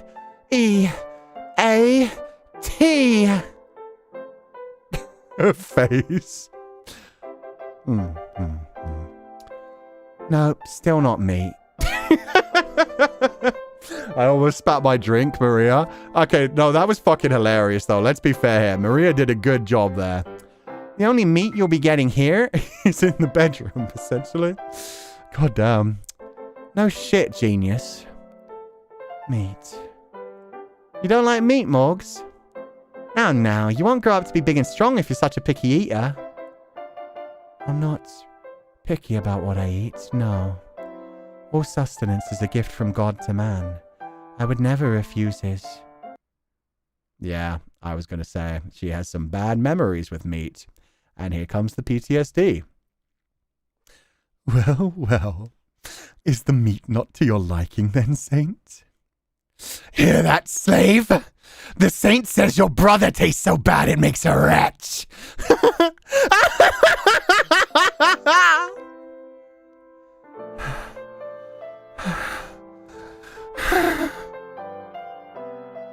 You're right, Morgs. You're super pale. I'm just fine. It's been more than 2 years. I still can't get that taste out of my mouth, no matter how hard I try to forget it. Sometimes when I'm awake, like just now, And sometimes there's an awful nightmare. If you're not feeling good, maybe you should lie down. I'm fine, really.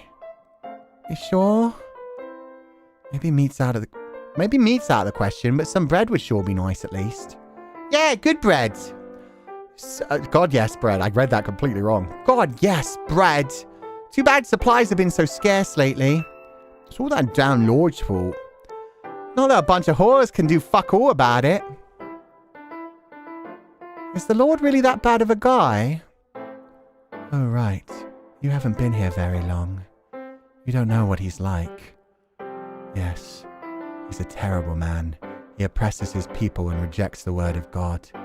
He's a cruel, heartless, barbaric madman. He deserves the strictest of judgments. So does everyone in the city hate him then? I doubt you'll find a single person who thinks otherwise. Huh. Well, I hope he stops being the Lord soon then. What do you mean? I just mean it'd be nice if someone else could take over for him. Then he could just be a regular old guy. He wouldn't have to worry about running a city and stuff. Everyone wins. She's so fucking innocent. Oh, God. That's actually adorable. Her just being like, aw.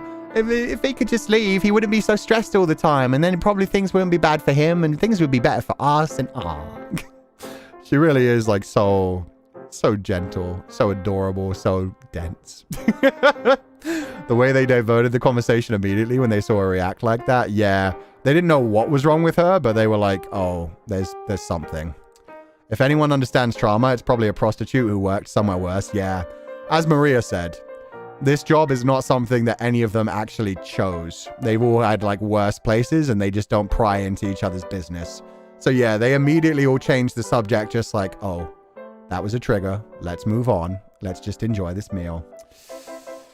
Poor girl has no concept of what evil is. I worry for what will happen to her in the future. Me too. I hope the bastard-ass Lord never ends up showing up. It would be nice, yes, but... Wouldn't it? Pretty damn brilliant, aren't I? Even I know it's not that simple, and I'm only 11. How would a bunch of slum dwellers even begin to instate a new lord? Does she ever think before speaking? Jacopo! Well, damn. I was hoping to make it before breakfast time. Sorry about that, but I brought bread. Bread? Speak of the bloody devil. There, toss it here. No, me first. Patience, please. You're acting like wild animals that haven't eaten in days. Look at you, Jacopo. You got girls fawning all over you. Don't just watch. Help. And it's not me they're after, it's the bread. Touché. That said, pretty sorry batch you got for us today. You could probably crack someone's head open with this. That's fine. If you've got nice hot stew, it'll soften the bread. Here comes our new lord. Hell yeah. Jacopo's one of the girls. Yeah, he just got welcomed immediately. True, it's a means of survival, and they would know trauma better than anyone else. Yeah. So yeah, they were just immediately like, oh shit, let's move on. The ladies want the bread, so Jacopo has none. Jacopo's doing his best. Look at this poor man. He's all skin and bones. Actually, his chest isn't half bad. But yeah, no, he's very skinny. It's not like particularly mussy. It's just like defined. Oh, wait. I missed a thing. My bad. My bad again. You just want fresh, soft bread? Well, start saving your coins. And until then, this is the best we can get. That was it. There's no hope for the world if we've fallen this far. The girls are tripping over each other to get their hands on this. Let it soak in your soup for a bit. That should soften it up some. Though you should be grateful to have it at all. How much longer till I fall into a pile of money? Morgs? It's a man. There's a man here. I love Jiren so much. I have eyes. Thank you very much. Who is it? You know? Oh, is he a client? No, he's not.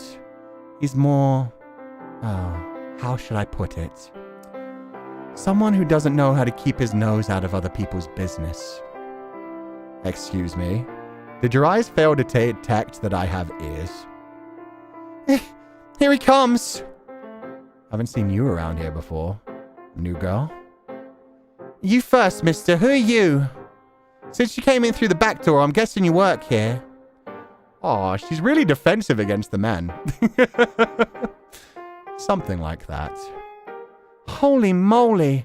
I've never seen a male prostitute before. Oh. Oh. Now I see where her brain went. You, me, outside, now. Whoa. Talk about aggressive. Inter-office romance never ends well, you know. Maria will get mad if she finds out. The ship will sink in before it even leaves the port. 2 prostitutes in the throes of forbidden love? Until one day an older client finds out and goes mad with rage. All of a sudden there's a knife in his hand. He swings and... Maria, what the hell's wrong with this new girl? I've never seen anyone with this much air inside their head. Oh, that's Jiren. She joined today. She's a bit off in the head, but she's a nice girl. She only joined today? Everyone's treating her like they've already adopted her as a puppy. Jiren just invented shipping. Yeah, she did. She's moving again with her fanfiction. She's got her heads in the clouds, man. And I love her for it. Good for her. I still can't believe she's literally only joined today. And Morgana has already pointed out, she's like a puppy. Everybody's already so endeared to her. She's a bit off in the head, but she's a nice girl. I'm sure you'll get on just fine. Nice to meet ya. Wait, does that mean we have the boss's approval? It's crazy enough that they're running this place themselves, but to allow... No, cheer on a sinking ship. This place is out of this world. We just met 5 minutes ago, though. So how about we start as friends? Jacopo, you need to stop giving her time to keep speaking. You need to just interrupt her and just be like, stop. Chill. Down, girl. Settle. Stay. Shut up and listen to me for a second, Chatterbox. Until I say otherwise, you're not to speak another word. You'll listen to every last word I say and carve it into that empty skull of yours. Understood? Aw, poor Jiren. That's so different from how Maria treated her. Fuck off, Jacopo. And there you have it. I assist with the brothel's operations, nothing more. I presume you've been told about how this place doesn't have a formal manager, so sometimes situations arise for which a man's presence is necessary. Yep. He may look like a scrawny dork, but he's actually surprisingly useful. Was that really necessary? Sorry, I'll be right back. I got a message I need to reply to real quick.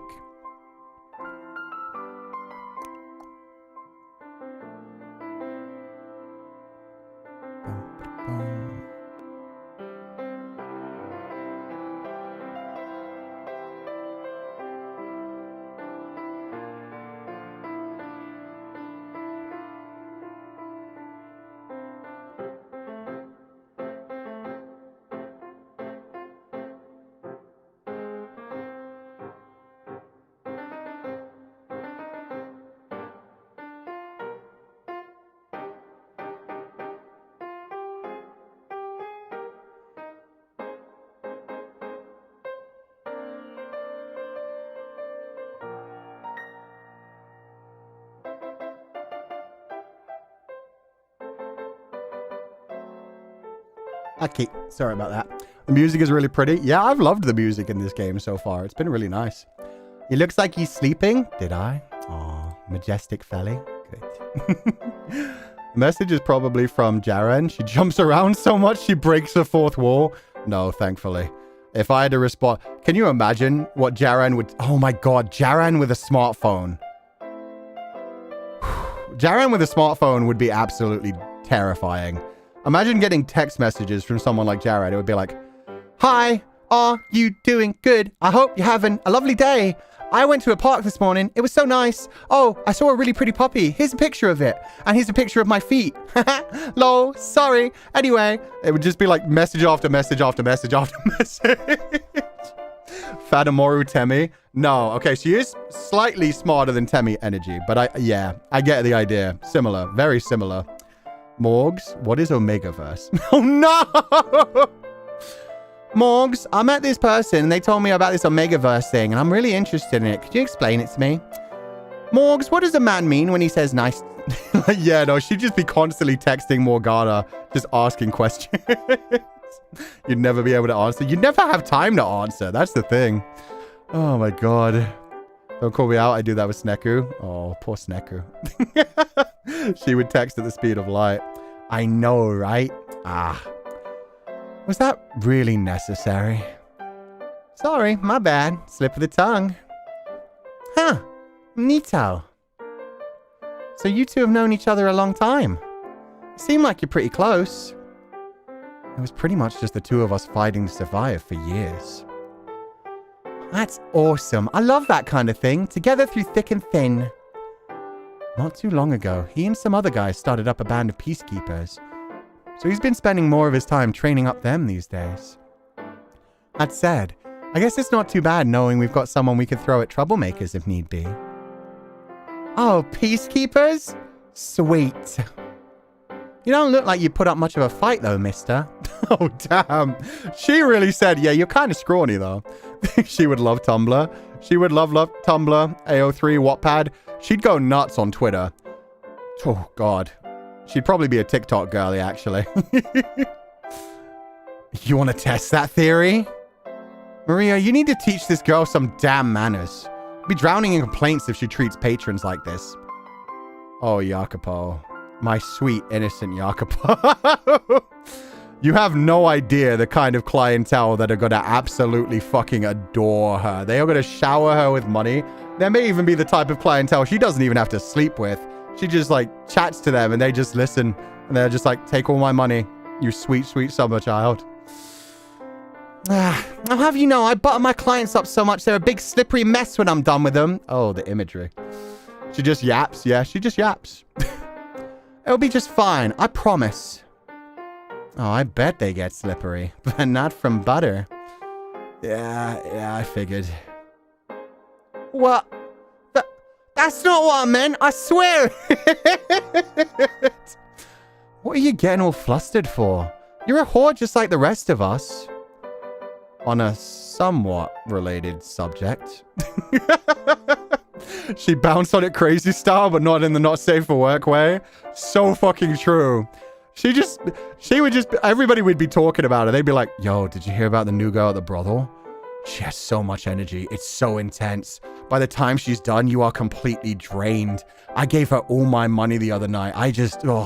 It was just so intense. I was so satisfied by the end. No way. How many times did she make you come? Come? I mean, she just kind of like, she was really energetic and it was a really nice conversation. I just gave her my money. I was really happy with it. It made me feel good. Like, everybody's talking about like, yeah, man, she's got so much energy. She's all around the room. It's crazy. She's everywhere. She never stops moving. It's just like, yeah, that's what I like to hear. She kept doing TikTok dances, dude. I don't know what you mean. Yeah. She showed me this thing. She said she hit the gritty and then she did the Pokimane. I don't know what any of these words mean, but God, I was not disappointed. Therapy summer child. Yeah, people come in looking for orgasms and they come out being like, huh, you know what? I should settle down. I just want to pursue my career. I want to pursue my hobbies, and I hope that someday I can make a girl that innocent in this world. I hope I can make a girl like that happy and smile and just be joyous. What exactly did you pick up some of those mannerisms? Huh? Why do you ask? I seem pretty normal to me. It'd be quicker to list the things about you that are normal than aren't. It's actually a majorly huge story behind that. Oh? Is that so? And what would that be?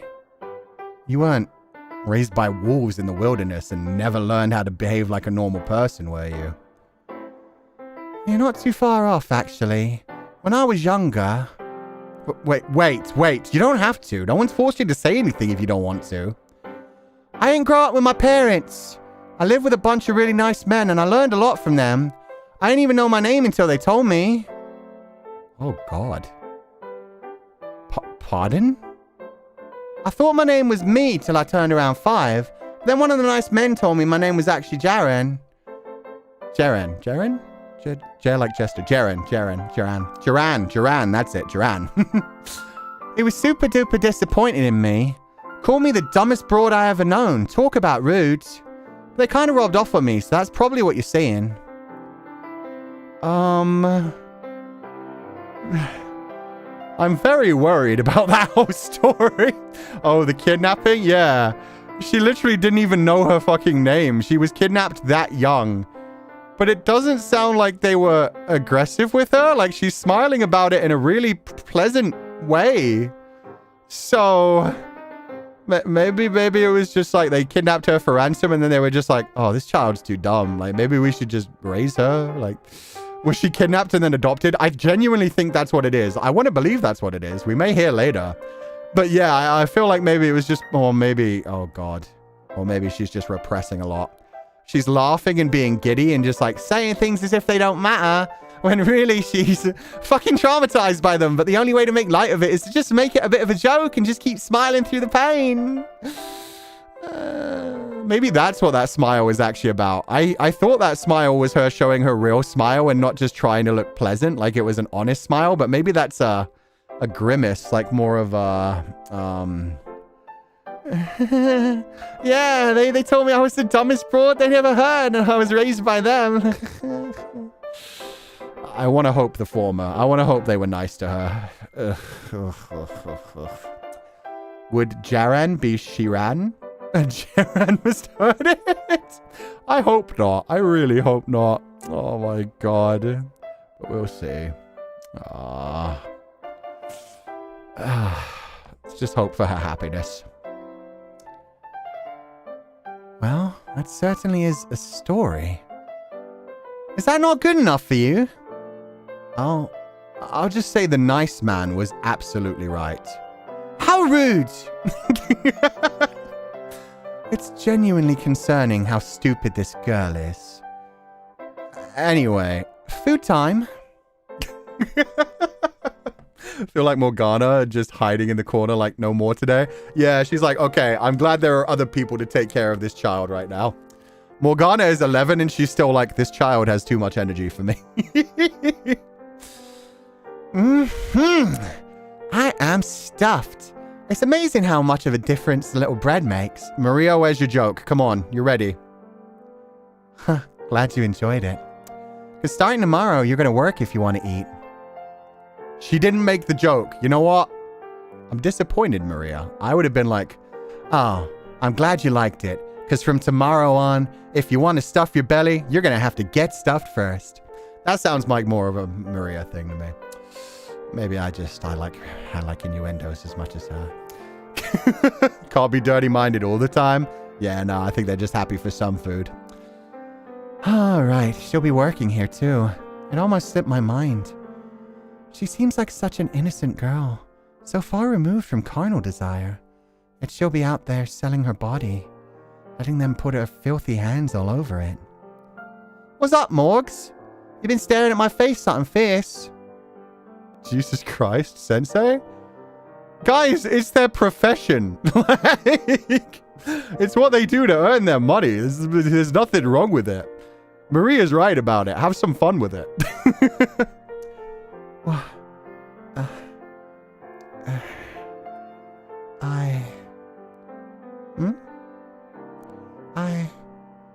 I was just admiring the unusual color of your skin.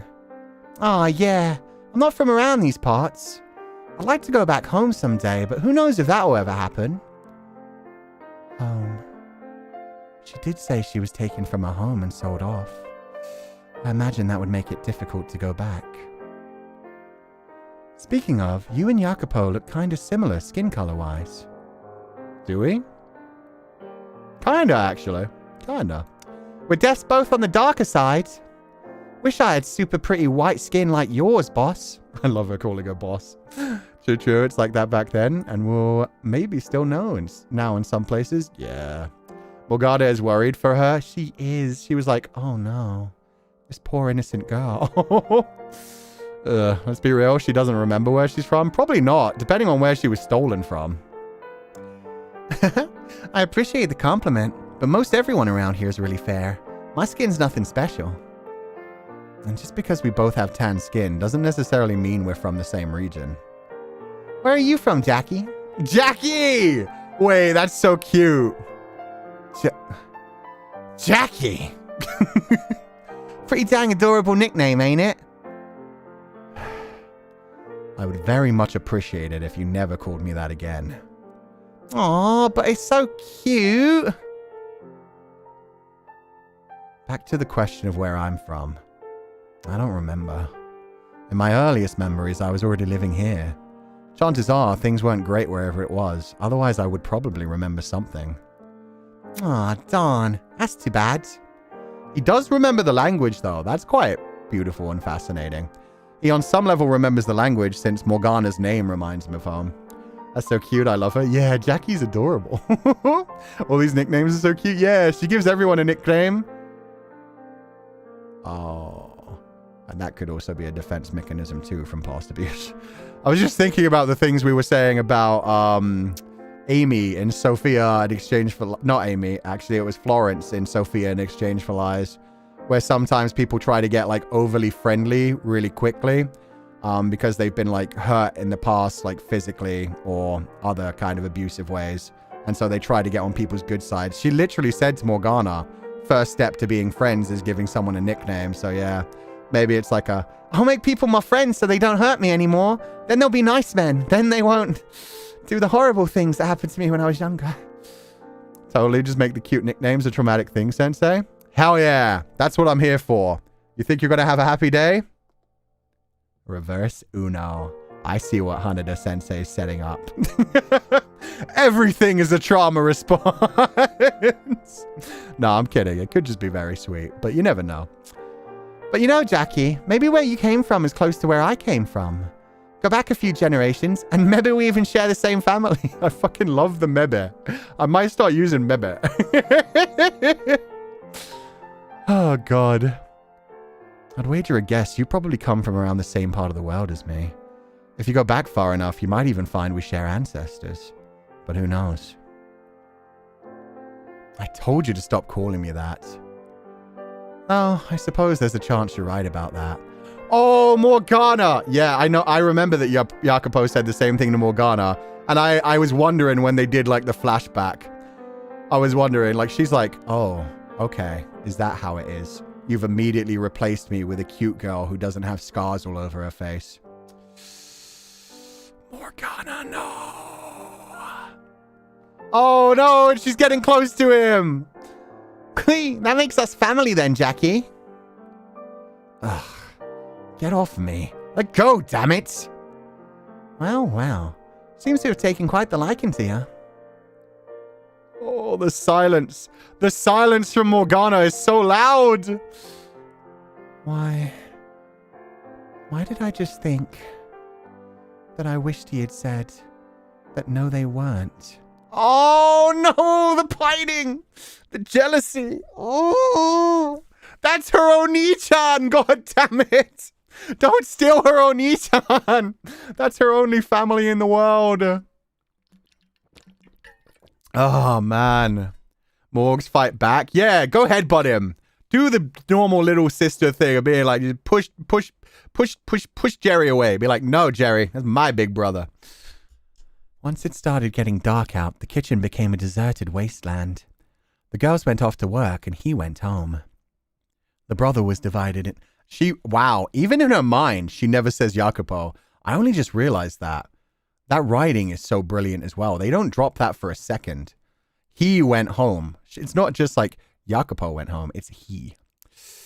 Oof. The brother was divided into 2 distinct work and living areas. Also, 1 second, my internet crashed. I mean, the stream's still connected, but... Oh, yeah, YouTube's just being weird. Ew. What the heck is going on? Okay, well, we'll just leave it as it is. That's weird. The brothel was divided into 2 distinct work and living areas. If it weren't, and they used the whole building for business, I probably would have run off long ago. I had only ever been in the work area during the day, and though it was largely masked by the scent of various incenses burned through the night, it was filled with the unmistakable raw stench of man. Oh, wait, no. One person said their internet got choppy there for a second too. I'm not disconnecting. It was just like my, literally the Chrome browser crashed, but it's back now. I just had to refresh it. If it works, it works. Exactly. It's just got a different layout. I don't know what's up with it, but it's streaming, so it's fine. Cleaning had always put me in a dour mood. The corpses I gathered and buried were far less repulsive. In the living area, there was the kitchen, storage areas, and a large hall of sorts, which the girls used as a communal bedroom. They would stumble in after a long night of work and all sleep together like a big family. Oh, that's so cute. And Morgana isn't included in that, huh? Yeah, oh, she keeps herself away from all of the rest of them, even though she could be there. I'm kind of embarrassed. I know what Morgana's feeling, because I felt that for a guy I used to work with. I hate it. Yeah, she's experiencing young love, and it's okay for her to experience that. That's the thing. I'm not justifying a relationship between the two whatsoever, but young girls get confused all the time. They don't understand, the age gap thing and the problems with that. But yeah, she is starting to experience that kind of feeling, and yeah, now she's feeling jealousy. And it could even just be for, in a brotherly feeling, but I do think she's starting to have feelings for him in that way. She's starting to think, I wish he saw me as a woman, essentially. And also maybe that leads into how much she hates the other prostitutes as well, because she already sees them as unclean and filthy and stuff. But then there is also the fact that it goes against her religion to have any of those kinds of desires, and her belief that she's the daughter of God to have any of those kinds of desires. So she really is repulsed by those kinds of things, and it shouldn't be on the child. No, it's never on the child. It's on the adult to guide them and remind them that kind of confusion happens, but no, this shit ain't ever gonna happen. And the actual age gaps are wider during this era. That's true as well. That is true as well. Everybody's been making the jokes at Jacopo's expense as well. And to be fair, I know people said that, what's her name, Jerry, Jester, and Jiren. People have said that Jiren is older than I think she is, but she still only looks 15 to me, and she is already working at this kind of place, and often, so I made a point of sleeping off in the corner, which wasn't strictly necessary since I slept while they worked and vice versa. I could just never seem to make myself comfortable sleeping in the middle of such a big, empty space. Today was slightly different, though. I wasn't sleeping alone. Jerry? Jiren was there, which I suppose shouldn't have surprised me. Let's sleep together, Morgs. Oh, this sweet piano beat. Absolutely not. Aw, why not? I dislike people putting their hands all over me. It makes me uncomfortable. Aw, I see. So what you're opposed to is snuggling, not sleeping together. And here I thought you didn't like me. I was about to cry. It's still too early to decide how I feel about you. We only met today. All the more reason we should sleep together. In what way does that make any sense? Simple. The best way to get to know me better is through some good old-fashioned spooning. That's snuggling. That's the way. If you're spooning her, you're immediately... I was about to say, yo, let's go, Jiren's a consent queen. But then she was immediately like, but I'm just going to spoon you anyway. I won't be touching you, just kind of holding you. Words don't got nothing on plain physical contact. That's how you get to know what someone's really like on the inside. Your choice of words makes that sound incredibly improper. Besides, I start work tomorrow, which means I probably won't get another chance to sleep with you for a while. So it's got to be tonight. Please. Who taught Jiren that? Who did that to her? I'm choosing not to think about that right now, Cozy Taro. I'm also choosing not to think about the fact that probably part of the reason she so desperately wants to sleep with Morgana is because none of the other girls are around. So she can't snuggle up with someone. And there's probably part of her mind that is also like, oh, if I don't sleep holding someone, I don't feel safe. Like she's probably never had a night by herself. And she only feels comfort when she's hugging somebody and feeling somebody else's like body heat. Kidnapping to kidnapping ever since she can remember.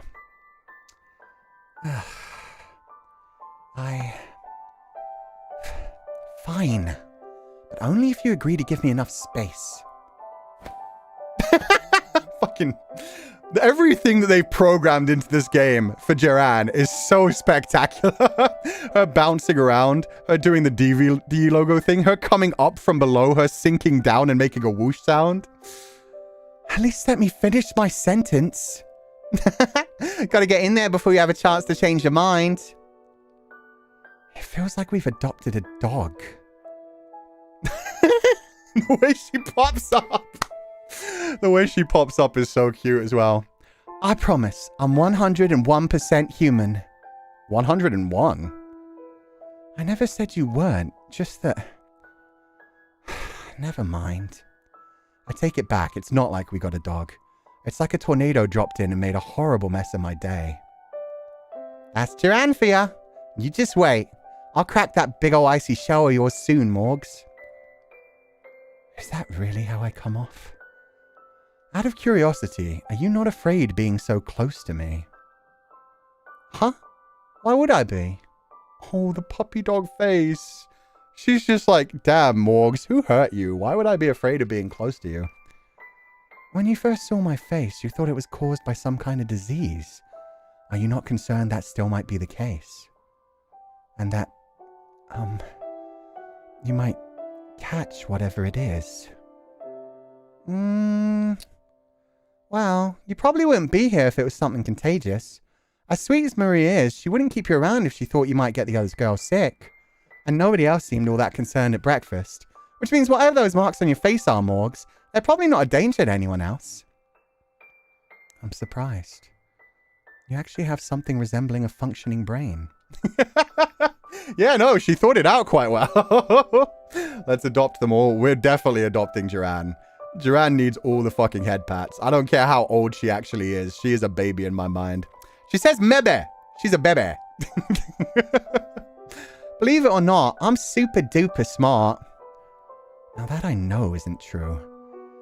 But anyway, I'm talking more, emotionally. You can logically understand that I probably don't pose any danger and still be uncomfortable. Still want to keep your distance. I know several of the girls do. And I can't blame them either. They need to be healthy to work, to make their living.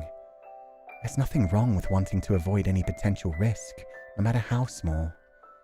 Or perhaps they don't even realize they're doing it themselves, in which case there's nothing anyone can do. Oh, and now we're getting like proper information from Morgana as well. So far, she's just been telling us in her mind and in her words that she's trying to keep the other girls at a distance because she's going to leave eventually. But now she's outwardly saying she feels like a bit of like holding back from the other girls as well. And it makes her feel like she is diseased. Like they're on some level, like they're just being nice around her when they are being nice around her and they still all kind of worry about it. She's learning more empathy from them? True. So in a way, it's mutual. Yeah, maybe part of the reason she's so standoffish is because she knows if she does try to get like actually close to them, then it will be a bit less comfortable for them as well. And so eventually she just wants to leave because she doesn't want to like burden them or anything like that either. I'm not sure how much help I can be since I don't really get why anyone would want to keep their distance from you. But I don't think it's that hopeless. If they don't realize they're doing it, then you just have to open their eyes. Easy peasy. Make them realize. And then tell them, stop trying to avoid me. You have the right to at least that much. I really think you need to be a little more assertive, Morgs.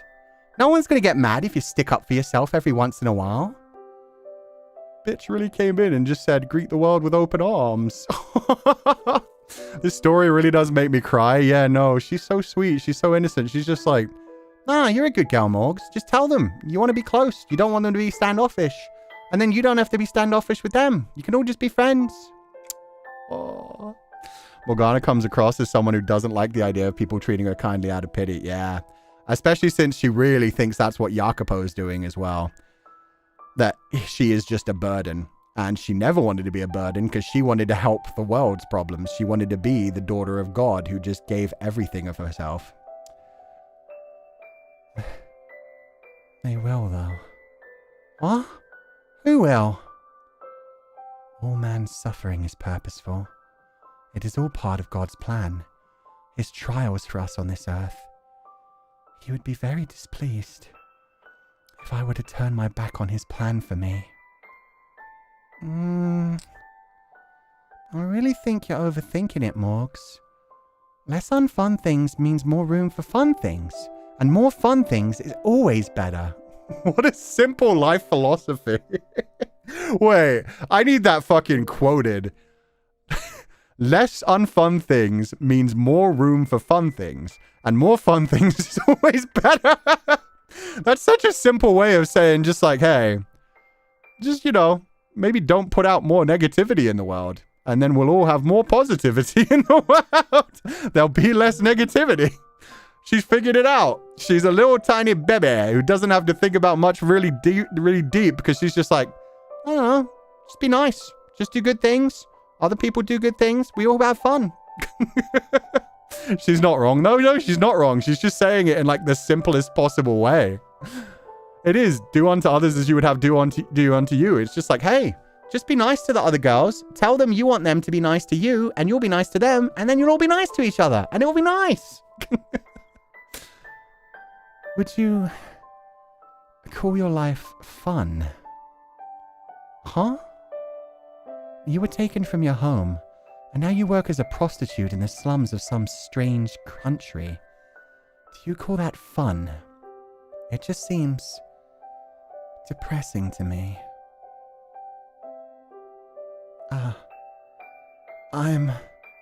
No, I'm perfectly happy. Not a sorrow in the world. Ignorance is bliss. I really want to give Jiren some head pats.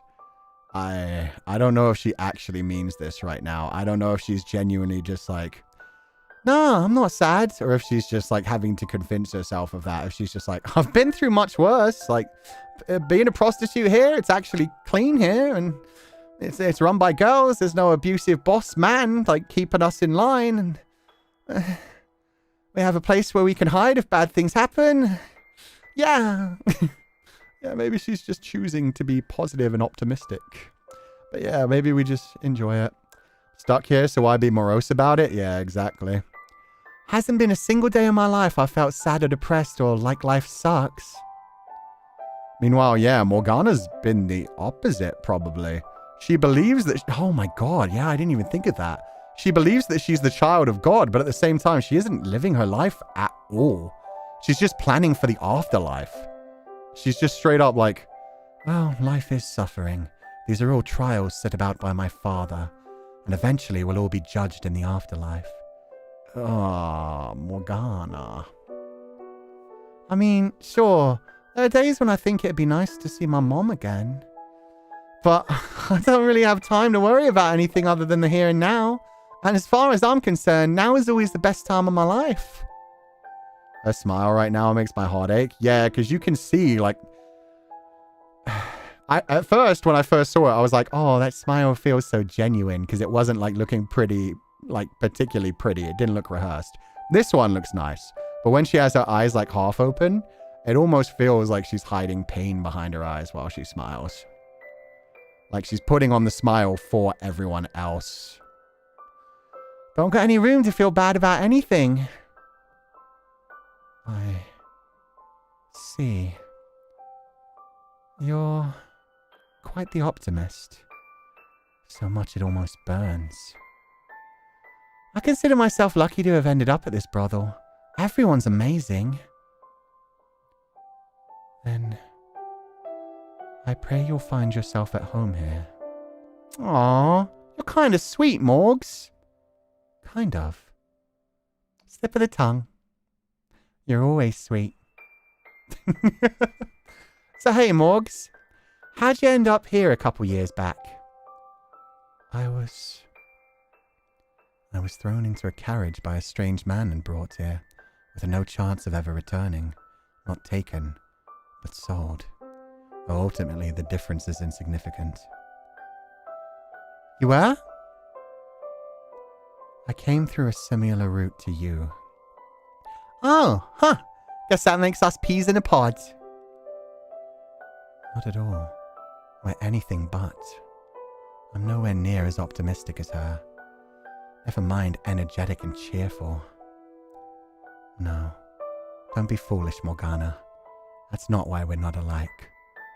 It's because I'm God's chosen daughter. I have absolutely no reason to feel inferior to a mere prostitute. We're nothing alike, and we must never be. Man, that fucking hurt.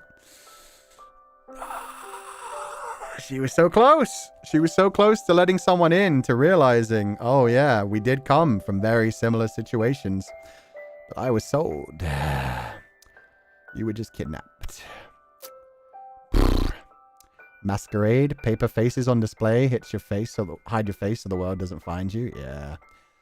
And Morgana's doing the same. She's just still keeping up the lie in her mind because she'd rather believe she's God's child and that she went through the suffering for a reason than believe that she's just been horribly tortured by that man, sold into slavery by her mother, and that she is just a child born out of wedlock.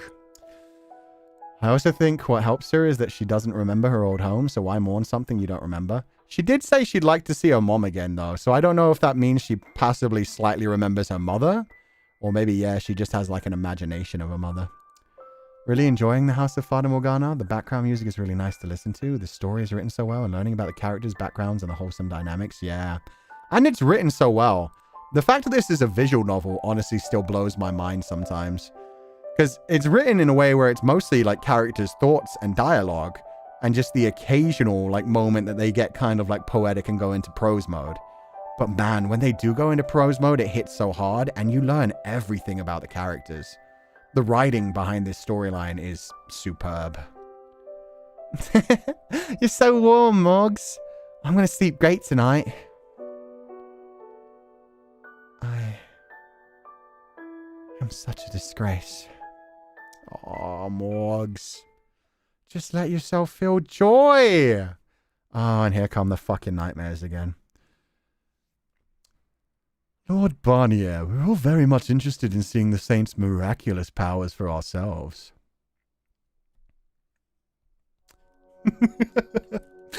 I knew it wouldn't be long before somebody asked. We're much too healthy to see the effects of the miracle in ourselves, after all. Which, of course, is anything but a problem. Falling ill would only serve to interfere with our ability to enjoy these feasts. Well said, my lord.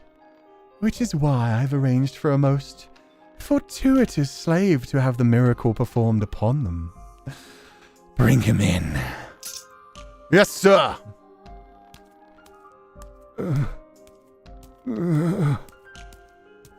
As you can see, this slave is on the verge of death.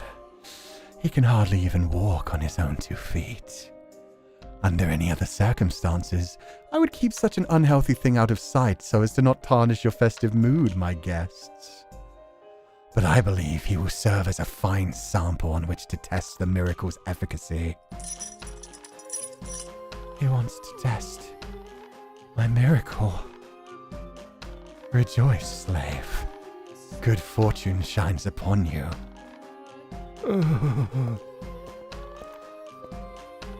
You heard me, daughter of God. This poor slave is in need of your assistance. Give unto him your blessing if you would be so gracious.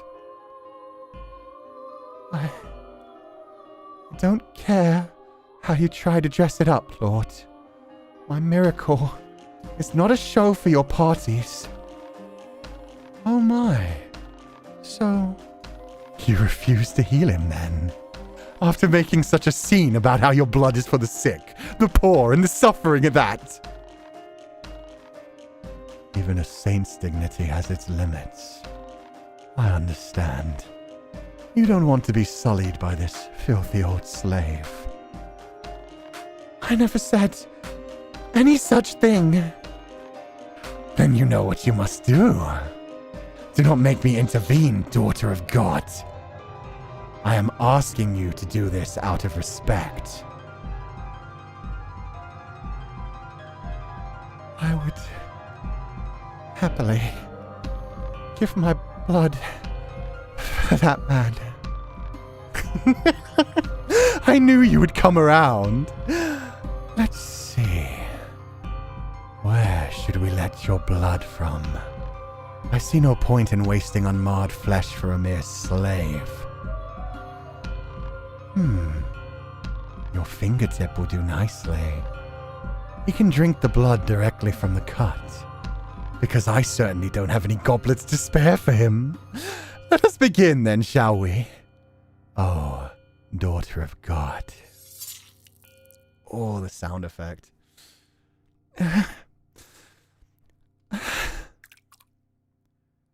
Drink, slave.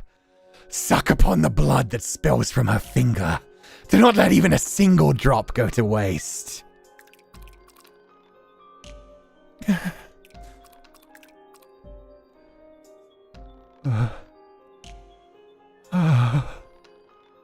Tell me, slave, has your ailment been remedied? If it has, leap into the air for my guests. I'm cured, my lord! Behold! I'm cured! Oh, splendid! An undeniable miracle. Oh, yes. Look, my lord! I'm cured! I'm in better shape than ever! We've seen more than enough. Stop hopping around like the filthy swamp toad. Yes, my lord! You are dismissed, slave. But first, give your thanks to the saints and all my guests who bore witness to your miraculous recovery. Thank you so much, sirs and madams. Thank you so much, oh holy saint. And now that you've borne witness to the blood's power, I'm sure you're all eager to try some for yourself. Most certainly, my lord. With such a potent elixir, our good health is all but assured. Indubitably. Please, stop this. Do not take any more of my blood. I'm begging. I've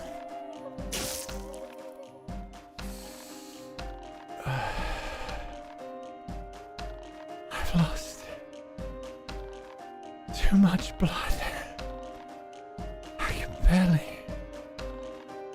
think straight. I suppose I might have overdone it today. You did not come cheap, Saint. So I won't have you dying on me until you've at least provided your gold's worth of entertainment.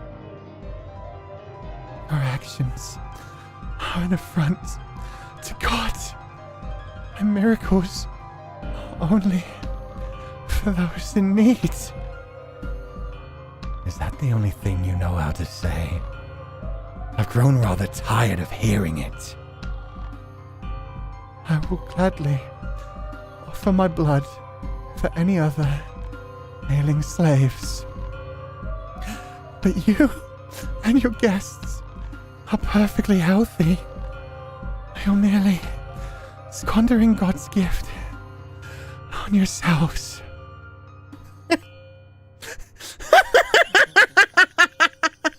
You foolish little girl. What? Let me tell you something, Saint. I don't believe in your miracles. How can you say that? After seeing that slave boy drink my blood and be healed. What more proof do you need? It was all a show. What? I told him to feign being ill and cured, or I would send him to the deepest chambers of the dungeon. Even a dog will wear a cat skin if his life depends on it. So, what did you think of his performance? Impressive, no? Why? Then why do you keep taking my blood? All I and my guests desire is a good time. You're nothing more than an exhibit for our entertainment. No, you're wrong. My blood does have miraculous powers. I proved it back at the village. It hardly matters either way. Whether you're a saint or a lowly peasant girl is inconsequential. All that matters is that you continue to play the role of a saint. What's the matter? Are you disappointed? Upset? You're welcome to cry. Wail and gnash your teeth like a sniveling little child. That would be entertaining in its own right. Shout at the top of your lungs that you're not a saint, that it was all an act, and beg to be set free. Who knows? Perhaps they might lose interest in you then. I am the daughter of God. I will never claim otherwise. I see.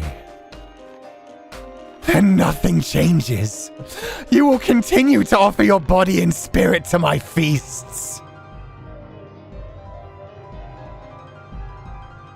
Why are you so insistent on remaining a saint, Morgana? Is that Mother's voice? What do you have to gain from handing out blessings for nothing? It's my sacred responsibility as the daughter of God to help all those in need. How noble of you, Morgana. How honorable to not cast aside your duty in the face of such misery. It is the reason I was placed upon this earth. But tell me this. Are your offerings generally altruistic? What? Are they, Morgana? Or do you simply do it out of a desire to call yourself benevolent? When the people of your village sang your praises, when you crushed the man who accused Mother of being a charlatan, you reveled in it. I did not. There's nothing wrong with that, though. It's a perfectly normal reaction. Having pride and feeling a sense of superiority are perfectly human emotions, especially in a child as young as you. The reason you feel shame about your pride, however, it's the very source of that pride. Your identity is the daughter of God. Free yourself from those chains and the guilt that they cause you. Go back to being an ordinary little girl. You can do that. Remove the chains and pass them on to me. No!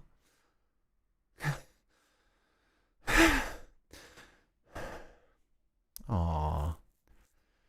Dissociating? I don't know the actual, psychological terminology, but yeah, she's forming, a dark part of herself because she wants to still accept herself as this, perfectly little innocent little child of God. But at the same time, there's a part of her now that is starting to realize she wants to be a normal human child, that she does have emotions, that she just wants to live a life and be surrounded by people that she cares about. And that is, the dark side, the parts that are prideful, the parts that take pride in being a god. She's saying, why not give those to me? Just pass them over. I'll take care of them. White-haired girl and Witch Morgana? Actually, she is kind of separating herself at this point. The white-haired girl that she just wants to be a normal, innocent girl who can live and grow and live a life. And yeah, Morgana the witch who curses everyone else, who does have that power, who does have that magic. Maybe that might be similar to how the white-haired girl came to be. Yeah, exactly. She had Morgana, like the dark part of herself that no longer cared about anyone, that hated everyone, that despised everyone for what they did and wanted to have vengeance for it. And then there was white-haired girl, who was her way of just, I want to just live a human life. I do just want to go with Jacopo. I want to be able to embrace Jiren and like actually let the other prostitutes in. I wish I could just be happy. And yet she's feeling all this despair about it. The dark conscience is emerging. I think you'd call that a tulpa? I'm not sure about that. I think with a tulpa, you normally like make it an actual separate thing. I guess she is making it a separate thing. I don't know if that's the proper term. But yeah, she is like taking parts of herself and deciding that they're not her, separating them from her.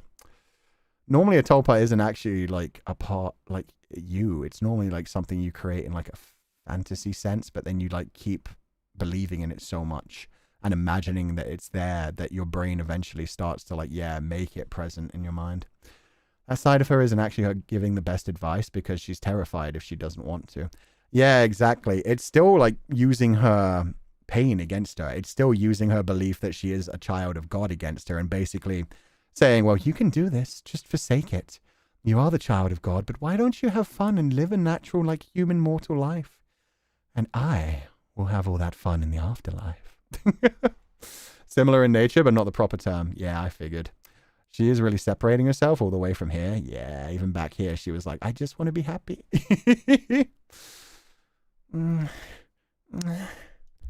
Hands off, you silly.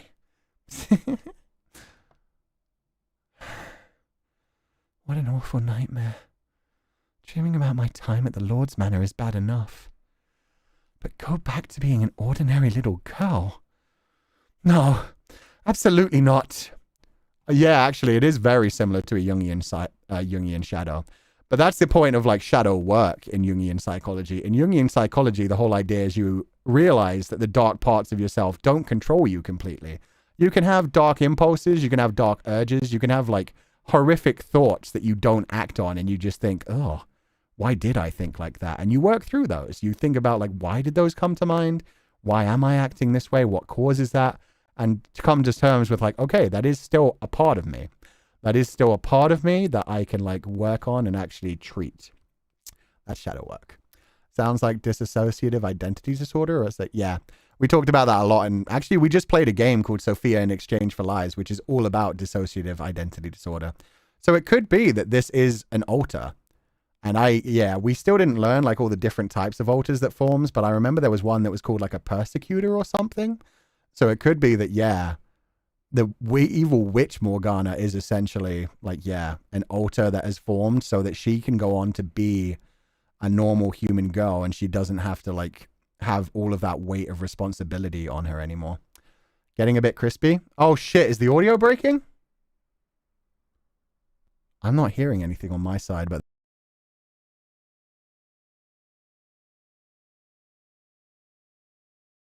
she could have parts of herself that seem in opposition but not have a full mental illness. Yeah, it's something that she could still work on at this point, but she did eventually go on to end up having that full white-haired girl and witch Morgana. It's completely different, yeah. Audio is a tad crispy. Oh, so it's staying crispy and it sounds like pop rocks. Okay. We're actually going to stop now. This is a good stopping point because she has just woken up from her dream, so that's fine. Like, was the skin flaying off like a form of spontaneous human combustion? Well, we talked about a whole like psychological skin conditions that can appear. So it could be one of those. But yeah, we're going to wrap up here then. We'll just do some just chatting for a while. And hopefully that won't be as bad. Where did I save again? I think it was on like page 4. Yeah, there we go. That's all good. We did a nice long stream today. Turned off for a second, then came back. Oh, so it actually like kicked back in. Cool. 5 hours. Oh my god, yeah, it has been 5 hours. I freaking love Fata Morgana. Let's go. I did not realize it had been 5 hours already. That's kind of crazy. I was thinking like, yeah, we did a pretty good stream today. Been like 3-4 hours. Meanwhile, someone in chat, it's been 5 hours. It's like, oh, damn. This is a really good game.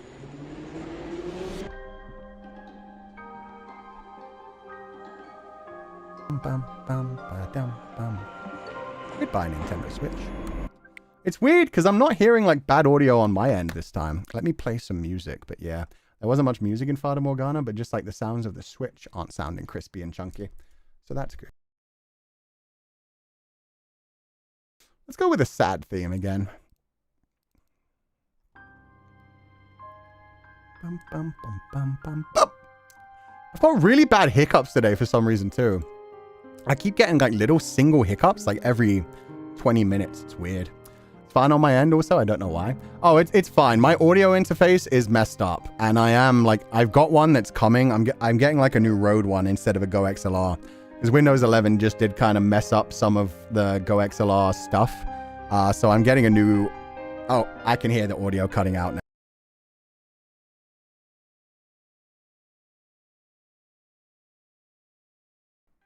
Okay. Yeah, it's getting real crispy on my end. That's unfortunate. But anyway, I'm getting a new audio interface. It just still may take like a little while. Muted? See, I didn't choose to be muted. That was my audio interface again. It just does this every now and then. A full computer restart normally fixes it for a little while. I don't know why. It's slowly getting worse though. So I just hope my audio interface comes before it completely dies. But yeah, I'll do my best. Michael once said it is her voice that has the power. I'm going to say this from the playthrough. I love Jiren. Jiren is amazing. Jiren is so happy. It's so good. That was a hiccup, not the audio. Yeah, no, I have had a few hiccups here and there throughout the stream as well. I don't know what's up with that. Was he silent or was he silenced? I was silenced. Maybe it was Morgana. Maybe she doesn't like her secrets being told about her just being a normal little girl who just needs some head pats. Hope you can get that fixed officially. Yeah, no, it should be good once I get the new audio interface. Because as far as I know, it's just a problem. A lot of people have complained about the same problem with Go XLR once they upgraded to Windows 11. Thank you so much for the... Oh, that's what you meant by hiccup. Like a little audio interface hiccup too. Thank you for your donation, Sharon. No message, but thank you so much for donating for allowance, and I hope you're having a lovely day. There was talk earlier about time periods and locations, and I mentioned the Betrayal book, which has a timeline that confirms when and where Morgana was born. Oh, that's very interesting, actually.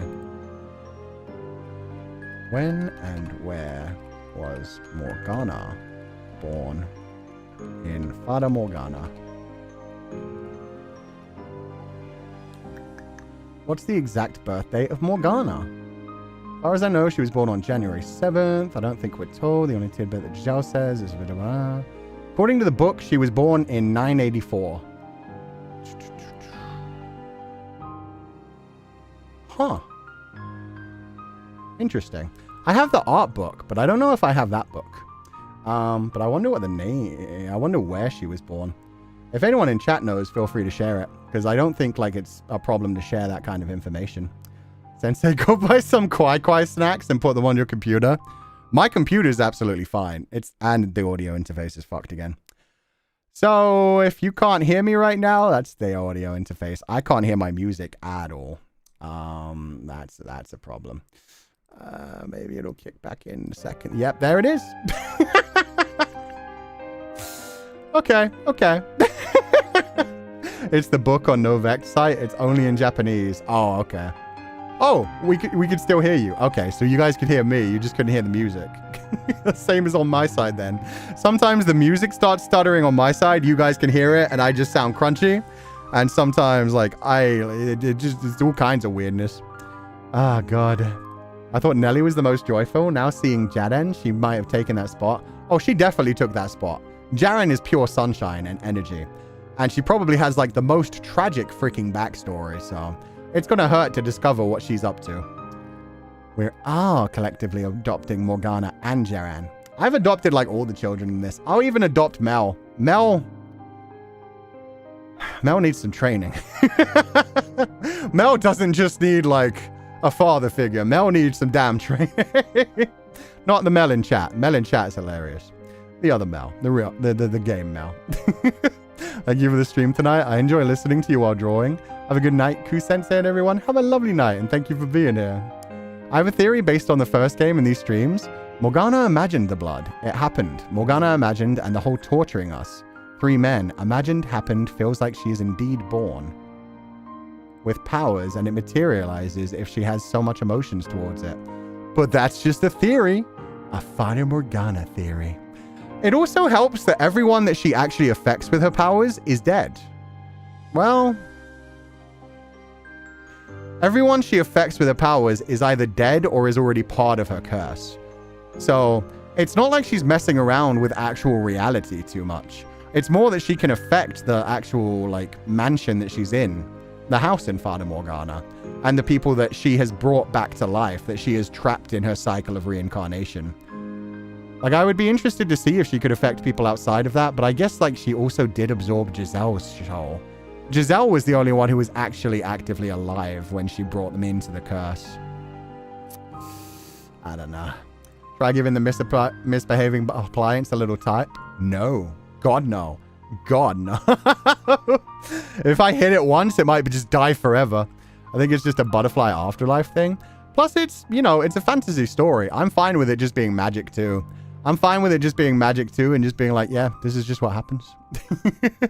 The more positive and energetic Jiren acts, the more it feels like she's just trying to fool herself. To stop herself from thinking about all those negative thoughts. Yeah, also that final line we got from her at the end. Like, I thought at first she was going to wake up and she was telling Morgana specifically, like, Teehee, stop it, you silly. But she didn't fully wake up. She was still just basically asleep. So that's just her natural reaction when somebody, like, grabs her while she's asleep, is just to be playful and to just do a little, like, no, stop that, you silly. Like, which begs the question, how many times people have just, like, grabbed her in the middle of the night. All right, Pupals, let's all pass around the sign and adoption papers. Hell yeah. Jiren is giving fawning coping mechanism. Oh shit, I need to Google that. I wonder if that's what it's actually going to be. Fawning coping mechanism. I've never heard of that before. The fawn coping mechanism is a defense response to perceived threats or trauma and involves prioritizing the needs and desires of others to avoid conflict and maintain self-worth. Yo! Actually, this is exactly what I talked about when it came to,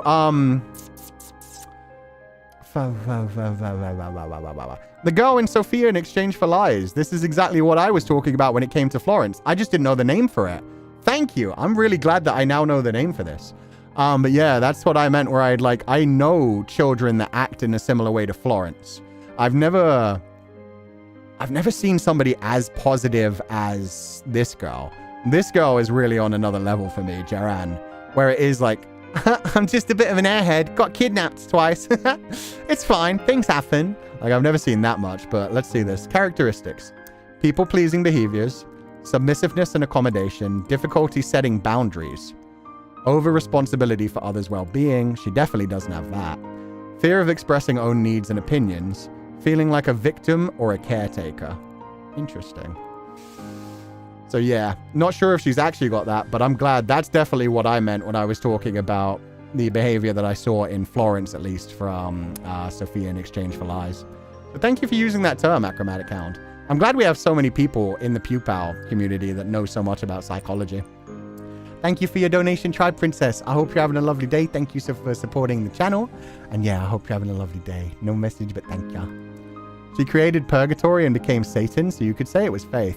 You could say it was faith. You could also say it's very much like tied up into a belief system that isn't really any specific religion, but just more of like the idea that the world is what you make of it. The type of energy you put out into the world and the way you perceive your world affects the world around you. So yeah, it's possibly the fact that Morgana did pass away, and in reality, she would just pass away and nobody would really notice, like in everybody else's perception of the world. But for the lost souls, for her, for like Giselle and Michelle, oh, that's the problem again, because Michelle comes into it. Nah, it's just magic. It's just magic. But yeah, this is her universe, essentially. This is her universe where she was just so angry she could not die. She needed to make everybody else suffer and feel the same pain that she did. But at the same time, there was still that small little bit of her that survived as the white-haired girl and kept getting reborn as well, and kept getting other chances at living a mortal life, which is really fascinating. Otsu-sensei, it was so nice and painful seeing so much humanity given to Morgana. Her image went from intimidating witch to Morgs. Lamau, that was amazing. Yeah, it's so sweet seeing her, like, just occasionally show little gaps in her defenses and realize, like, oh, she's so baby. She just needs some hugs and cuddles and to be told, you are a human girl, and that's okay. Let's teach you about the fact that it's okay to have desires. It's okay to have flaws. It's okay to feel bad some days and lash out and be angry and hate the people that hurt you and shit. But thank you for donating the allowance for Rain and Oy. I hope you're having a lovely day too. And yeah, it's nice to see her story this way. See, I heard the action, but never knew the actual name of it. Yeah, exactly.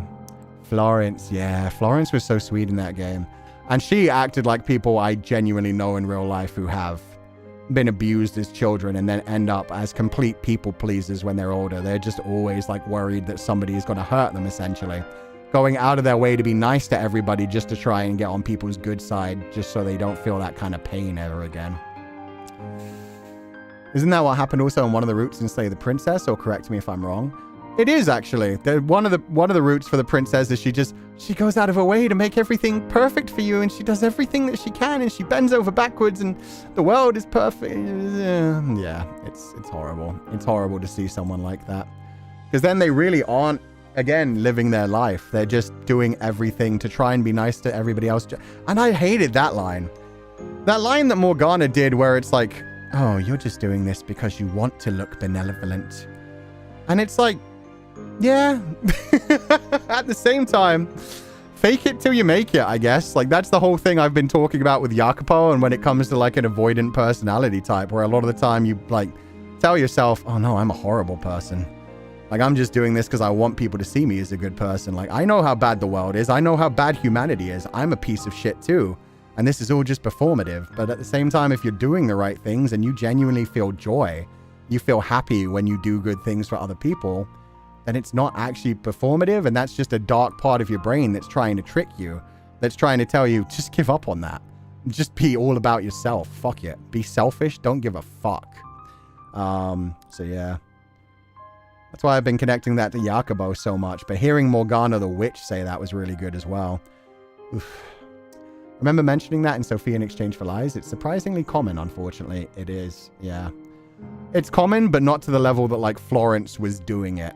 But yeah, a lot of people go out of their way to hurt themselves a lot for other people. Be very people-pleasery just because they weren't ever secure as a child. And they were, like, taught that kindness was a conditional thing rather than just a right. In the spiritual witchy world, we have shadow work, which is facing the fear of those negative or bad thoughts and understanding that you don't need to always be a ray of sunshine. It's okay to be rainy. See, that's a good way to put it. And that is pretty much the same thing as shadow work and Jungian psychology. And Jungian psychology gets into a lot of like metaphysical ideas as well, where they have like a collective consciousness and the idea that if enough people think a certain thing, like the world can change a little bit. I am actually hearing the little popping sounds on my end now. Oh, interesting. I'm going to turn off this music for a minute because I kind of want to hear the pop rocks. There was one. Okay, yeah, no, I'm officially hearing the pop rocks, so I hope this isn't permanent, but either way, the audio interface is on the way and it should fix it. But yeah, I can hear the little clicks every now and then. I'll put the music back on because it'll like probably stifle it a little bit, but yeah, I'm hearing it. Maggie, thank you so much for donating the allowance. Thank you for the stream, Sensei. I was so used to watching VODs of Fata Morgana that I caught myself trying to stop the live a few times. Thank you for keeping me company while I was staying late at work. Aw, no problem whatsoever. I'm glad to hear it, Maggie. I hope you have a lovely day. And yeah, I like watching VODs for some of these things, but it's also nice to catch them live. I don't hear it now. Odd. Oh, so now it's just on my end. That's so weird. How this VN takes ideas from different religions is impressive. Yeah, you can tell that like Hanada Sensei has done a lot of research into psychology, philosophy, religion. Obviously, the main one at play is Christianity because of Morgana and Michelle, and so much of it is connected to that. But there's so much beyond that as well. Sometimes bad days are just bad days, so one doesn't always need to force yourself to be happy. Yeah, There are some days you just can't force yourself to be happy. It makes you too tired and you just have to relax and take a break and look after yourself. However that is. Sometimes it's like just sleeping in. Sometimes it's just diverting your mind. Sometimes it's doing something that will actually help you that you put up for a while because you've been dealing with other people's stuff. Cleaning your house. Deep cleaning something. Doing some other thing where it was just like, I can push that off for now. All of that kind of stuff. Went back to rewatching the first game. I love how Michelle was introduced as a mysterious, angelic, beautiful man. But he also turns out to be an awkward, grumpy incel. Yeah, he looked like a fairy in the woods when he was first introduced. With like his hair flapping around his head and everything. It was so good. Finally had time to stay for the whole stream. I love the story of Fata Morgana. Love how you dive into the characters. I've been reading a lot of fiction that's just pain lately. This one I love because it is so fucking much pain and so much horrible stuff. But, you know, at least, yeah, takes a while in the first game, but you get to the point where it's like, and then everything ended happily. So I like that as well. It's like a really incredibly painful journey, but you get through it. Maybe her voice actually heard by whatever helping her to create a curse. Maybe as well. Maybe in this universe, like in the universe of Fata Morgana, there is a power out there. I always find this game has lots of Bible references. Yeah, that checks out the young Jesus impression before he knew his power. Yeah, she could learn a few things between like actual Jesus being nice to people in like lower positions too. She's taken a lot of the Old Testament Bible lessons and not taking in some of the New Testament Bible lessons as well, and just kind of like, yeah. In Damsel and Happily Ever After, though, in Happily Ever After, the smitten is arguably... in the Slay the Princess routes, got ya. In Damsel and Happily Ever After, the smitten is arguably the one pushing it the most. Yeah, I don't remember this. Oh, the smitten was where she simplified herself, right? Okay, now I remember that route. Yeah, I was thinking of Happily Ever After, where everything was too perfect and it got boring and became like depressing that nothing ever changed. But now I remember the smitten, because yeah, she started as like the normal princess, and then she got like more 2D and more anime style and more deformed, and then by the end she was just like nothing. She was just changing herself to try and just be happy-go-lucky, energetic princess, like she's Genki, everything's good, don't worry about it. And then by the end you realize like, oh, this isn't a character anymore, this is a cartoon. And yeah, that was horrific. I feel we hear a lot about religious guilt, but not always about religious purpose. And it's a really sneaky part of trauma that not always comes to light. And I feel that's what Morgana experiences. Oh, that she believes her only purpose in life is being the daughter of God and like, yeah, having that responsibility on her shoulders. Without that, she thinks she has nothing, which is just, just live. Living life is enough. Like, you don't have to worry about the afterlife. We don't know what's in the afterlife, so try to make your paradise here rather than worrying about attaining paradise out there. Wait, does avoidant personality mean being afraid of getting hurt by others or having a low opinion of oneself? I'm starting to get confused. It's both. That's the fun part. An avoidant personality can play into a lot of things, but basically, you tell yourself a lot of rough things about yourself. So it starts off with you, like, being unable to let people in, and because you're unable to let people in, you kind of push them away. And it's like a subconscious thing that you don't always mean to do, and sometimes it's just like a fear reaction kind of thing, where like, if somebody surprises you and is like, oh, I really like you, like, oh, you're awesome, like, we should hang out more, and things, like, it suddenly just has a response in you where you're like, subconsciously, you don't even think about it, you're just like, yeah, totally. Yeah, I really like you too, and you're just like, get me out of here, get me out of here, and then you kind of like just start avoiding them. So you have to like catch yourself doing things like that to be able to actually let people in for things. But yeah, when it comes to the idea of like convincing yourself that you're only doing things performatively, that's more on the case of like, how to explain it? It's like you don't think that you're a good person. An avoidant personality normally comes because you didn't feel secure as a child. So you kind of start to deem yourself as unworthy of actual relationships. You think that you have to be performative and keep people at edge because you're scared of being hurt. And so part of that can turn into you basically saying like, oh, I don't really want this. Like, you know, I'm just pretending that I like this thing. I'm just pretending, even though you feel joy in things, like you can tell yourself like, no, You're just pretending. You're just pretending to be normal. You're not actually normal, and people would hate you if they knew the actual real you and shit like that. So yeah, it can spiral into the kind of things that Jacopo is dealing with, where he does the whole like... And even the thing that like Morgana said in the head, where it was like, oh, you're just doing this to be performative, essentially. It's just because you like the feeling of being in that kind of way. Close to imposter syndrome? Yeah, it plays into imposter syndrome, essentially. Avoidant personality is mainly the thing about, it's about attachment. So it's more about like pushing people away. But it plays into imposter syndrome and makes it hard for you to really trust yourself a lot of the time. You have to do a lot of like self-exploration to figure out why you're pushing people away, why you're saying some of the things about yourself. And yeah, that's why I always talk about the avoidant personality thing, because that's what guided me to find out about a lot of that stuff. At one point, I thought that, I thought that like a lot of things in my life were just there to like be propped up, essentially. And then I realized like, no, that's just a dark part of me that's telling myself that I actually enjoy these things. I'm just scared of losing these things. And so I tell myself that they don't really matter and push things away, even though they are my actual greatest joy, kind of thing. Jiren doesn't come off as a people pleaser to me. It's kind of like she said she chooses to be happy instead of being sad, but for herself to cope, not so much to please others. Yeah, no, the terminology for that one may be completely wrong.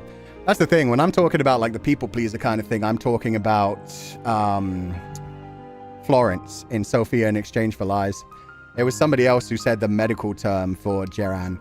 For Jiren, I think she is just like repressing a bunch of things, and she's choosing to be incredibly positive, because if she lets in all the pain that she's suffering, it's going to weigh down on her, and she feels like she might just completely break and never be able to move on. She's had such shitty experiences and for so long that she just has to accept that that's okay and pretend like everything's fine. This is great. But in philosophy and religious studies, that does count, whether in the incentives are good or altruistic or egoism. That's the thing. That's one of the biggest like self-exploration things that I figured out, like probably within the last year or so. Within the last year or so, I started to realize, because for a long time, I ridiculously hated myself. I always thought that anything that I did was good, was just me like being performative, and I just wanted to be alone all the time. I wanted to push everyone away, and my ideal world would just be me sitting behind a computer by myself. And then I started to realize that no, I have actual relationships that I really care about. And when somebody explained to me about avoidant personality, and I started actually like going through it, I was like, oh fuck, that's what I do. That's why like, I also compartmentalize a fucking lot. I also compartmentalize a lot, so I can do that thing where I'm like, I feel incredible pain. Like if I push someone away and then I hurt them and they stop like spending time with me because they think I hate them. And then I'm able to just be like, oh man, that sucks. I hate this. And at the same time, like I've done this. I'm the terrible person. There's something wrong with me. There's something broken in me. And then like the next day I'm like, okay, now lock in and focus on other things and just put it out of your mind. I did that so much for so long in my life. I never really worked on myself because that was enough to just keep me going forward. But then I did actually start working on it and start actually fostering relationships and realizing that I had a lot of things in my life that were weighing down on me, and they were also keeping me from doing the things that I actually wanted to do and making me feel like everything I did that was actually good was just like performative, and I was just existing as basically like a reason to just keep going. Also, there's not much to believe in the Dark Age, so it's the only choice they had to believe. True. They didn't understand psychology. I can only imagine what they thought about like DID at the time of the Dark Ages. I feel that for me, it's tiring to keep pleasing people when they give almost nothing back, which ends up causing me to avoid socializing. That's rough as well. The future for Jiren and Gratian, the characters we don't know the future of, already scares me. Maybe they just run off together. maybe they just want to run off together. Maybe they're just going to run off together and have a happy, healthy ending, and they're just going to disappear before any of the bad stuff happens. I was off the stream for a little bit. Where did you leave off in Requiem? I don't want to spoil anything. Yeah, no, we've only just barely met Jiren. Jiren has just come to the brothel. They went down and went to sleep, and we saw Morgana, like, seeing Dark Witch version of Morgana talking to herself for the first time. Self-reflection is really good for yourself to be aware what is causing your feelings and how to work through it or deal with them better. Yeah, self-actualization. going through things in your mind and being able to like put them into place and realize like, why am I dealing with this? And there is also the fact that a lot of people with like avoidant personality, and that's the only reason I talk about that one so much, is because it's the only one I'm actually dealing with, just decide to live with it. They basically decide like, I am an avoidant personality type. That happened when I was a child. I don't really think I can work on that. That's just who I am. I'm an antisocial person and I don't need deep connections. And they can just move on in that way. They can just be like, okay, I just need to explain to people in my life, like, this is just the type of relationships I like. I never want anything deep, so please understand that. But then you have characters who have like a realization that that would cause them more pain because they do want a deep connection, but they're scared of it more than anything else. It's actually why I ended up rewatching that episode of The Last of Us. The TV series, the gay episode, episode 3. The gay episode is such a funny thing to call it. But yeah, the gay episode of The Last of Us, the guy in that one is dealing with extreme avoidant personality. Like, he clearly very much wants to love someone else. He wants to be accepted. He wants to feel a connection to someone. But he doesn't believe that anyone would ever love him. He's scared of it. He pushes everyone else away. And so that's a really beautiful series for me as well. And you feel that with Michelle as well. Like, Michelle has trauma that made him avoidant, and that's why he pushes away Giselle and the rest of the world. And then Giselle is able to break through his heart and basically get him to the point where he's like, okay, I can trust her. She loves me unconditionally. She won't hurt me in a different way. So yeah, it just comes up a lot. I've been like that too. I kind of don't consider a lot of my friends as my friends because they could just leave at any moment. And also I'm bad for thinking that, and that's why they would spiral. Exactly. You think like, oh, they could leave at any moment. And then you think like, why am I thinking that? Am I a bad person? And that leads you to questioning all your relationships and questioning yourself. And yeah, like you said, it becomes a spiral. And then your mind just kind of blocks it off. For me, at least, my mind will then block it off and compartmentalize and just be like, forget about it. And then like a couple months later, I'll get a message from a friend who was just like, man, you completely blanked me. Like, do you hate me? And I'm like, no, my bad.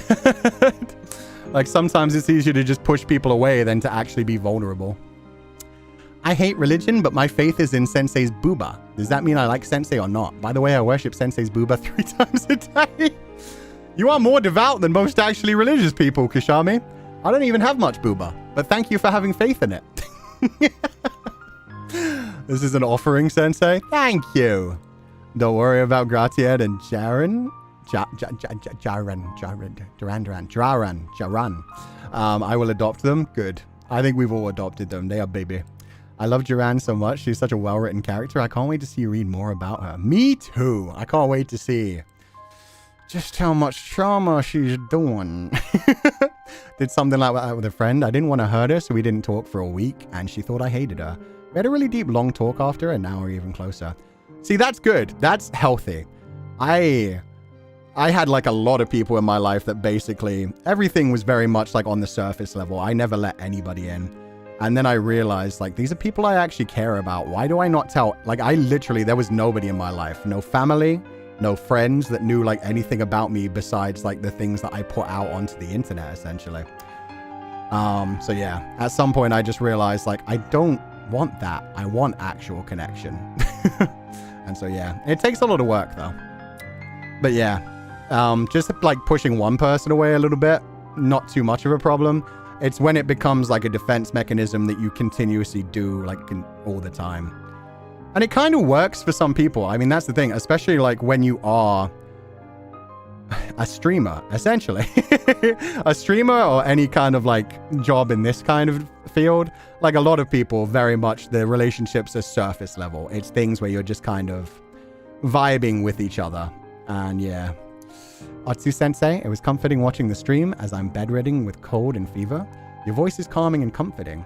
In this especially, there are parts that are relatable for me. And ooh, I hate it, but I love it. Yeah, it's even better when you feel like the deep connection. It's honestly amazing. But I hope you feel better soon. At least, I hope it's just like a fever that passes and it's nothing serious. But yeah, I hope you do feel better soon. But yeah, I love the kind of stories that make you think about your own life, where you can connect to them and you feel really connected to the characters in that way. You want them to succeed because you want to believe that you can succeed. If you see bits of yourself in them, especially like if you hate those bits. Like I often talk about why I hate Mel, and it's like I was that kid as like a teenager. And then there's also the fact that like when it comes to Jacopo, I'm very scared of the direction he's going to go because he's got like this romantic energy and we know how dark his future gets. But I also just want to believe that he's actually a decent person and he isn't just like... I feel like that's the spiral he's going to fall down. He's going to get to the point where he's just like, oh, everything sucks. I'll just be the bad guy. I'll hurt everyone else so that I can eventually make a good future. And it is just because he actually genuinely cares at this point. And he doesn't want to admit he cares because he's scared of losing more people and losing more things. Read a comic on Reddit called Low Tide Friends that basically says people can whimsically come and go in your life, but it's okay, it's natural. No, that is okay, that's natural. There are times that like your relationships come and go and like wax and wane. And that is completely fine. But it's just... For me personally, I had no relationships where I was close to anyone. And then I realized there were so many people in my life that I genuinely did care about, but it was still acting like everything was surface level and pushing away. And I was like, why am I doing that? I actually care about these people. And so, yeah, I just started like slowly making the change and being more accommodating, not just being like, oh, well, I don't want to deal with this, so I'll put it out of my mind. And if they hate me, that's no big deal. I started to realize I do care about certain people in my life and I want to keep them around. So yeah, it's up to each person. Like I said, a lot of people with avoidant personality just decide like, that's just who I am. The people that like me will accept it. And the people that can't accept that I just want surface level stuff are not worth my time. And that's fine for them as well. It's the same for like actual relationships rather than just friendships. But yeah. That episode in The Last of Us, I was watching Cinema Therapy talking about it, and God, I hate how I can see myself in both characters. Yeah, and that episode did such a good job of working through it, because you literally see Bill at different points, and they point it out in Cinema Therapy. You see him being defensive at first, you see him, like, his walls slowly coming down. The acting by Bill Offerman is fucking incredible. And then also, not Bill Offerman. Crap, I forget his name. But yeah, the acting is incredible. And then you even see the points later on in their relationship where they've known each other for a while, where he gets frustrated and he has that moment, like, he literally takes a deep breath and brings his hands together in front of his chest. And he's like, okay, so explain to me why this is important to you. Which is another thing that people with avoidant personalities deal with a lot, where it's like, I don't get it. I don't see your viewpoint, and therefore just get away from me. You're hurting me right now by making me think about this shit. I'd rather not be thinking about this shit. And so we push people away. And he does have that moment very clearly where you see him realize he's about to do that and just take a deep breath and got to be like, why is this important to you? Explain it to me. I will try to accept it. Like, they try to actually communicate through it, which is always the most important thing. Nick Offerman, thank you. Yeah, Bill is the character's name. That's a mood. I feel like the new folks I meet online, I hold them at arm's length because I don't know how long it'll take for us to drift away. I care about them, but I don't want to bother them too much. Very much so. And then it also, like, in the opposite way. That's the thing. For me, that was like everybody in my life for a long time. And then I realized, wait, there are people I genuinely want to hold on to, and I'm letting them float away, or I'm like actively pushing them away. That's the worst thing about the type of like attachment issue I have, is when somebody is overly nice to me, I start to question why. I'm like, what do they want out of this? What do they want from me? This is going to be a problem. This is taking some of my time, and I don't trust them. And I feel like they have some sort of like other intentions. And then the natural response is to push them away or ignore them and basically just try to remind them like, no, arm's length. I know, stay away. Like, that is one of the big reactions. I only have one good friend, but now we're only talking online because we live in different countries, but studied together in the US, and somehow that arrangement is more comfortable for me now. That does sound comfortable. And yeah, sometimes you just have to like focus on making sure that you're the one to reach out to other people as well. Because other people feel that as well. And other people feel like if they're not getting enough time from you, it can feel like, oh, so they just don't care about me. And a lot of the time it's like, it's not that I don't care about you. It's just that I just don't have the energy. And when I do have the energy, like, yeah, I just end up pushing people away because I am scared of them hurting me, essentially. But yeah. how I feel now with a lot of people I know and those I've recently met, and they've known each other longer, so it felt like an imposter and decided to just be on the outskirts rather than interact. That's how I was for a very long time. And yeah, then I realized I was lucky enough that I found people in my life that I actually cared about. So yeah, it got to the point where I was like, okay, now I want to actually foster these relationships that I do cherish and move forward. And it was interesting discovering that about myself. But yeah, definitely part of that probably was seeing Michelle, actually. Like, finding things out like that through fiction is also really good. Seeing characters and being like, oh man, they feel such joy in these things, and I wish I could feel that too. And then realizing, wait, if I wish I can feel that too, why don't I actually pursue that? Why do I always push people away, kind of thing? This is probably why I latch so hard onto Count of Monte Cristo so much. Once you see aspects of yourself in a character and see them recover, it's hard to let go. Yeah, it is always so beautiful.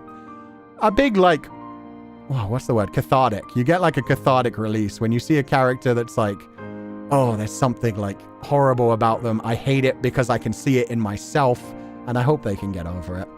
And that happens in the real world too. That's something else I've been talking about, where it's like, especially when it comes to Odysseus in Epic, the musical. I won't say in the actual Odyssey, but yeah, the whole thing where you have to be able to like occasionally give people your trust, because if you never give anyone else your trust, no one can ever trust you.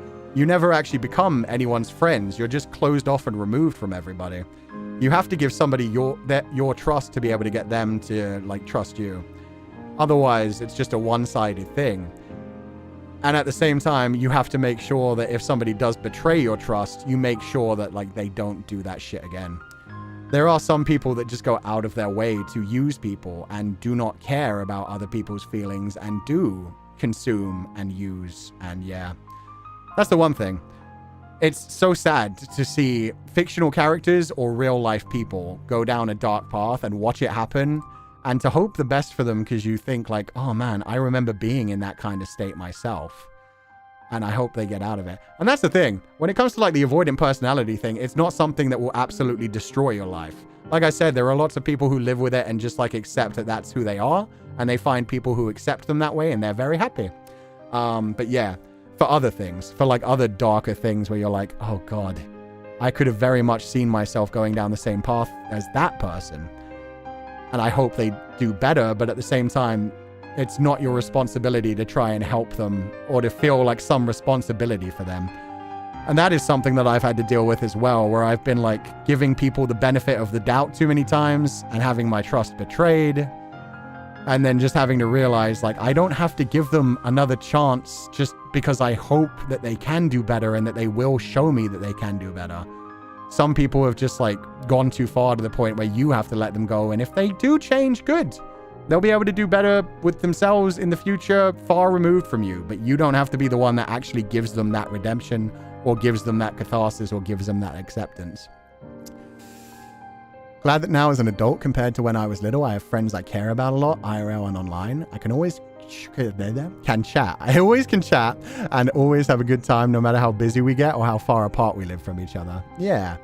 That's the thing. A lot of my best friends I only talk to like once every 2 months or so. And I am perfectly fine with that. They're perfectly fine with that. And I'm happy.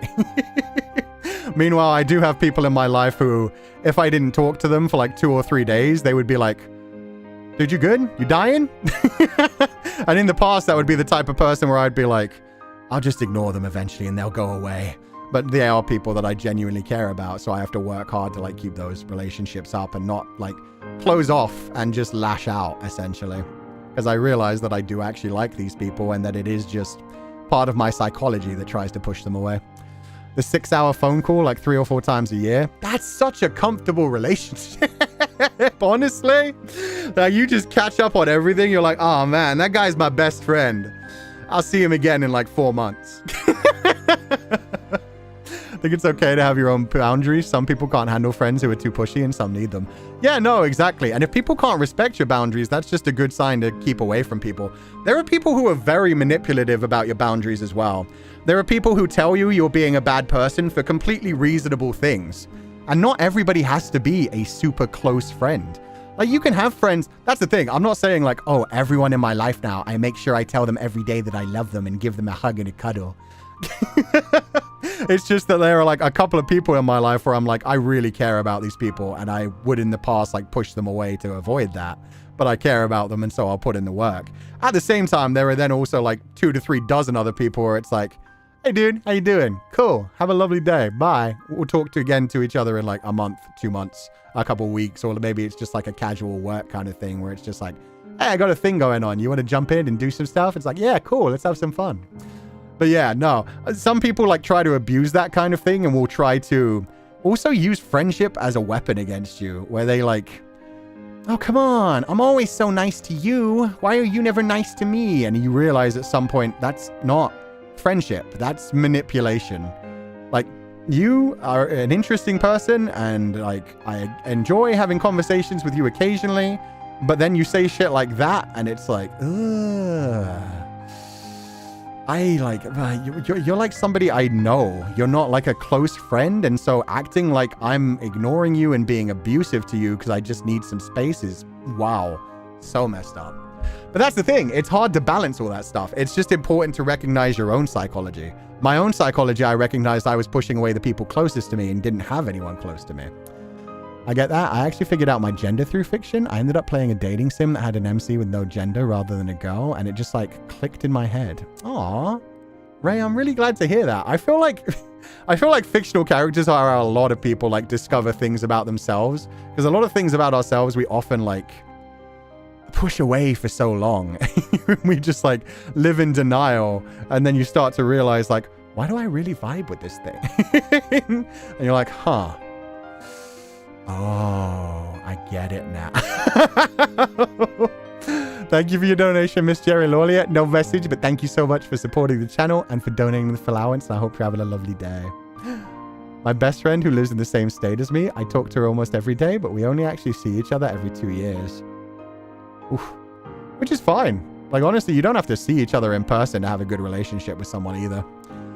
It can be scary when it's about us. It can. It can be hard to face when it's just about yourself. Some people just aren't ready. And we talked about that a lot when it came to Sophia in Exchange for Lies as well. There are points in your life when you're not ready to deal with something. And so you have to push it away. You have to use coping mechanisms. You have to like bury it for like a little while. It's not a permanent solution. It is a temporary solution to help you deal with it someday in the future when you're more mentally able. And fiction is a very good way to help you like explore those themes. And like, obviously when it comes to gender identity, fiction can be very good, but it's so good for so many other things where you see some of your same thoughts being said by other characters, and you see the routes that they go down. And yeah, that's what we said about like hoping that they go in a good direction. And when they go in a bad direction, it can serve as a warning. When it goes in a good direction, it can be seen as like, oh, that's wonderful. I hope that that works out for me too. But also remember that they are always just fictional characters, and you have to do the work for yourself. You actually have to explore that yourself at some point. But yeah, a lot of the times people realize like, wow, I vibe with these characters. I wonder why. And then they realize, oh, they all have this thing. Wait a minute. I don't think that kind of distance fits me too. I think that kind of distance fits me too. The internet works really well for that, since you can keep in contact without the burden of face-to-face socialization, which is nice, but also tires me out. Yeah. And sometimes it's just like you get too tired out by certain things. Like you have a long day and you're just like, I can't deal with anything right now. That's one thing that just anybody who's like a bit of an introvert has to realize at some point in this life. That at some point you just have to be like, okay, guys, I promise you, I really do care about you guys. But at the same time, I am fucking socially drained. I need to be alone for like the next 3 days. I am going to exercise. I'm going to make nice food. I'm going to take care of myself. I'm going to go on lots of walks in nature. Like, I just want to be by myself in my own head for a little bit. And that's perfectly fine too. And again, it's just about fostering those relationships and finding people that understand you and can take that. And yeah, if there are people that like try to cross that line, that's when you're like, oh, that's unhealthy. Because I am friends with people that are very extroverted. In fact, Siren... I think I could tell this story because we've actually had this conversation. Siren, who invited me to the Cobblemon server, is somebody that I like have vaguely known for like a little while, and we talk just every now and then. And every time we do talk, it's very much like, aggressive from her side. Not in a bad way, but I mean like it's continuous messages. It will be like 6 messages in a row, and it's like that's a lot to catch up on. And so sometimes I just have to like step back and be like, I'm gonna deal with that in like 2 or 3 days. I see 42 messages on Discord. I am not clicking on those messages right now. I don't have the energy. And me and Siren have actually talked about that, because like she has that type of energy where she's extremely, extremely extroverted. But at the same time, like she's fine with the fact that occasionally I see her messages and I'm not ignoring her. I'm just like, I can't deal with that right now. And then I come back to them and reply to them. And then she's always like very nice about it. But yeah, that's why that's somebody that I can trust to where if you can have like extroverts in your life, even if you're an introvert, who will just understand that like, oh, they're an introvert. They need their alone time. They need their space. They don't like hate me or anything. They'll get back to me when they have time and when they have the energy for it. And Siren is very good at that, because I think she's surrounded herself with introverts. So she has like so many people like that. So she just bounces between all of them. But yeah, it's like, okay, now I can read this like mini novel and reply to everything in one go, because I'm that type of person. I'm like, I will type out everything paragraph by paragraph in a single DM message, and that pisses people off. That's another thing that people need to get used to from me, because everybody else does the like 1 line by 1 line thing. Each message is a new thing. That triggers me so much. If I see like 42 messages from one person, I do not want to read them. That would take me a while to get to. Meanwhile, if you send me like 12 paragraphs, if it's like a full like chapter of a novel, but it's one single message, I'll be like, okay, okay, I'll lock in and read this. This is fine. Meanwhile, if it's 42 single line messages, I'm like, no. And I know that's like completely the opposite for other people, because I've had people tell me like, you're weird. You're such a boomer. You write like so many, your messages are like so long and they're like properly written, like paragraph, line by line. And I'm like, yeah, that's what that's how I like to write. If you don't like it, that's fine. But I mean, if you tell me like I'm a dickhead for it, that will piss me off. Like I've had people just be like, you're kind of weird. You kind of act like a boomer sometimes. And I'm like, that's fine. And then I've had people actually be like, oh, you're just kind of creepy. Like, can't you just be normal and just talk like a normal person? And I'm like, so you don't like me. So that's fine. Like, fuck off then. You write like a Redditor is such an insult. I've never been told that, and I would be incredibly offended. Even though I defended Reddit humor the other day, if somebody told me I write like a Redditor, I would probably be offended. One of my closest friends I meet only twice a year. We spend 2 days catching up, and then we don't see each other for 6 months. We've had this friendship for 10 years now, and now I'm helping him get married. Aw, Snicker, that's adorable. I'm glad to hear that. In describing my siblings, I wake to 100 messages from them. They send them all within 1 hour. It does my head in. It does my head in so much. Try 4chan. Well, write everything in green text. Everything starts with the 1 arrow. Everything's a single... I guess that is kind of text speech. The internet lets me write all I want to say before the receiver sees it. Why shouldn't I use it? Exactly! If I wanted to do line by line, why wouldn't I just call... Like, I prefer calls to text messages anyway. Be me. Be me. Playing Fata Morgana. Lots of abused people everywhere. I'm at home. I write in big block text, but it's always lowercase and some purposeful misspellings. You misspell things on purpose. Why? Why? I need to know why, though. Is there a reason? Is it like a cuteness thing? Is it to make people pissed off? Like, do you want people to point it out? Or is it just like, but these are kind of cute? I need to know, because that would, like, I'd be like, huh, that's adorable. I forget what I'm saying as I'm typing. Plus, I had a lot of brackets as extra context info, because my brain cannot. Ooh, yeah, fair enough. That's why I'm really bad at, like, actual writing things. I try to over-explain things, then I realize I've said, like, the same thing in, like, 3 different paragraphs, and I'm like, okay, now we can trim all the other bits. Honestly, I'm just glad to have one good friend who's very understanding when I sometimes can't answer or forget to answer back. Sometimes the intrusive thoughts are mean about it, unfortunately. No, that's understandable. And that's something that I'm still dealing with, of just realizing, like, because About 2 years ago, I did have people who royally fucked me up. I had people who were genuinely, like, convincing me I was a terrible person. And it wasn't just the people, it was also, like, a lot of my own negative thoughts were being, like, manipulated by them in a very serious way. Where I was like, oh, yeah, no, I always have to do this thing for this person. Like, they show kindness to me by doing these things, so I have to give, like, all my time to them. And yeah, people can manipulate you in a very bad way, and your own mind can do that as well. So just don't let your own mind do it, and trust that if you trust someone and you're showing that you care about them, they'll feel that, and they'll be able to like show you the same thing as well, and they will be able to trust you. Bless my friend for dealing with all my blocks of texts and images and screenshots in the span of a couple of weeks. Oh no. Like writing to your, for example. Your to your, for example. See, that's fine. That's just abbreviations. I thought you meant like you would just spell words wrong just to mess with people. I occasionally do things wrong on accident just to see if people get annoyed about it. Wish I could do that. Not in messages, but just like in like other things. I wish I could do that IRL too. I can't come up with responses fast enough and face convos sometimes. I'm sorry to give me time to get my thoughts together. Yeah, sometimes you just need to take a moment. And if you have somebody that understands you properly, you should be able to say, look, I'm not ignoring you. I'm not pushing your feelings aside, but I'm not in the right mental state to process this right now. Can I have a few minutes or maybe like come back in a couple of days? And that's fine. That's absolutely fine.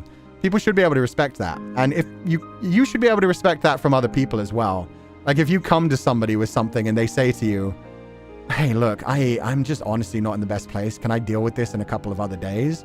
Like you should be able to accept that from somebody else as well and not just be like, oh, so you hate me. Oh, so I'm not worth your time. Like, that's the thing. I think that's something that we kind of tend to not give ourselves credit for. Like we think like, oh, I have to answer people immediately because otherwise they'll think I hate them. And then you realize like, I wouldn't think somebody hated me if they just took a couple of days to get back to me about something. Like, yeah, you blame yourself for a lot of things that you realize you'd probably be nicer to other people about. You have to be able to cut yourself credit, essentially. I prefer text too, lol. One of my besties is a doctor. Most days she's in emergency working, so I just spam her. I had a permission to wait till she can have the energy to reply. That's rough. That is rough. That is a very serious business. Ugh. But yeah. I'm glad that they can deal with that. That's the thing. I'm fine with that with other people. And then obviously they're a business. I think that's the main thing for me. Like I have so many business things to deal with a lot as well, where it's like part of my job is entertaining, well, educating children. The other part of my job is entertaining. So both of those are very like social activities. And then I normally have like a bunch of messages to deal with based on work stuff. And then I get to go and like relax. I always like to open my autocorrection in my phone, so whenever I type something in chat, they always autocorrect in a way of misspelled. Example, brain autocorrection to Brian. Brian oh, that's wild. You trained your autocorrect to be silly. I have a friend in her, and I have declared our text as Scuffinglish, because we'll type super fast and mistype so many things. Now we've meshed words or horribly spelled words. That's cute. Lucky my friend group is neurodivergent. Honestly, I'm just happy that most people understand like neurodivergency nowadays. Because while I wouldn't describe myself as neurodivergent, I wouldn't describe myself as neurodivergent, but I also know that I have some things that people would look at me and be like, you're weird. And it's like, that's cool. Like people can understand my weirdness. I can understand like other people's like strangeness as well. So yeah, I think nowadays people are a bit more accepting about all of those kinds of things, and it just takes some maturity and some years to actually like come to terms with them and realize like, oh, that's what that person's probably dealing with. Also, my problem as an extremely introvert is that I need you to tell me a hangout at least 2 days before because my adult brain still needs to get into socializing mindset. Work from home doesn't help. See, I talked about this on stream before that I have friends who like hate schedules. And while I hate schedules because they mean that I have to be somewhere at certain places, one thing that I absolutely hate is if I make plans to go out with someone and I'm like, okay, so we're going to go to this place, right? We're going to go to this one place, this one building. And in that building, we're going to go to this one place because we're doing this one thing. And then we show up and then the person is like, well, while we're here, there's also this other thing down the road and there's a cute little cafe over here. we could do all three while we're here together and make a day out of it. That immediately makes me go into full panic mode. Because it's like I was going to spend the whole day with them, but it was like we were going to go here and then go to like a house to hang out. And when they do that kind of thing, I'm just like, you said this one place. You said this one place. Like, again, I'm not neurodivergent, but there's a part of me that as soon as somebody changes plans on me, my natural reaction is just to get irrationally angry and be like, no, I agreed to this one thing. We're doing this one thing, then we're going home. And then it takes me a moment. Like, I have to force myself and give myself a moment and take a deep breath and be like, yeah, no, why not? We were just going to hang out anyway, so we might as well go to the cafe. We'll get some nice food. That'll be nice.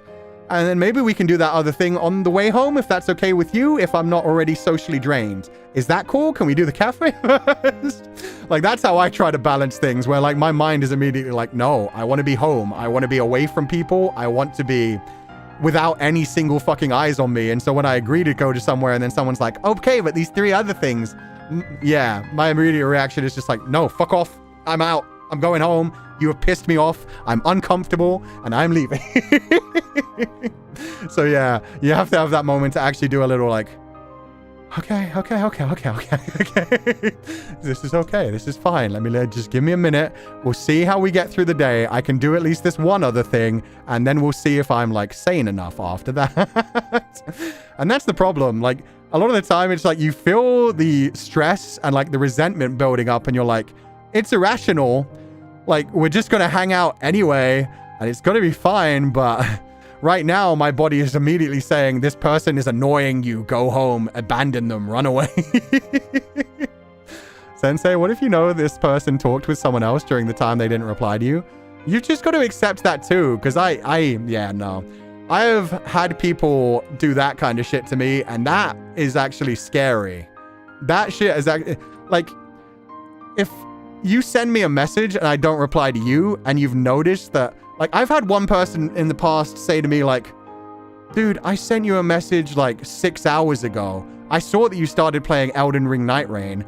Answer my fucking message before you go off to play games. And I'm like, excuse me? Like, I don't owe you my time. Like, that's when you're like, oh no, yeah, you need to deal with whatever you're dealing with. Like, I am not your caretaker. I am not your parent. And you do not need immediate attention from me unless you like directly call me on the phone and say there's an emergency going on.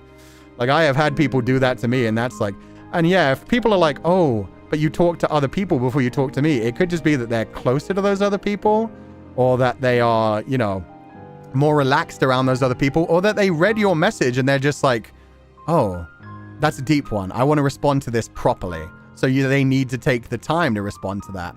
And it is also, they could just be the fact that they just don't like you as much as you like them. That happens sometimes in the world.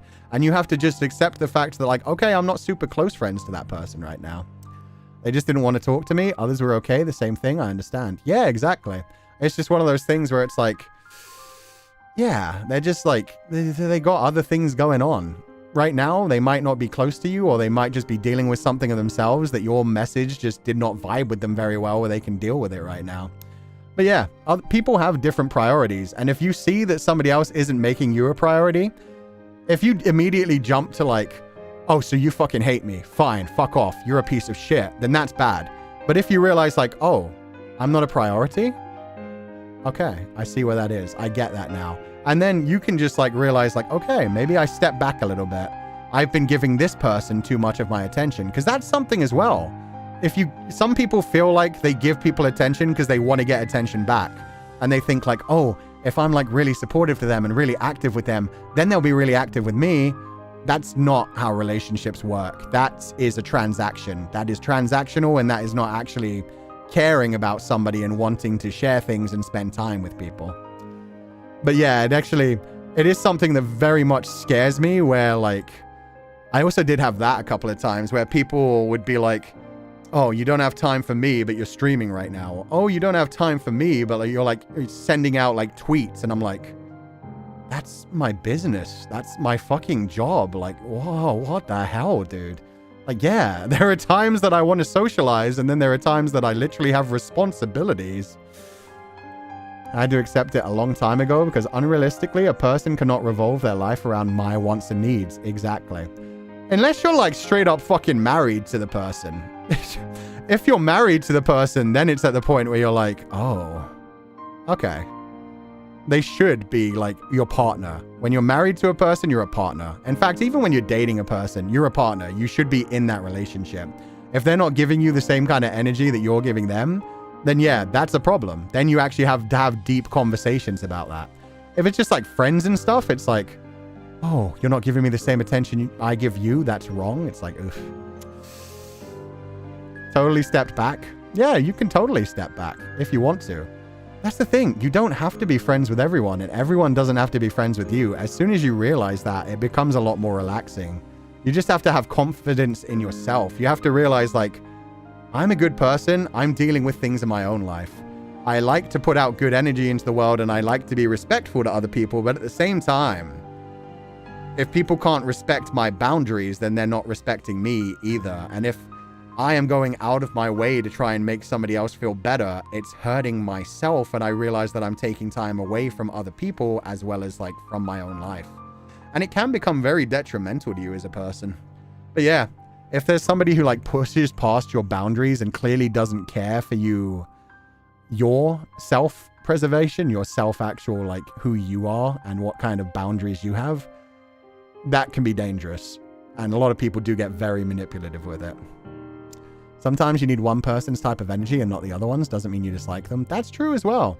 There are some times when I'm like, and that has gotten me in the trouble in the past, because I've talked about like my very like low energy kind of things and my like very like on the surface kind of things, where I like have relationships with people where it's like I just kind of like say, hey, how you doing? Hope things are good. And there will be people that are like be like, oh, so you're replying to them and not to me. And it's because like, yeah, I want to give your message the time that it deserves. I want to give your message time when I'm like away from my computer, on my phone, thinking about you and actually enjoying that, rather than being like, oh, this is just business. This is just me like running through a chain of messages and replying to everyone and being like, oh, that's cool. Thanks for letting me know. Oh, awesome. I hope you're having a good day too. Oh, wow. That sounds like an awesome anime. Sick. And then you get a message that's like really emotional and you're like, ooh, okay, I'll save that for later. And unfortunately, sometimes it can be like a day or 2 or 3 later. It's the power of observation. By watching one's face and response speed after a question, you can tell if they truly agree or just comply. Not always, though. There's a lot of people who are also very good at lying. But wait, where did that come from? That feels like it came from like a different conversation. I genuinely had to tell myself they have a life outside of me. Yeah, exactly. Sorry, and I'm dealing with my own shit, and you rather make it all about you. Yeah. And that's the thing, is you can just distance yourself from people and just be like, okay, I trust you to be at this distance. And then if people get like aggressive about you putting them at slightly distance because you're like, oh, you kind of scare me. Like you get to the level of like, I'm not sure if I trust that person because they keep trying to manipulate my emotions and putting me into a bad mental health state just so that I can serve their purposes. So you like push them a bit further away and you're like, I'll respond to that when I'm in a really fucking healthy place and so that I can like actually respond to it healthily. And then they start getting like aggressive about it and it's like, oh, okay, so you are just going to get really aggressive. I'm just going to completely cut that person out because yeah, that's when it gets scary. I'll be among those who admit that I felt that way at some point, but I can reflect to realize and learn. Many of us haven't matured in these ways. One fuck up, one learns. We do become better chatters. Yeah, exactly. And we become more confident in ourselves because I feel like so much of these things end up coming from a place of like self-worth issues, self-confidence, where we're like, oh God, that person must really hate me. I must be so annoying to them. They need to like ignore me and I'm damaging their mental health just by saying hey and checking in on them. And it's like, no, they're just not in the right space right now. You two are on like different wavepoints right now. It's fine. But from the other person's perspective, they wouldn't know that. It's important to communicate to them that. Exactly. And that's what I've been working my ass off on over the last like year, essentially. The last year since I figured out what I was actually dealing with and realized like, oh, I really do want people actually close to me. Then it was like, okay, so how do I communicate this to the people that I actually care about? And just make it very clear as well, even to the people that you are just like on surface level with, like, this is surface level. Like, yeah, some of this is just like, we're just hanging out. We're just vibing. And like, I don't really need like an intense thing right now. And who knows? Surface level things can build up over time, but you definitely shouldn't see something and be like, oh, it's surface level for now, but soon I'll be their soulmate. I'm going to like wear them down. I'm going to like, no. Because if you naturally connect with someone and vibe with someone, those small bits of conversation can lead you to spending more time together and hanging out. But if you go into something being like, yeah, it's okay, I'll just get a little bit of their attention, like just for now, just a little bit, and I'll just keep getting a little bit and just keep out. Eventually, it'll work out. I'm going to be their bestie. That can be scary. Sometimes I want to be good and read air clumsily, but sometimes I just want to bite everything angrily like a big rabbit. And that's fine. And at times like that, you just step away from the other people. You just step away from the other people and you're like, I don't want to bite them because then, you know, that's doing bad to somebody else. That's hurting someone else. So it's just like, oh, you hurt me? I'm good. I'm stepping away. I'm not going to hurt you and I'm not going to like lash out at other people because it's like, yeah, it's not working out. It's not worth like getting angry over. It's just like, okay, I'll find other people. Because I think this is the most important thing. And this is definitely something that comes with age. When you're a teenager, you're scared that like any one person like disliking you is like the end of the world. It's like, oh my God, that person doesn't like me. That person thinks I'm a piece of shit. I must be a piece of shit. I'm a horrible person. And as you get older, you realize you're going to find your tribe. You're going to find your crew. You're going to find your people that actually see you for who you are and realize not just the good parts of you, but the flaws in you. And you can let them realize the flaws in you and admit those to them, and they won't use them against you. They won't manipulate you. They won't twist your worst like parts against you and your worst thoughts against you. And they will just be like, oh, okay, let me try to support you. We'll try to find something that works out better. Like when I explained to that person that when we make choices to like do something for a day, I damn well want to do that thing in the day and then go home because I like being home and relaxing and being away from other people. They understood that. And so they started getting better at being like, okay, well, we're going to this place and there's a couple other places around it. Like, I'm not saying we have to go there, but just like if it happens to like be interesting when we get there, like, do you think you'd be comfortable going to this place or this place? And I can be like, okay, now I'm prepared for those things. And yeah, that's the thing. You communicate with people, and if they care for you, they will like accept it and try to work on it and actually listen and yeah, accept. Whereas yeah, I feel like when you're younger, you're like, no one will accept me. I have to conform to other people. Like I have to, like, if people don't like me, it's not good. And yeah, it's just, people are going to hate you. There are going to be so many fucking people in your life that hate you and that want to hurt you and that want to tear you down. And a lot of it just comes from a place of like, oh, that person seems happy. I'm not happy. Why should they be happy? And then other times it is like genuinely like, oh, that person seems so nice. I want them in my life and therefore I will do anything to make them only mine. Shit like that. There's all kinds of like interesting things going on in the world and you just have to like recognize it, let people in slowly, be careful, but at the same time, when you do feel like somebody is genuine, yeah, it's always nice to be like, show a bit more genuine niceness to yourself as well. Or if somebody's being really genuine with you and you can feel it and you're just like, I still don't vibe with this person, it's cool to just like let people know like, okay, yeah, no, you're a really nice person. I'm sorry. It's just like, I have so much going on right now. I just honestly, like, we're just surface level friends and that's cool. Like, I'm surface level friends with so many people and I think that's a really nice thing to be. The deep connections with people are really nice as well. And then there's also just like so many other people where it's like, I know that person. They go around and do nice things. That's cool. And I never want to get to actually know them. It's like they do cool stuff. They can keep doing their cool stuff over there. I'm kind of swamped. I had to learn it the hard way that I can put boundaries on a person with social anxiety. I did lose friendships over it because for them, I should always be there to problem solve for them. See, that is rough.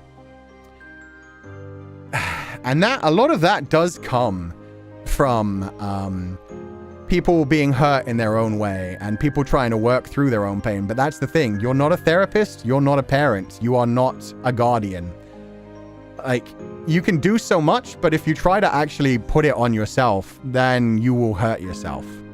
So yeah, be nice to people, obviously, be respectful, but at the same time, if you see that somebody is just not going to accept that, dude, I just need a day, or like, I can't deal with this, or like, can we just chill and back off? Like, do you have other people to talk to? Like, there are people that specifically want to latch on to one person at a time. They have like a feeling of, oh, if I latch on to this person, they can protect me.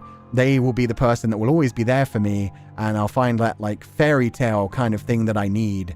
A daddy or a savior or a mommy or like a bestie or like a love of my life kind of thing. And it's like, that's not what I signed up for.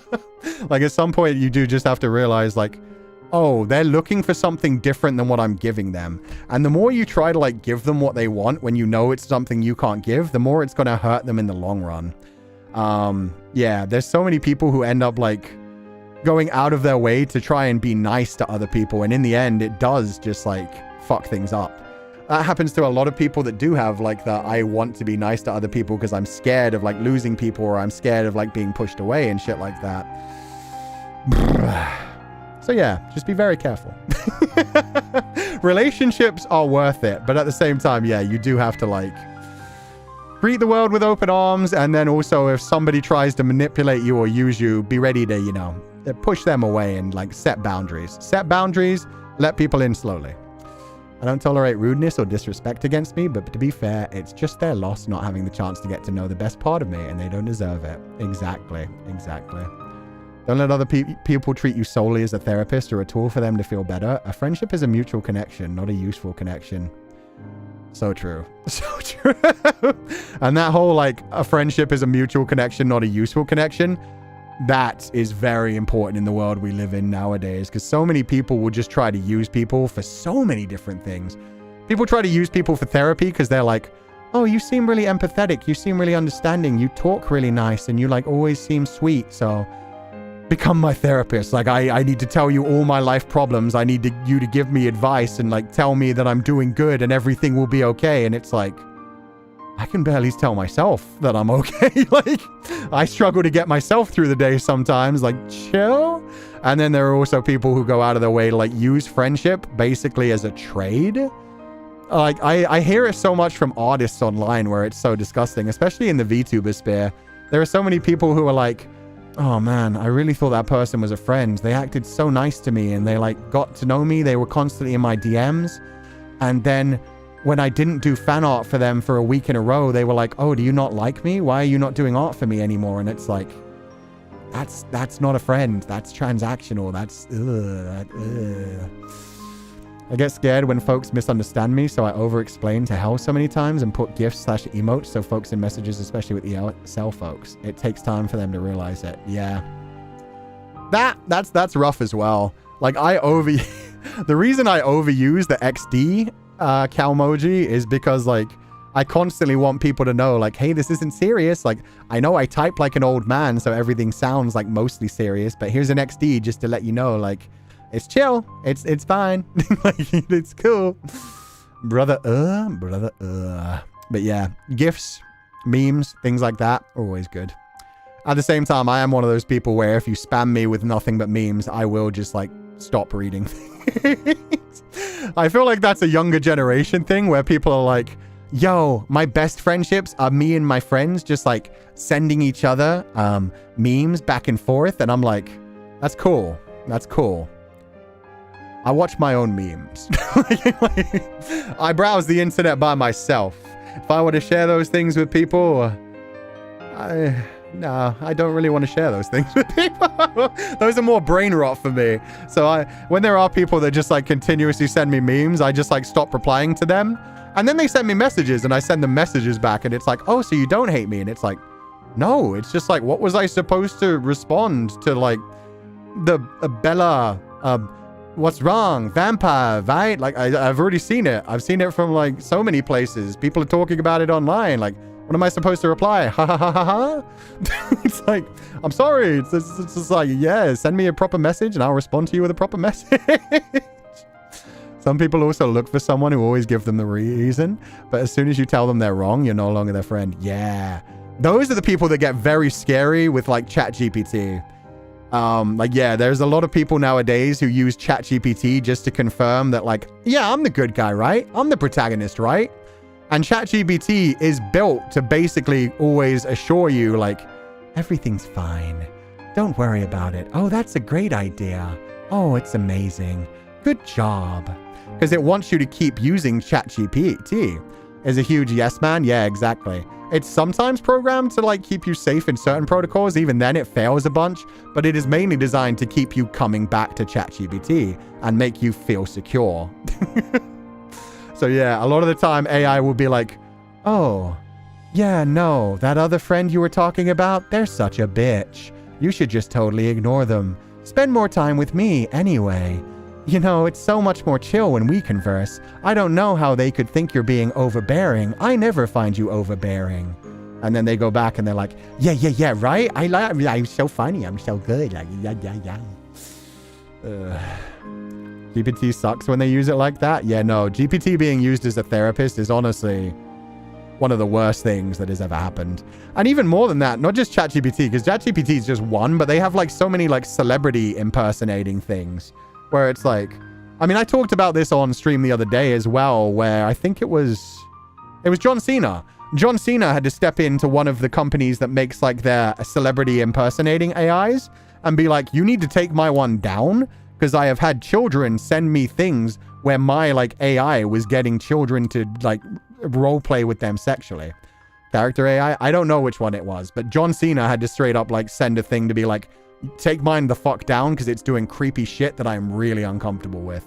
And they're like, but we have like protections against that. And it's like, yeah, people find their way around them. And you're using like real celebrities' faces and voices for that shit.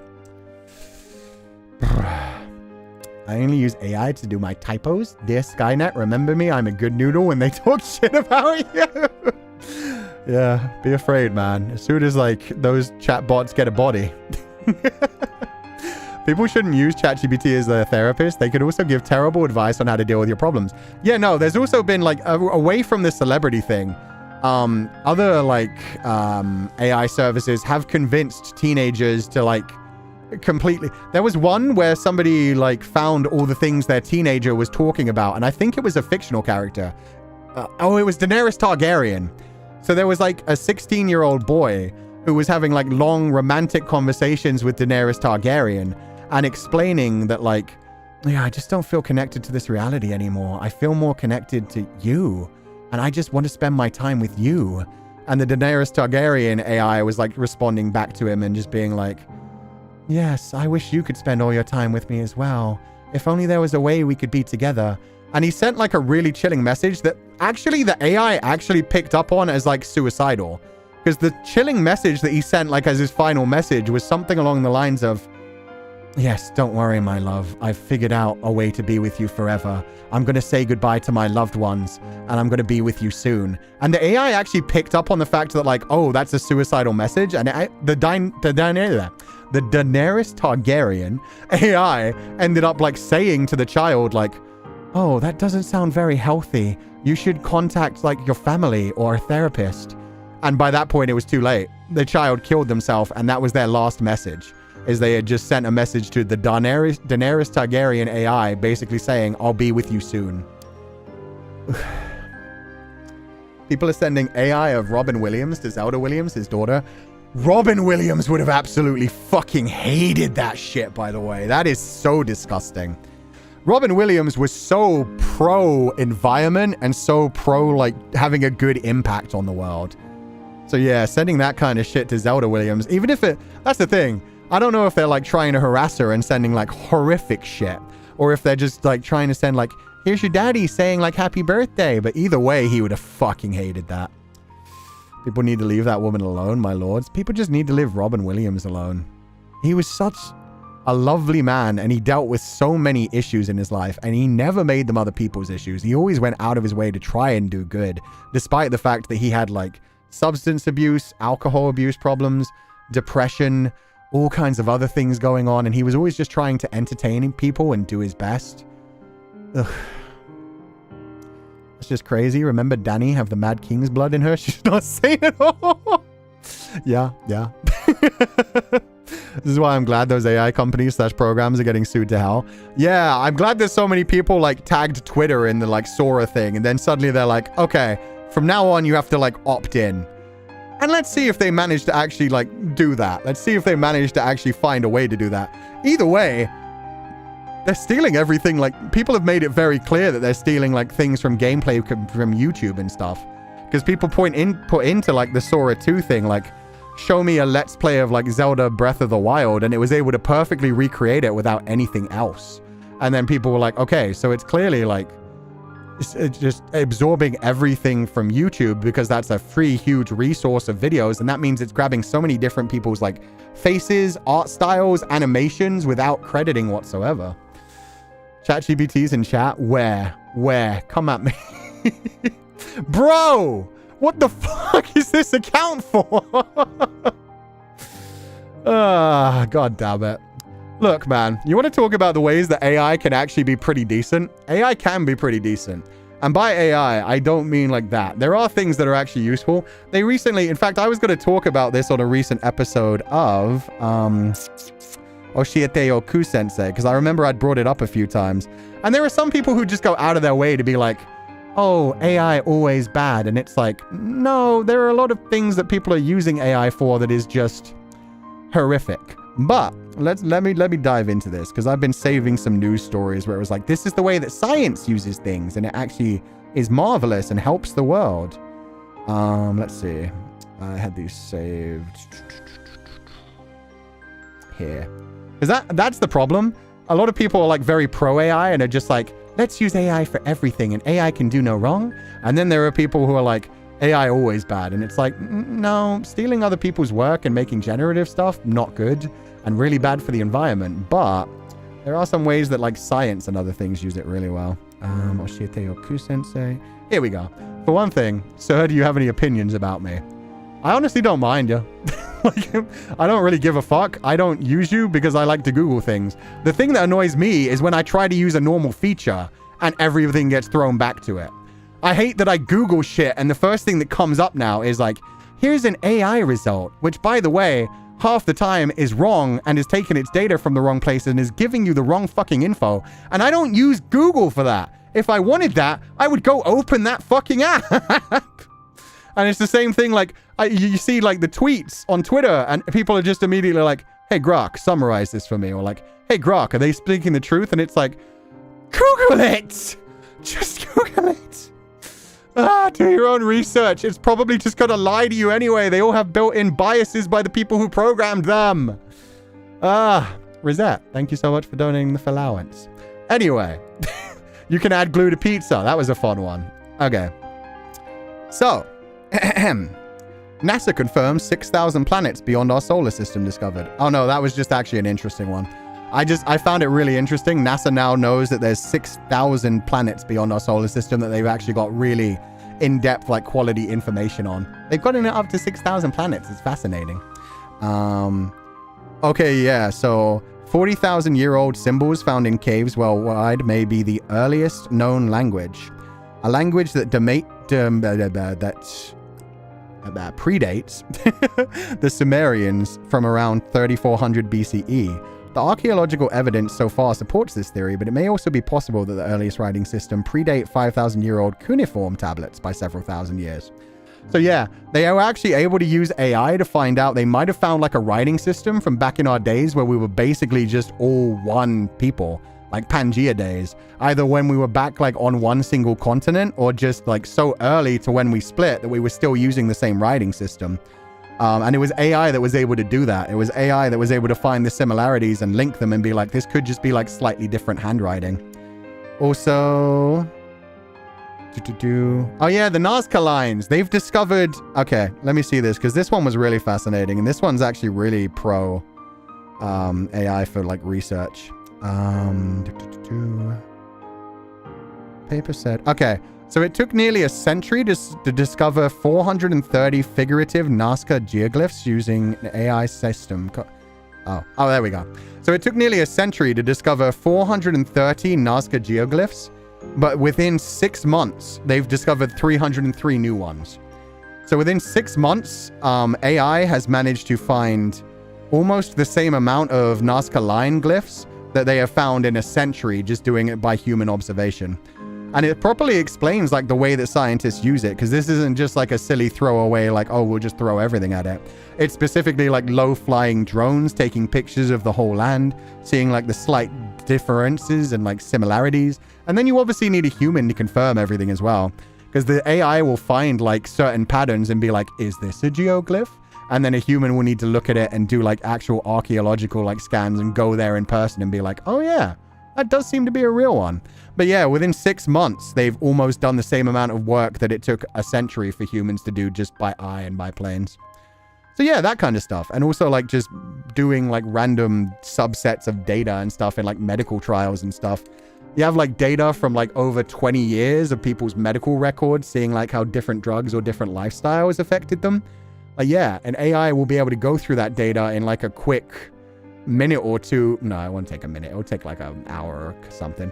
But it will be way faster than a human would take. Humans would take like months to go through all that data, pour through it and try to find things. Whereas AI will be like, hey, I found all these things. What do you think? And then you can start going through them as a human and being like, oh, let's look into those and see if there is any correct like data within that. They're using AI to recognize cancers now? Yeah, exactly. Because AI is better at focusing on like patterns and things. But I read an interesting thing the other day, which was saying like they don't think the singularity will ever be created. That they don't think we'll ever manage to create an AI that can actually create anything unique. And it was an interesting theory because it basically, if you don't know, people have been saying that we'll be able to create the singularity within like 30 years. So within our lifetime. If you don't know what the singularity is, it's basically like an AI model, which is going to be smarter than humanity and eventually like become more advanced than our understanding of the universe, essentially. But yeah, there was a different theory about it that basically said that nothing that we can build can ever do that, because everything that we do with AI is based around the idea of like teaching it things from our own understanding. So while it's good at recognizing patterns and solving patterns even better than the human brain can, they don't think they can ever actually create anything unique. They can only use what they've already got and create like things based off of that. And so no AI generated thing will ever actually be unique. It'll always be built off of like stolen data from other people. I forget what they called it. There was like I think it was like the something room theory, where it was the idea of like a person being taught a language, but not actually taught a language, only given like characters, and learning how to respond to those characters to get what they need, but not actually knowing the language, just knowing like, I throw back these characters, I get food. Oh yeah, there we go. The Chinese room theory. Yeah, that's the one that's like it basically says that, yeah, you don't actually learn the language, you don't actually learn the creation process, you don't actually learn Chinese. You just learn that when you give these characters, you get food.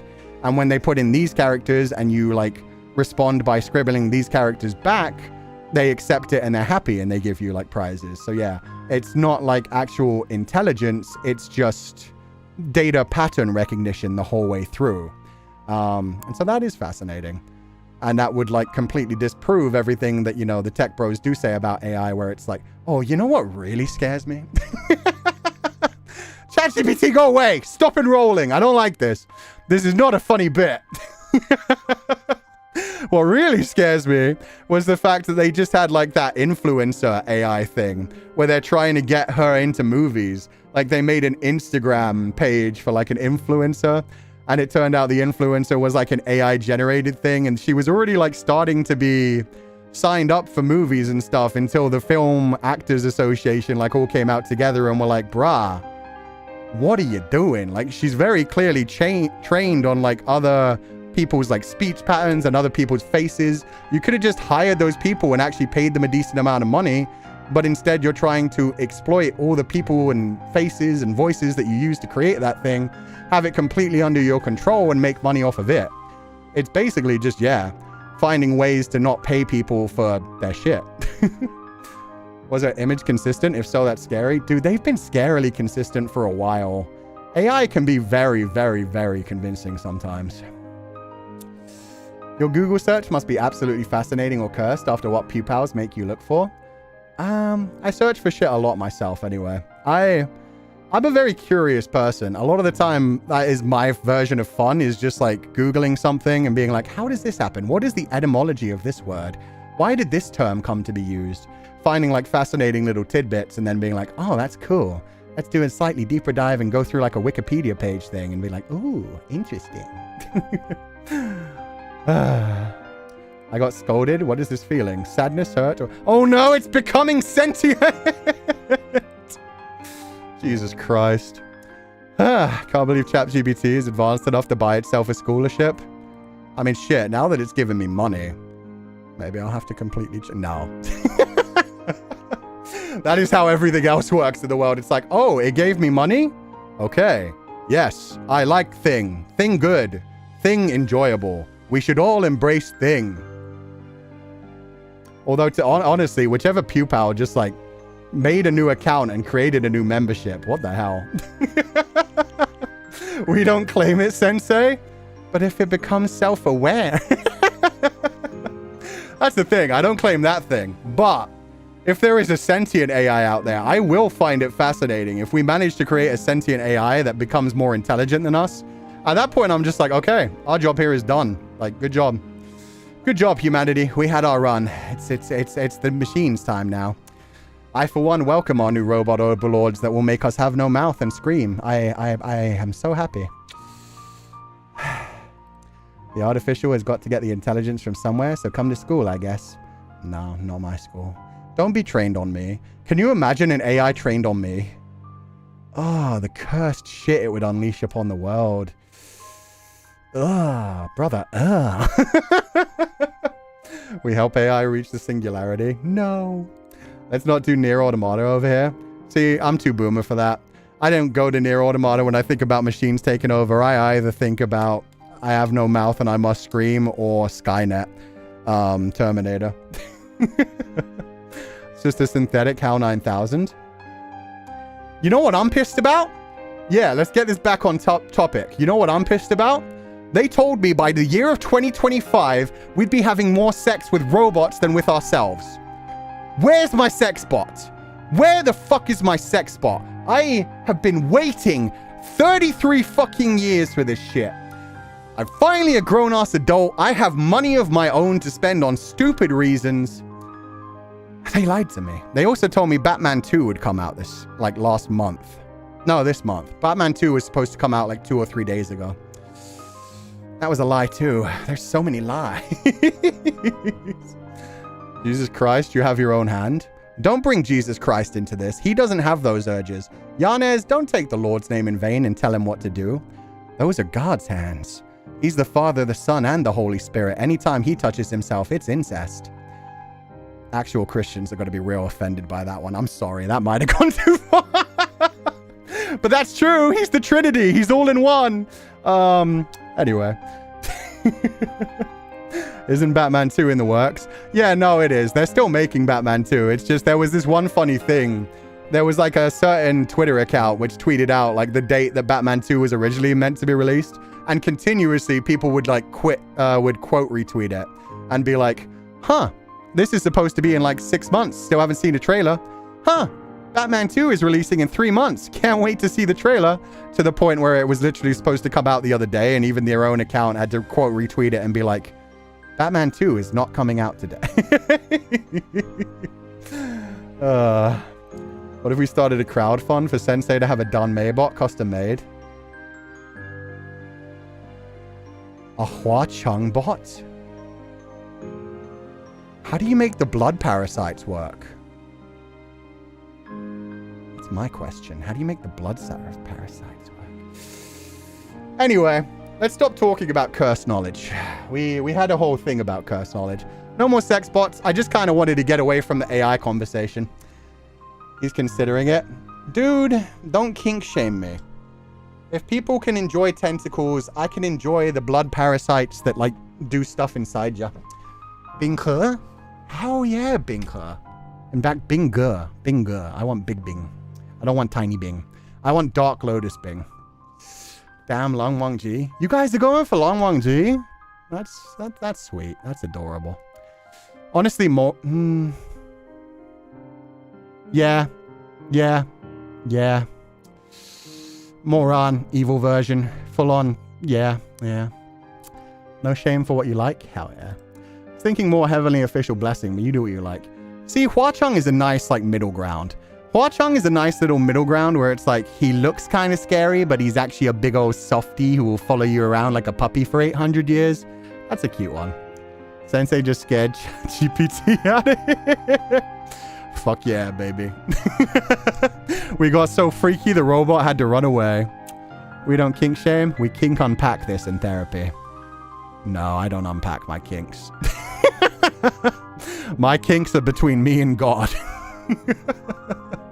And thankfully, they haven't sent any messages to me anytime.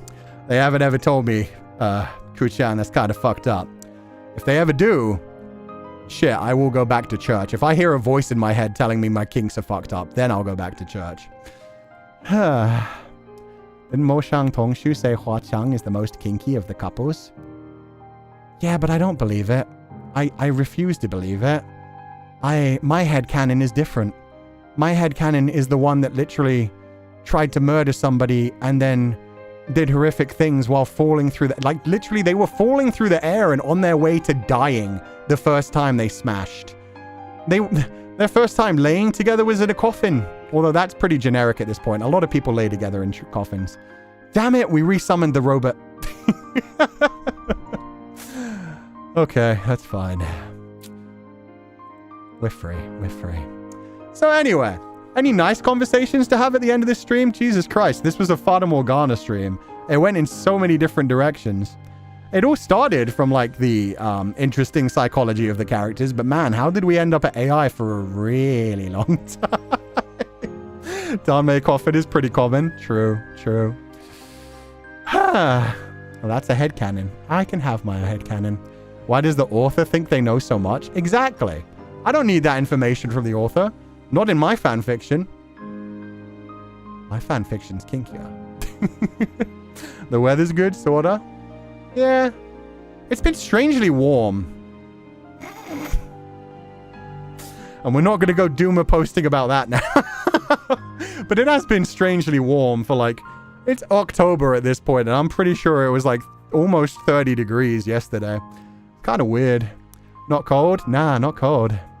I just got volume 11 of Modazushi English manhwa in the mail today. Nice go. The manhwa is so beautiful. I saw that they're finally releasing the Modazushi novel in like hardback as well. Which, it's too late for me. I already bought the paperbacks for all of the main Mo Shang Tongshi ones. I didn't even go for the Heaven Official's Blessing ones, but yeah. That's just Fata Moru for you? Yeah. I get very passionate about Fata Moru. I got my Kuchan charm from her cuckoo, so I took him to uni with me. So did I! Well, not to uni. That would be weird. It'd be weird if I just showed up at a uni. But yeah, no. I got my stuff from her cuckoo as well. I ordered all of the things. I got one of everything. So I'll be taking pictures of it and sharing it for Oshiete Yoku Sensei. But yeah, I got one of everything. I'm so happy. They look so beautiful. Chris did such a good job on everything. Look, if it's October, we get to be as unhinged and freaky as we darn well please. So true. So true. It's October. It's a time for chasing down weird kinks and weird fetishes and being like, huh, I know that monster's supposed to be an evil killing machine, but damn. Okay. Still thinking about how I explained the Omega verse to a couple weeks ago. Aw, that's sweet. I'm glad somebody finally explained to me what a beta was, because I was like apparently misunderstanding that for a very long time. No Nut November? Fuck that. No. Not every night November. No. Jacopo will make AI-ish earlier hinted this conversation. It's true. We spawned this. 67 degrees Fahrenheit here. It's autumn. Oh, good. It cooled down. Definitely, it was really surprisingly warm the other day. Starting to get cold here in Canada now, and it's only 8 degrees out in the morning. The only weird thing is, like, I'm so sure it's still going to be, like, a really rough winter. Like, I feel like every couple of years, like every 4 or 5 years, it starts where, like, the autumn feels very warm, and then the winter feels incredibly cold, like snow flurries and shit. So we'll see. We'll see.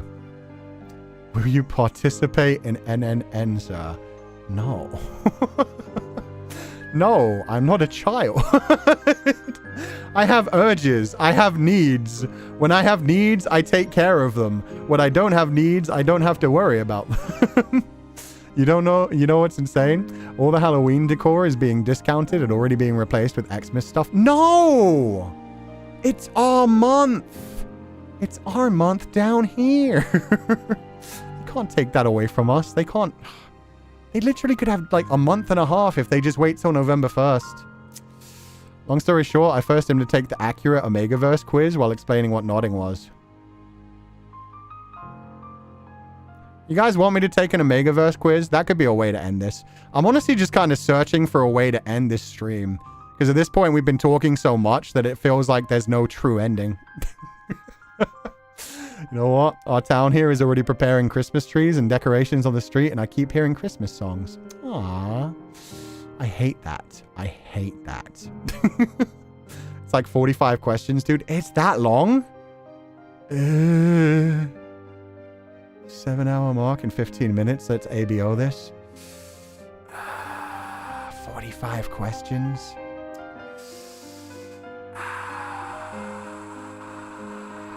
You know what? No, that's a good way to end stream. People are so excited. People are so interested. We're going to save this for an Oshiete Oku-sensei. That's my way to end this stream. I'm a blue ball, you all. Happy No Nut November, everybody. Bye-bye. No, I'm kidding. I will be honestly leaving soon, though. 45 questions is a bit much. I thought it'd be like 12 questions. But yeah, no, I'll do the quiz. I'll do the quiz. I'll probably do that quiz and like the S&M quiz, probably. I'll do that quiz and like the kink quiz on like an Oshiete Oku-sensei episode. So specifically, people... Guys, I know it's surprising. We do actually have a lot of pupils that are like, there's too much sexual content in this particular stream. The BDSM test? Yeah, I'll do the BDSM test. But we will warn people before that Oshiete Oku-sensei episode that that's what we're going to do. I happen to know that there are a lot of pupils who come to some things and they're like, man, there was so much weird topics coming up on that stream. I had to step out during gameplay and came back to some very interesting convo. I hope it was the more interesting convo. We genuinely had some very deep and interesting talks. And then some other things happened.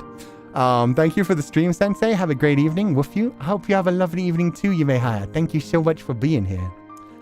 As a Catholic, this is tame. I like that you...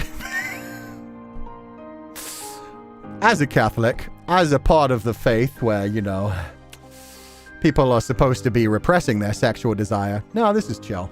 You don't know what Catholics get up into the bedroom behind closed doors. Or normally behind the closed confessional booth. Normally down on their knees rather than on anything. Behind the pupats. Pupals? Pulpits. Behind the pulpits is what I meant. At least they'll be warned about the content. Yeah, exactly. Exactly. Who come to some things, yeah, they do be... No! That was a low-hanging fruit innuendo. How dare? How dare? Behind the pews? Is pulpits not a word? Is pulpits not a... Let me see pulpits. I thought pulpits was another word for pews. Pulpits. Just give me the definition. See, that's annoying. I Googled that. I literally Googled pulpit definition and it was like, here's an AI overview. Fuck off. A raised platform or lectern in a church or chapel from which... Oh, okay. It's the announcement board area. It's the little lectern. Got you. I thought pulpits were the same thing as pews, honestly. But yeah, okay. Behind the pulpit works too. Question is, who's kneeling down behind the pulpit while the father's giving the sermon? Blessed be indeed. Anyway, pupils reminded me of pews. Probably. Okay, what was I going to do? There was something I was going to do. I don't remember.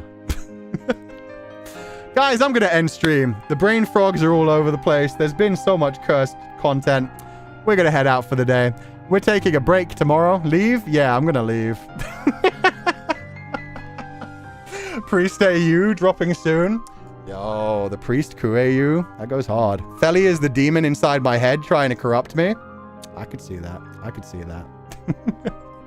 The brain frogs are real. They are spawning and we are out. So we're not going to be back tomorrow. Tomorrow we take the day off, but then Thursday we come back for By Sweet Carol, which is a brand new horror game. Oh yeah, we're starting real horror season now. We did Oshiete Oku-sensei. We did this, which is kind of horror, but more like, you know, a relaxed kind of horror. Not actually fantasy horror, just more like, oh wow, the world sucks horror. And yeah, we're going to be starting proper horror games starting soon. Yeah, I hope you all have a good day off. Oh, that's what I was going to do Streamlabs. I'll do Streamlabs before I leave, but then I promise I'll leave. I promise you'll be free of me soon. Sensei, I consider you my Kamioshe because you're the best. You really are. Aww. Cloudines, thank you so much. That's so sweet of you. I'm glad. This is obviously, this is the best community, but that's a subjective thing. This is the best community in my opinion, but that's because, yeah, I put out into the world what I want to put out into the world, and we get back what we get back. So we have a community that matches each other's freak, but also matches each other's calm. I like the fact that we're able to talk about kinks and messed up shit. I love the fact that I'm able to argue about like the good sides of AI without people just mindlessly being like, no, AI bad. I love that I'm able to like say that kind of shit and not have people think, oh, so you do like the horrible things they're doing to the environment and shit like that. I like that we're able to have deep conversations about psychology and my own issues and a lot of them that I don't understand, and that I'm able to learn things from you guys as well. So yeah, I love this community. It's not all just like silly fluff and reactive stuff. It's like a lot of deep conversations, and it teaches me a lot throughout the days as well. So thank you. Okay. B-Cream, thank you so much for donating the allowance. Thank you so much for the stream today, sir. It's been a pretty rough day at work, but knowing I can look forward to and listen to you and the Pupals being silly and sweet on my drive home is warming my heart. Also, congrats on the birthday event. It looks amazing. Thank you so much, B-Cream. And Try Princess. And these were the only two today, so this is all good. Then we're heading out. Try Princess, thank you so much for donating the allowance. No message, but thank you again for always being so supportive. I hope you all have an incredible evening. Thank you guys so much for being here. I don't know if I can raid anybody on the way out. I'd imagine. We went pretty long. Normally people are starting up things again by now. Except I don't know how to edit things now because it's got a new layout. Oh god, that's weird. Yeah, I don't know how to edit things, so I guess we won't be raiding this time, and I'll try to find a way to actually do that in the future. Question mark? Oh, there it is. Okay, I found the new price. Redirect. Yeah, I can send you guys to Casper again. Casper Catacini is streaming. So I'll send you guys to Casper on the way out. We're going to be gone for a day. As always, have a lovely evening, my pupils. Burn bright, and I will catch you guys next time. Bye-bye.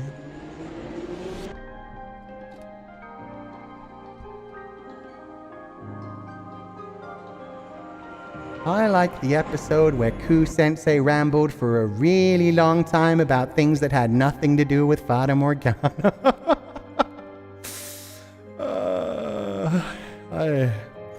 I really need a leash sometimes. Bye-bye, everybody!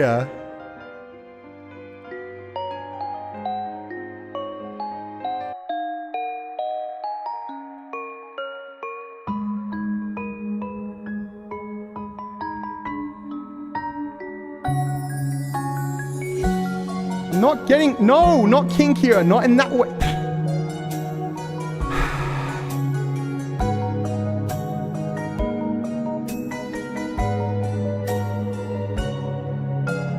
Enjoy Laura Shigihara. This is a beautiful song. Don't besmirch it. This is basically my religion. Walk the roads and saw the days go by. Oh, damn it. Now I'm sounding like Jacopo defending himself. To find a separate meaning. But I kept searching for a place, not a general direction. All the paths they point to you. It took me time, but then I knew that I could not go back. Won't be the same as before. Don't wanna go another day far away from you. It's painful, but I don't regret it. All that I have, all that I am wrapped inside of you. Though time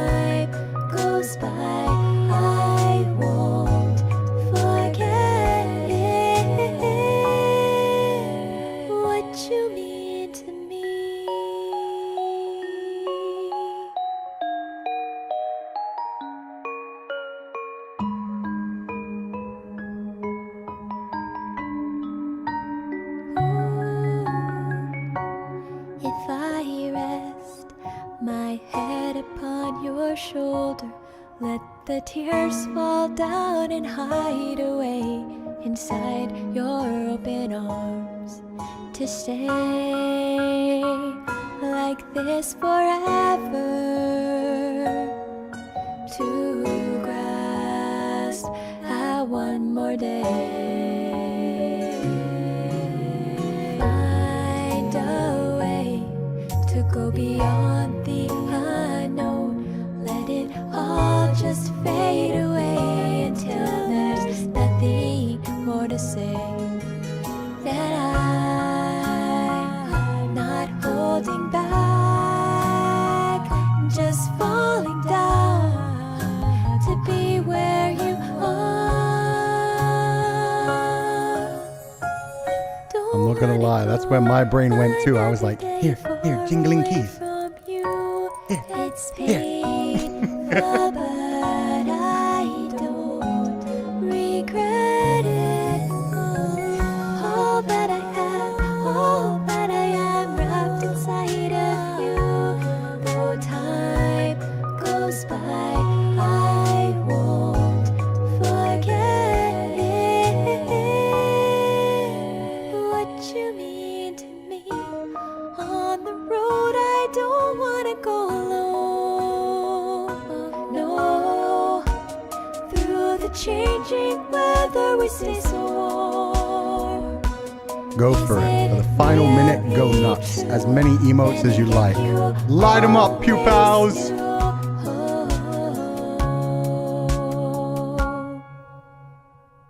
Don't wanna go another day far away from you.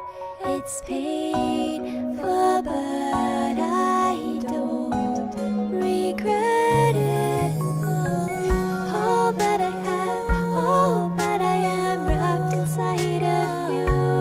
Though time goes by, I won't forget what you mean to me.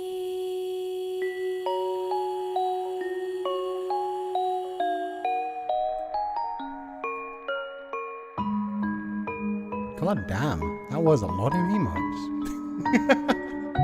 Have a wonderful day, everyone. Konbanwa minawan!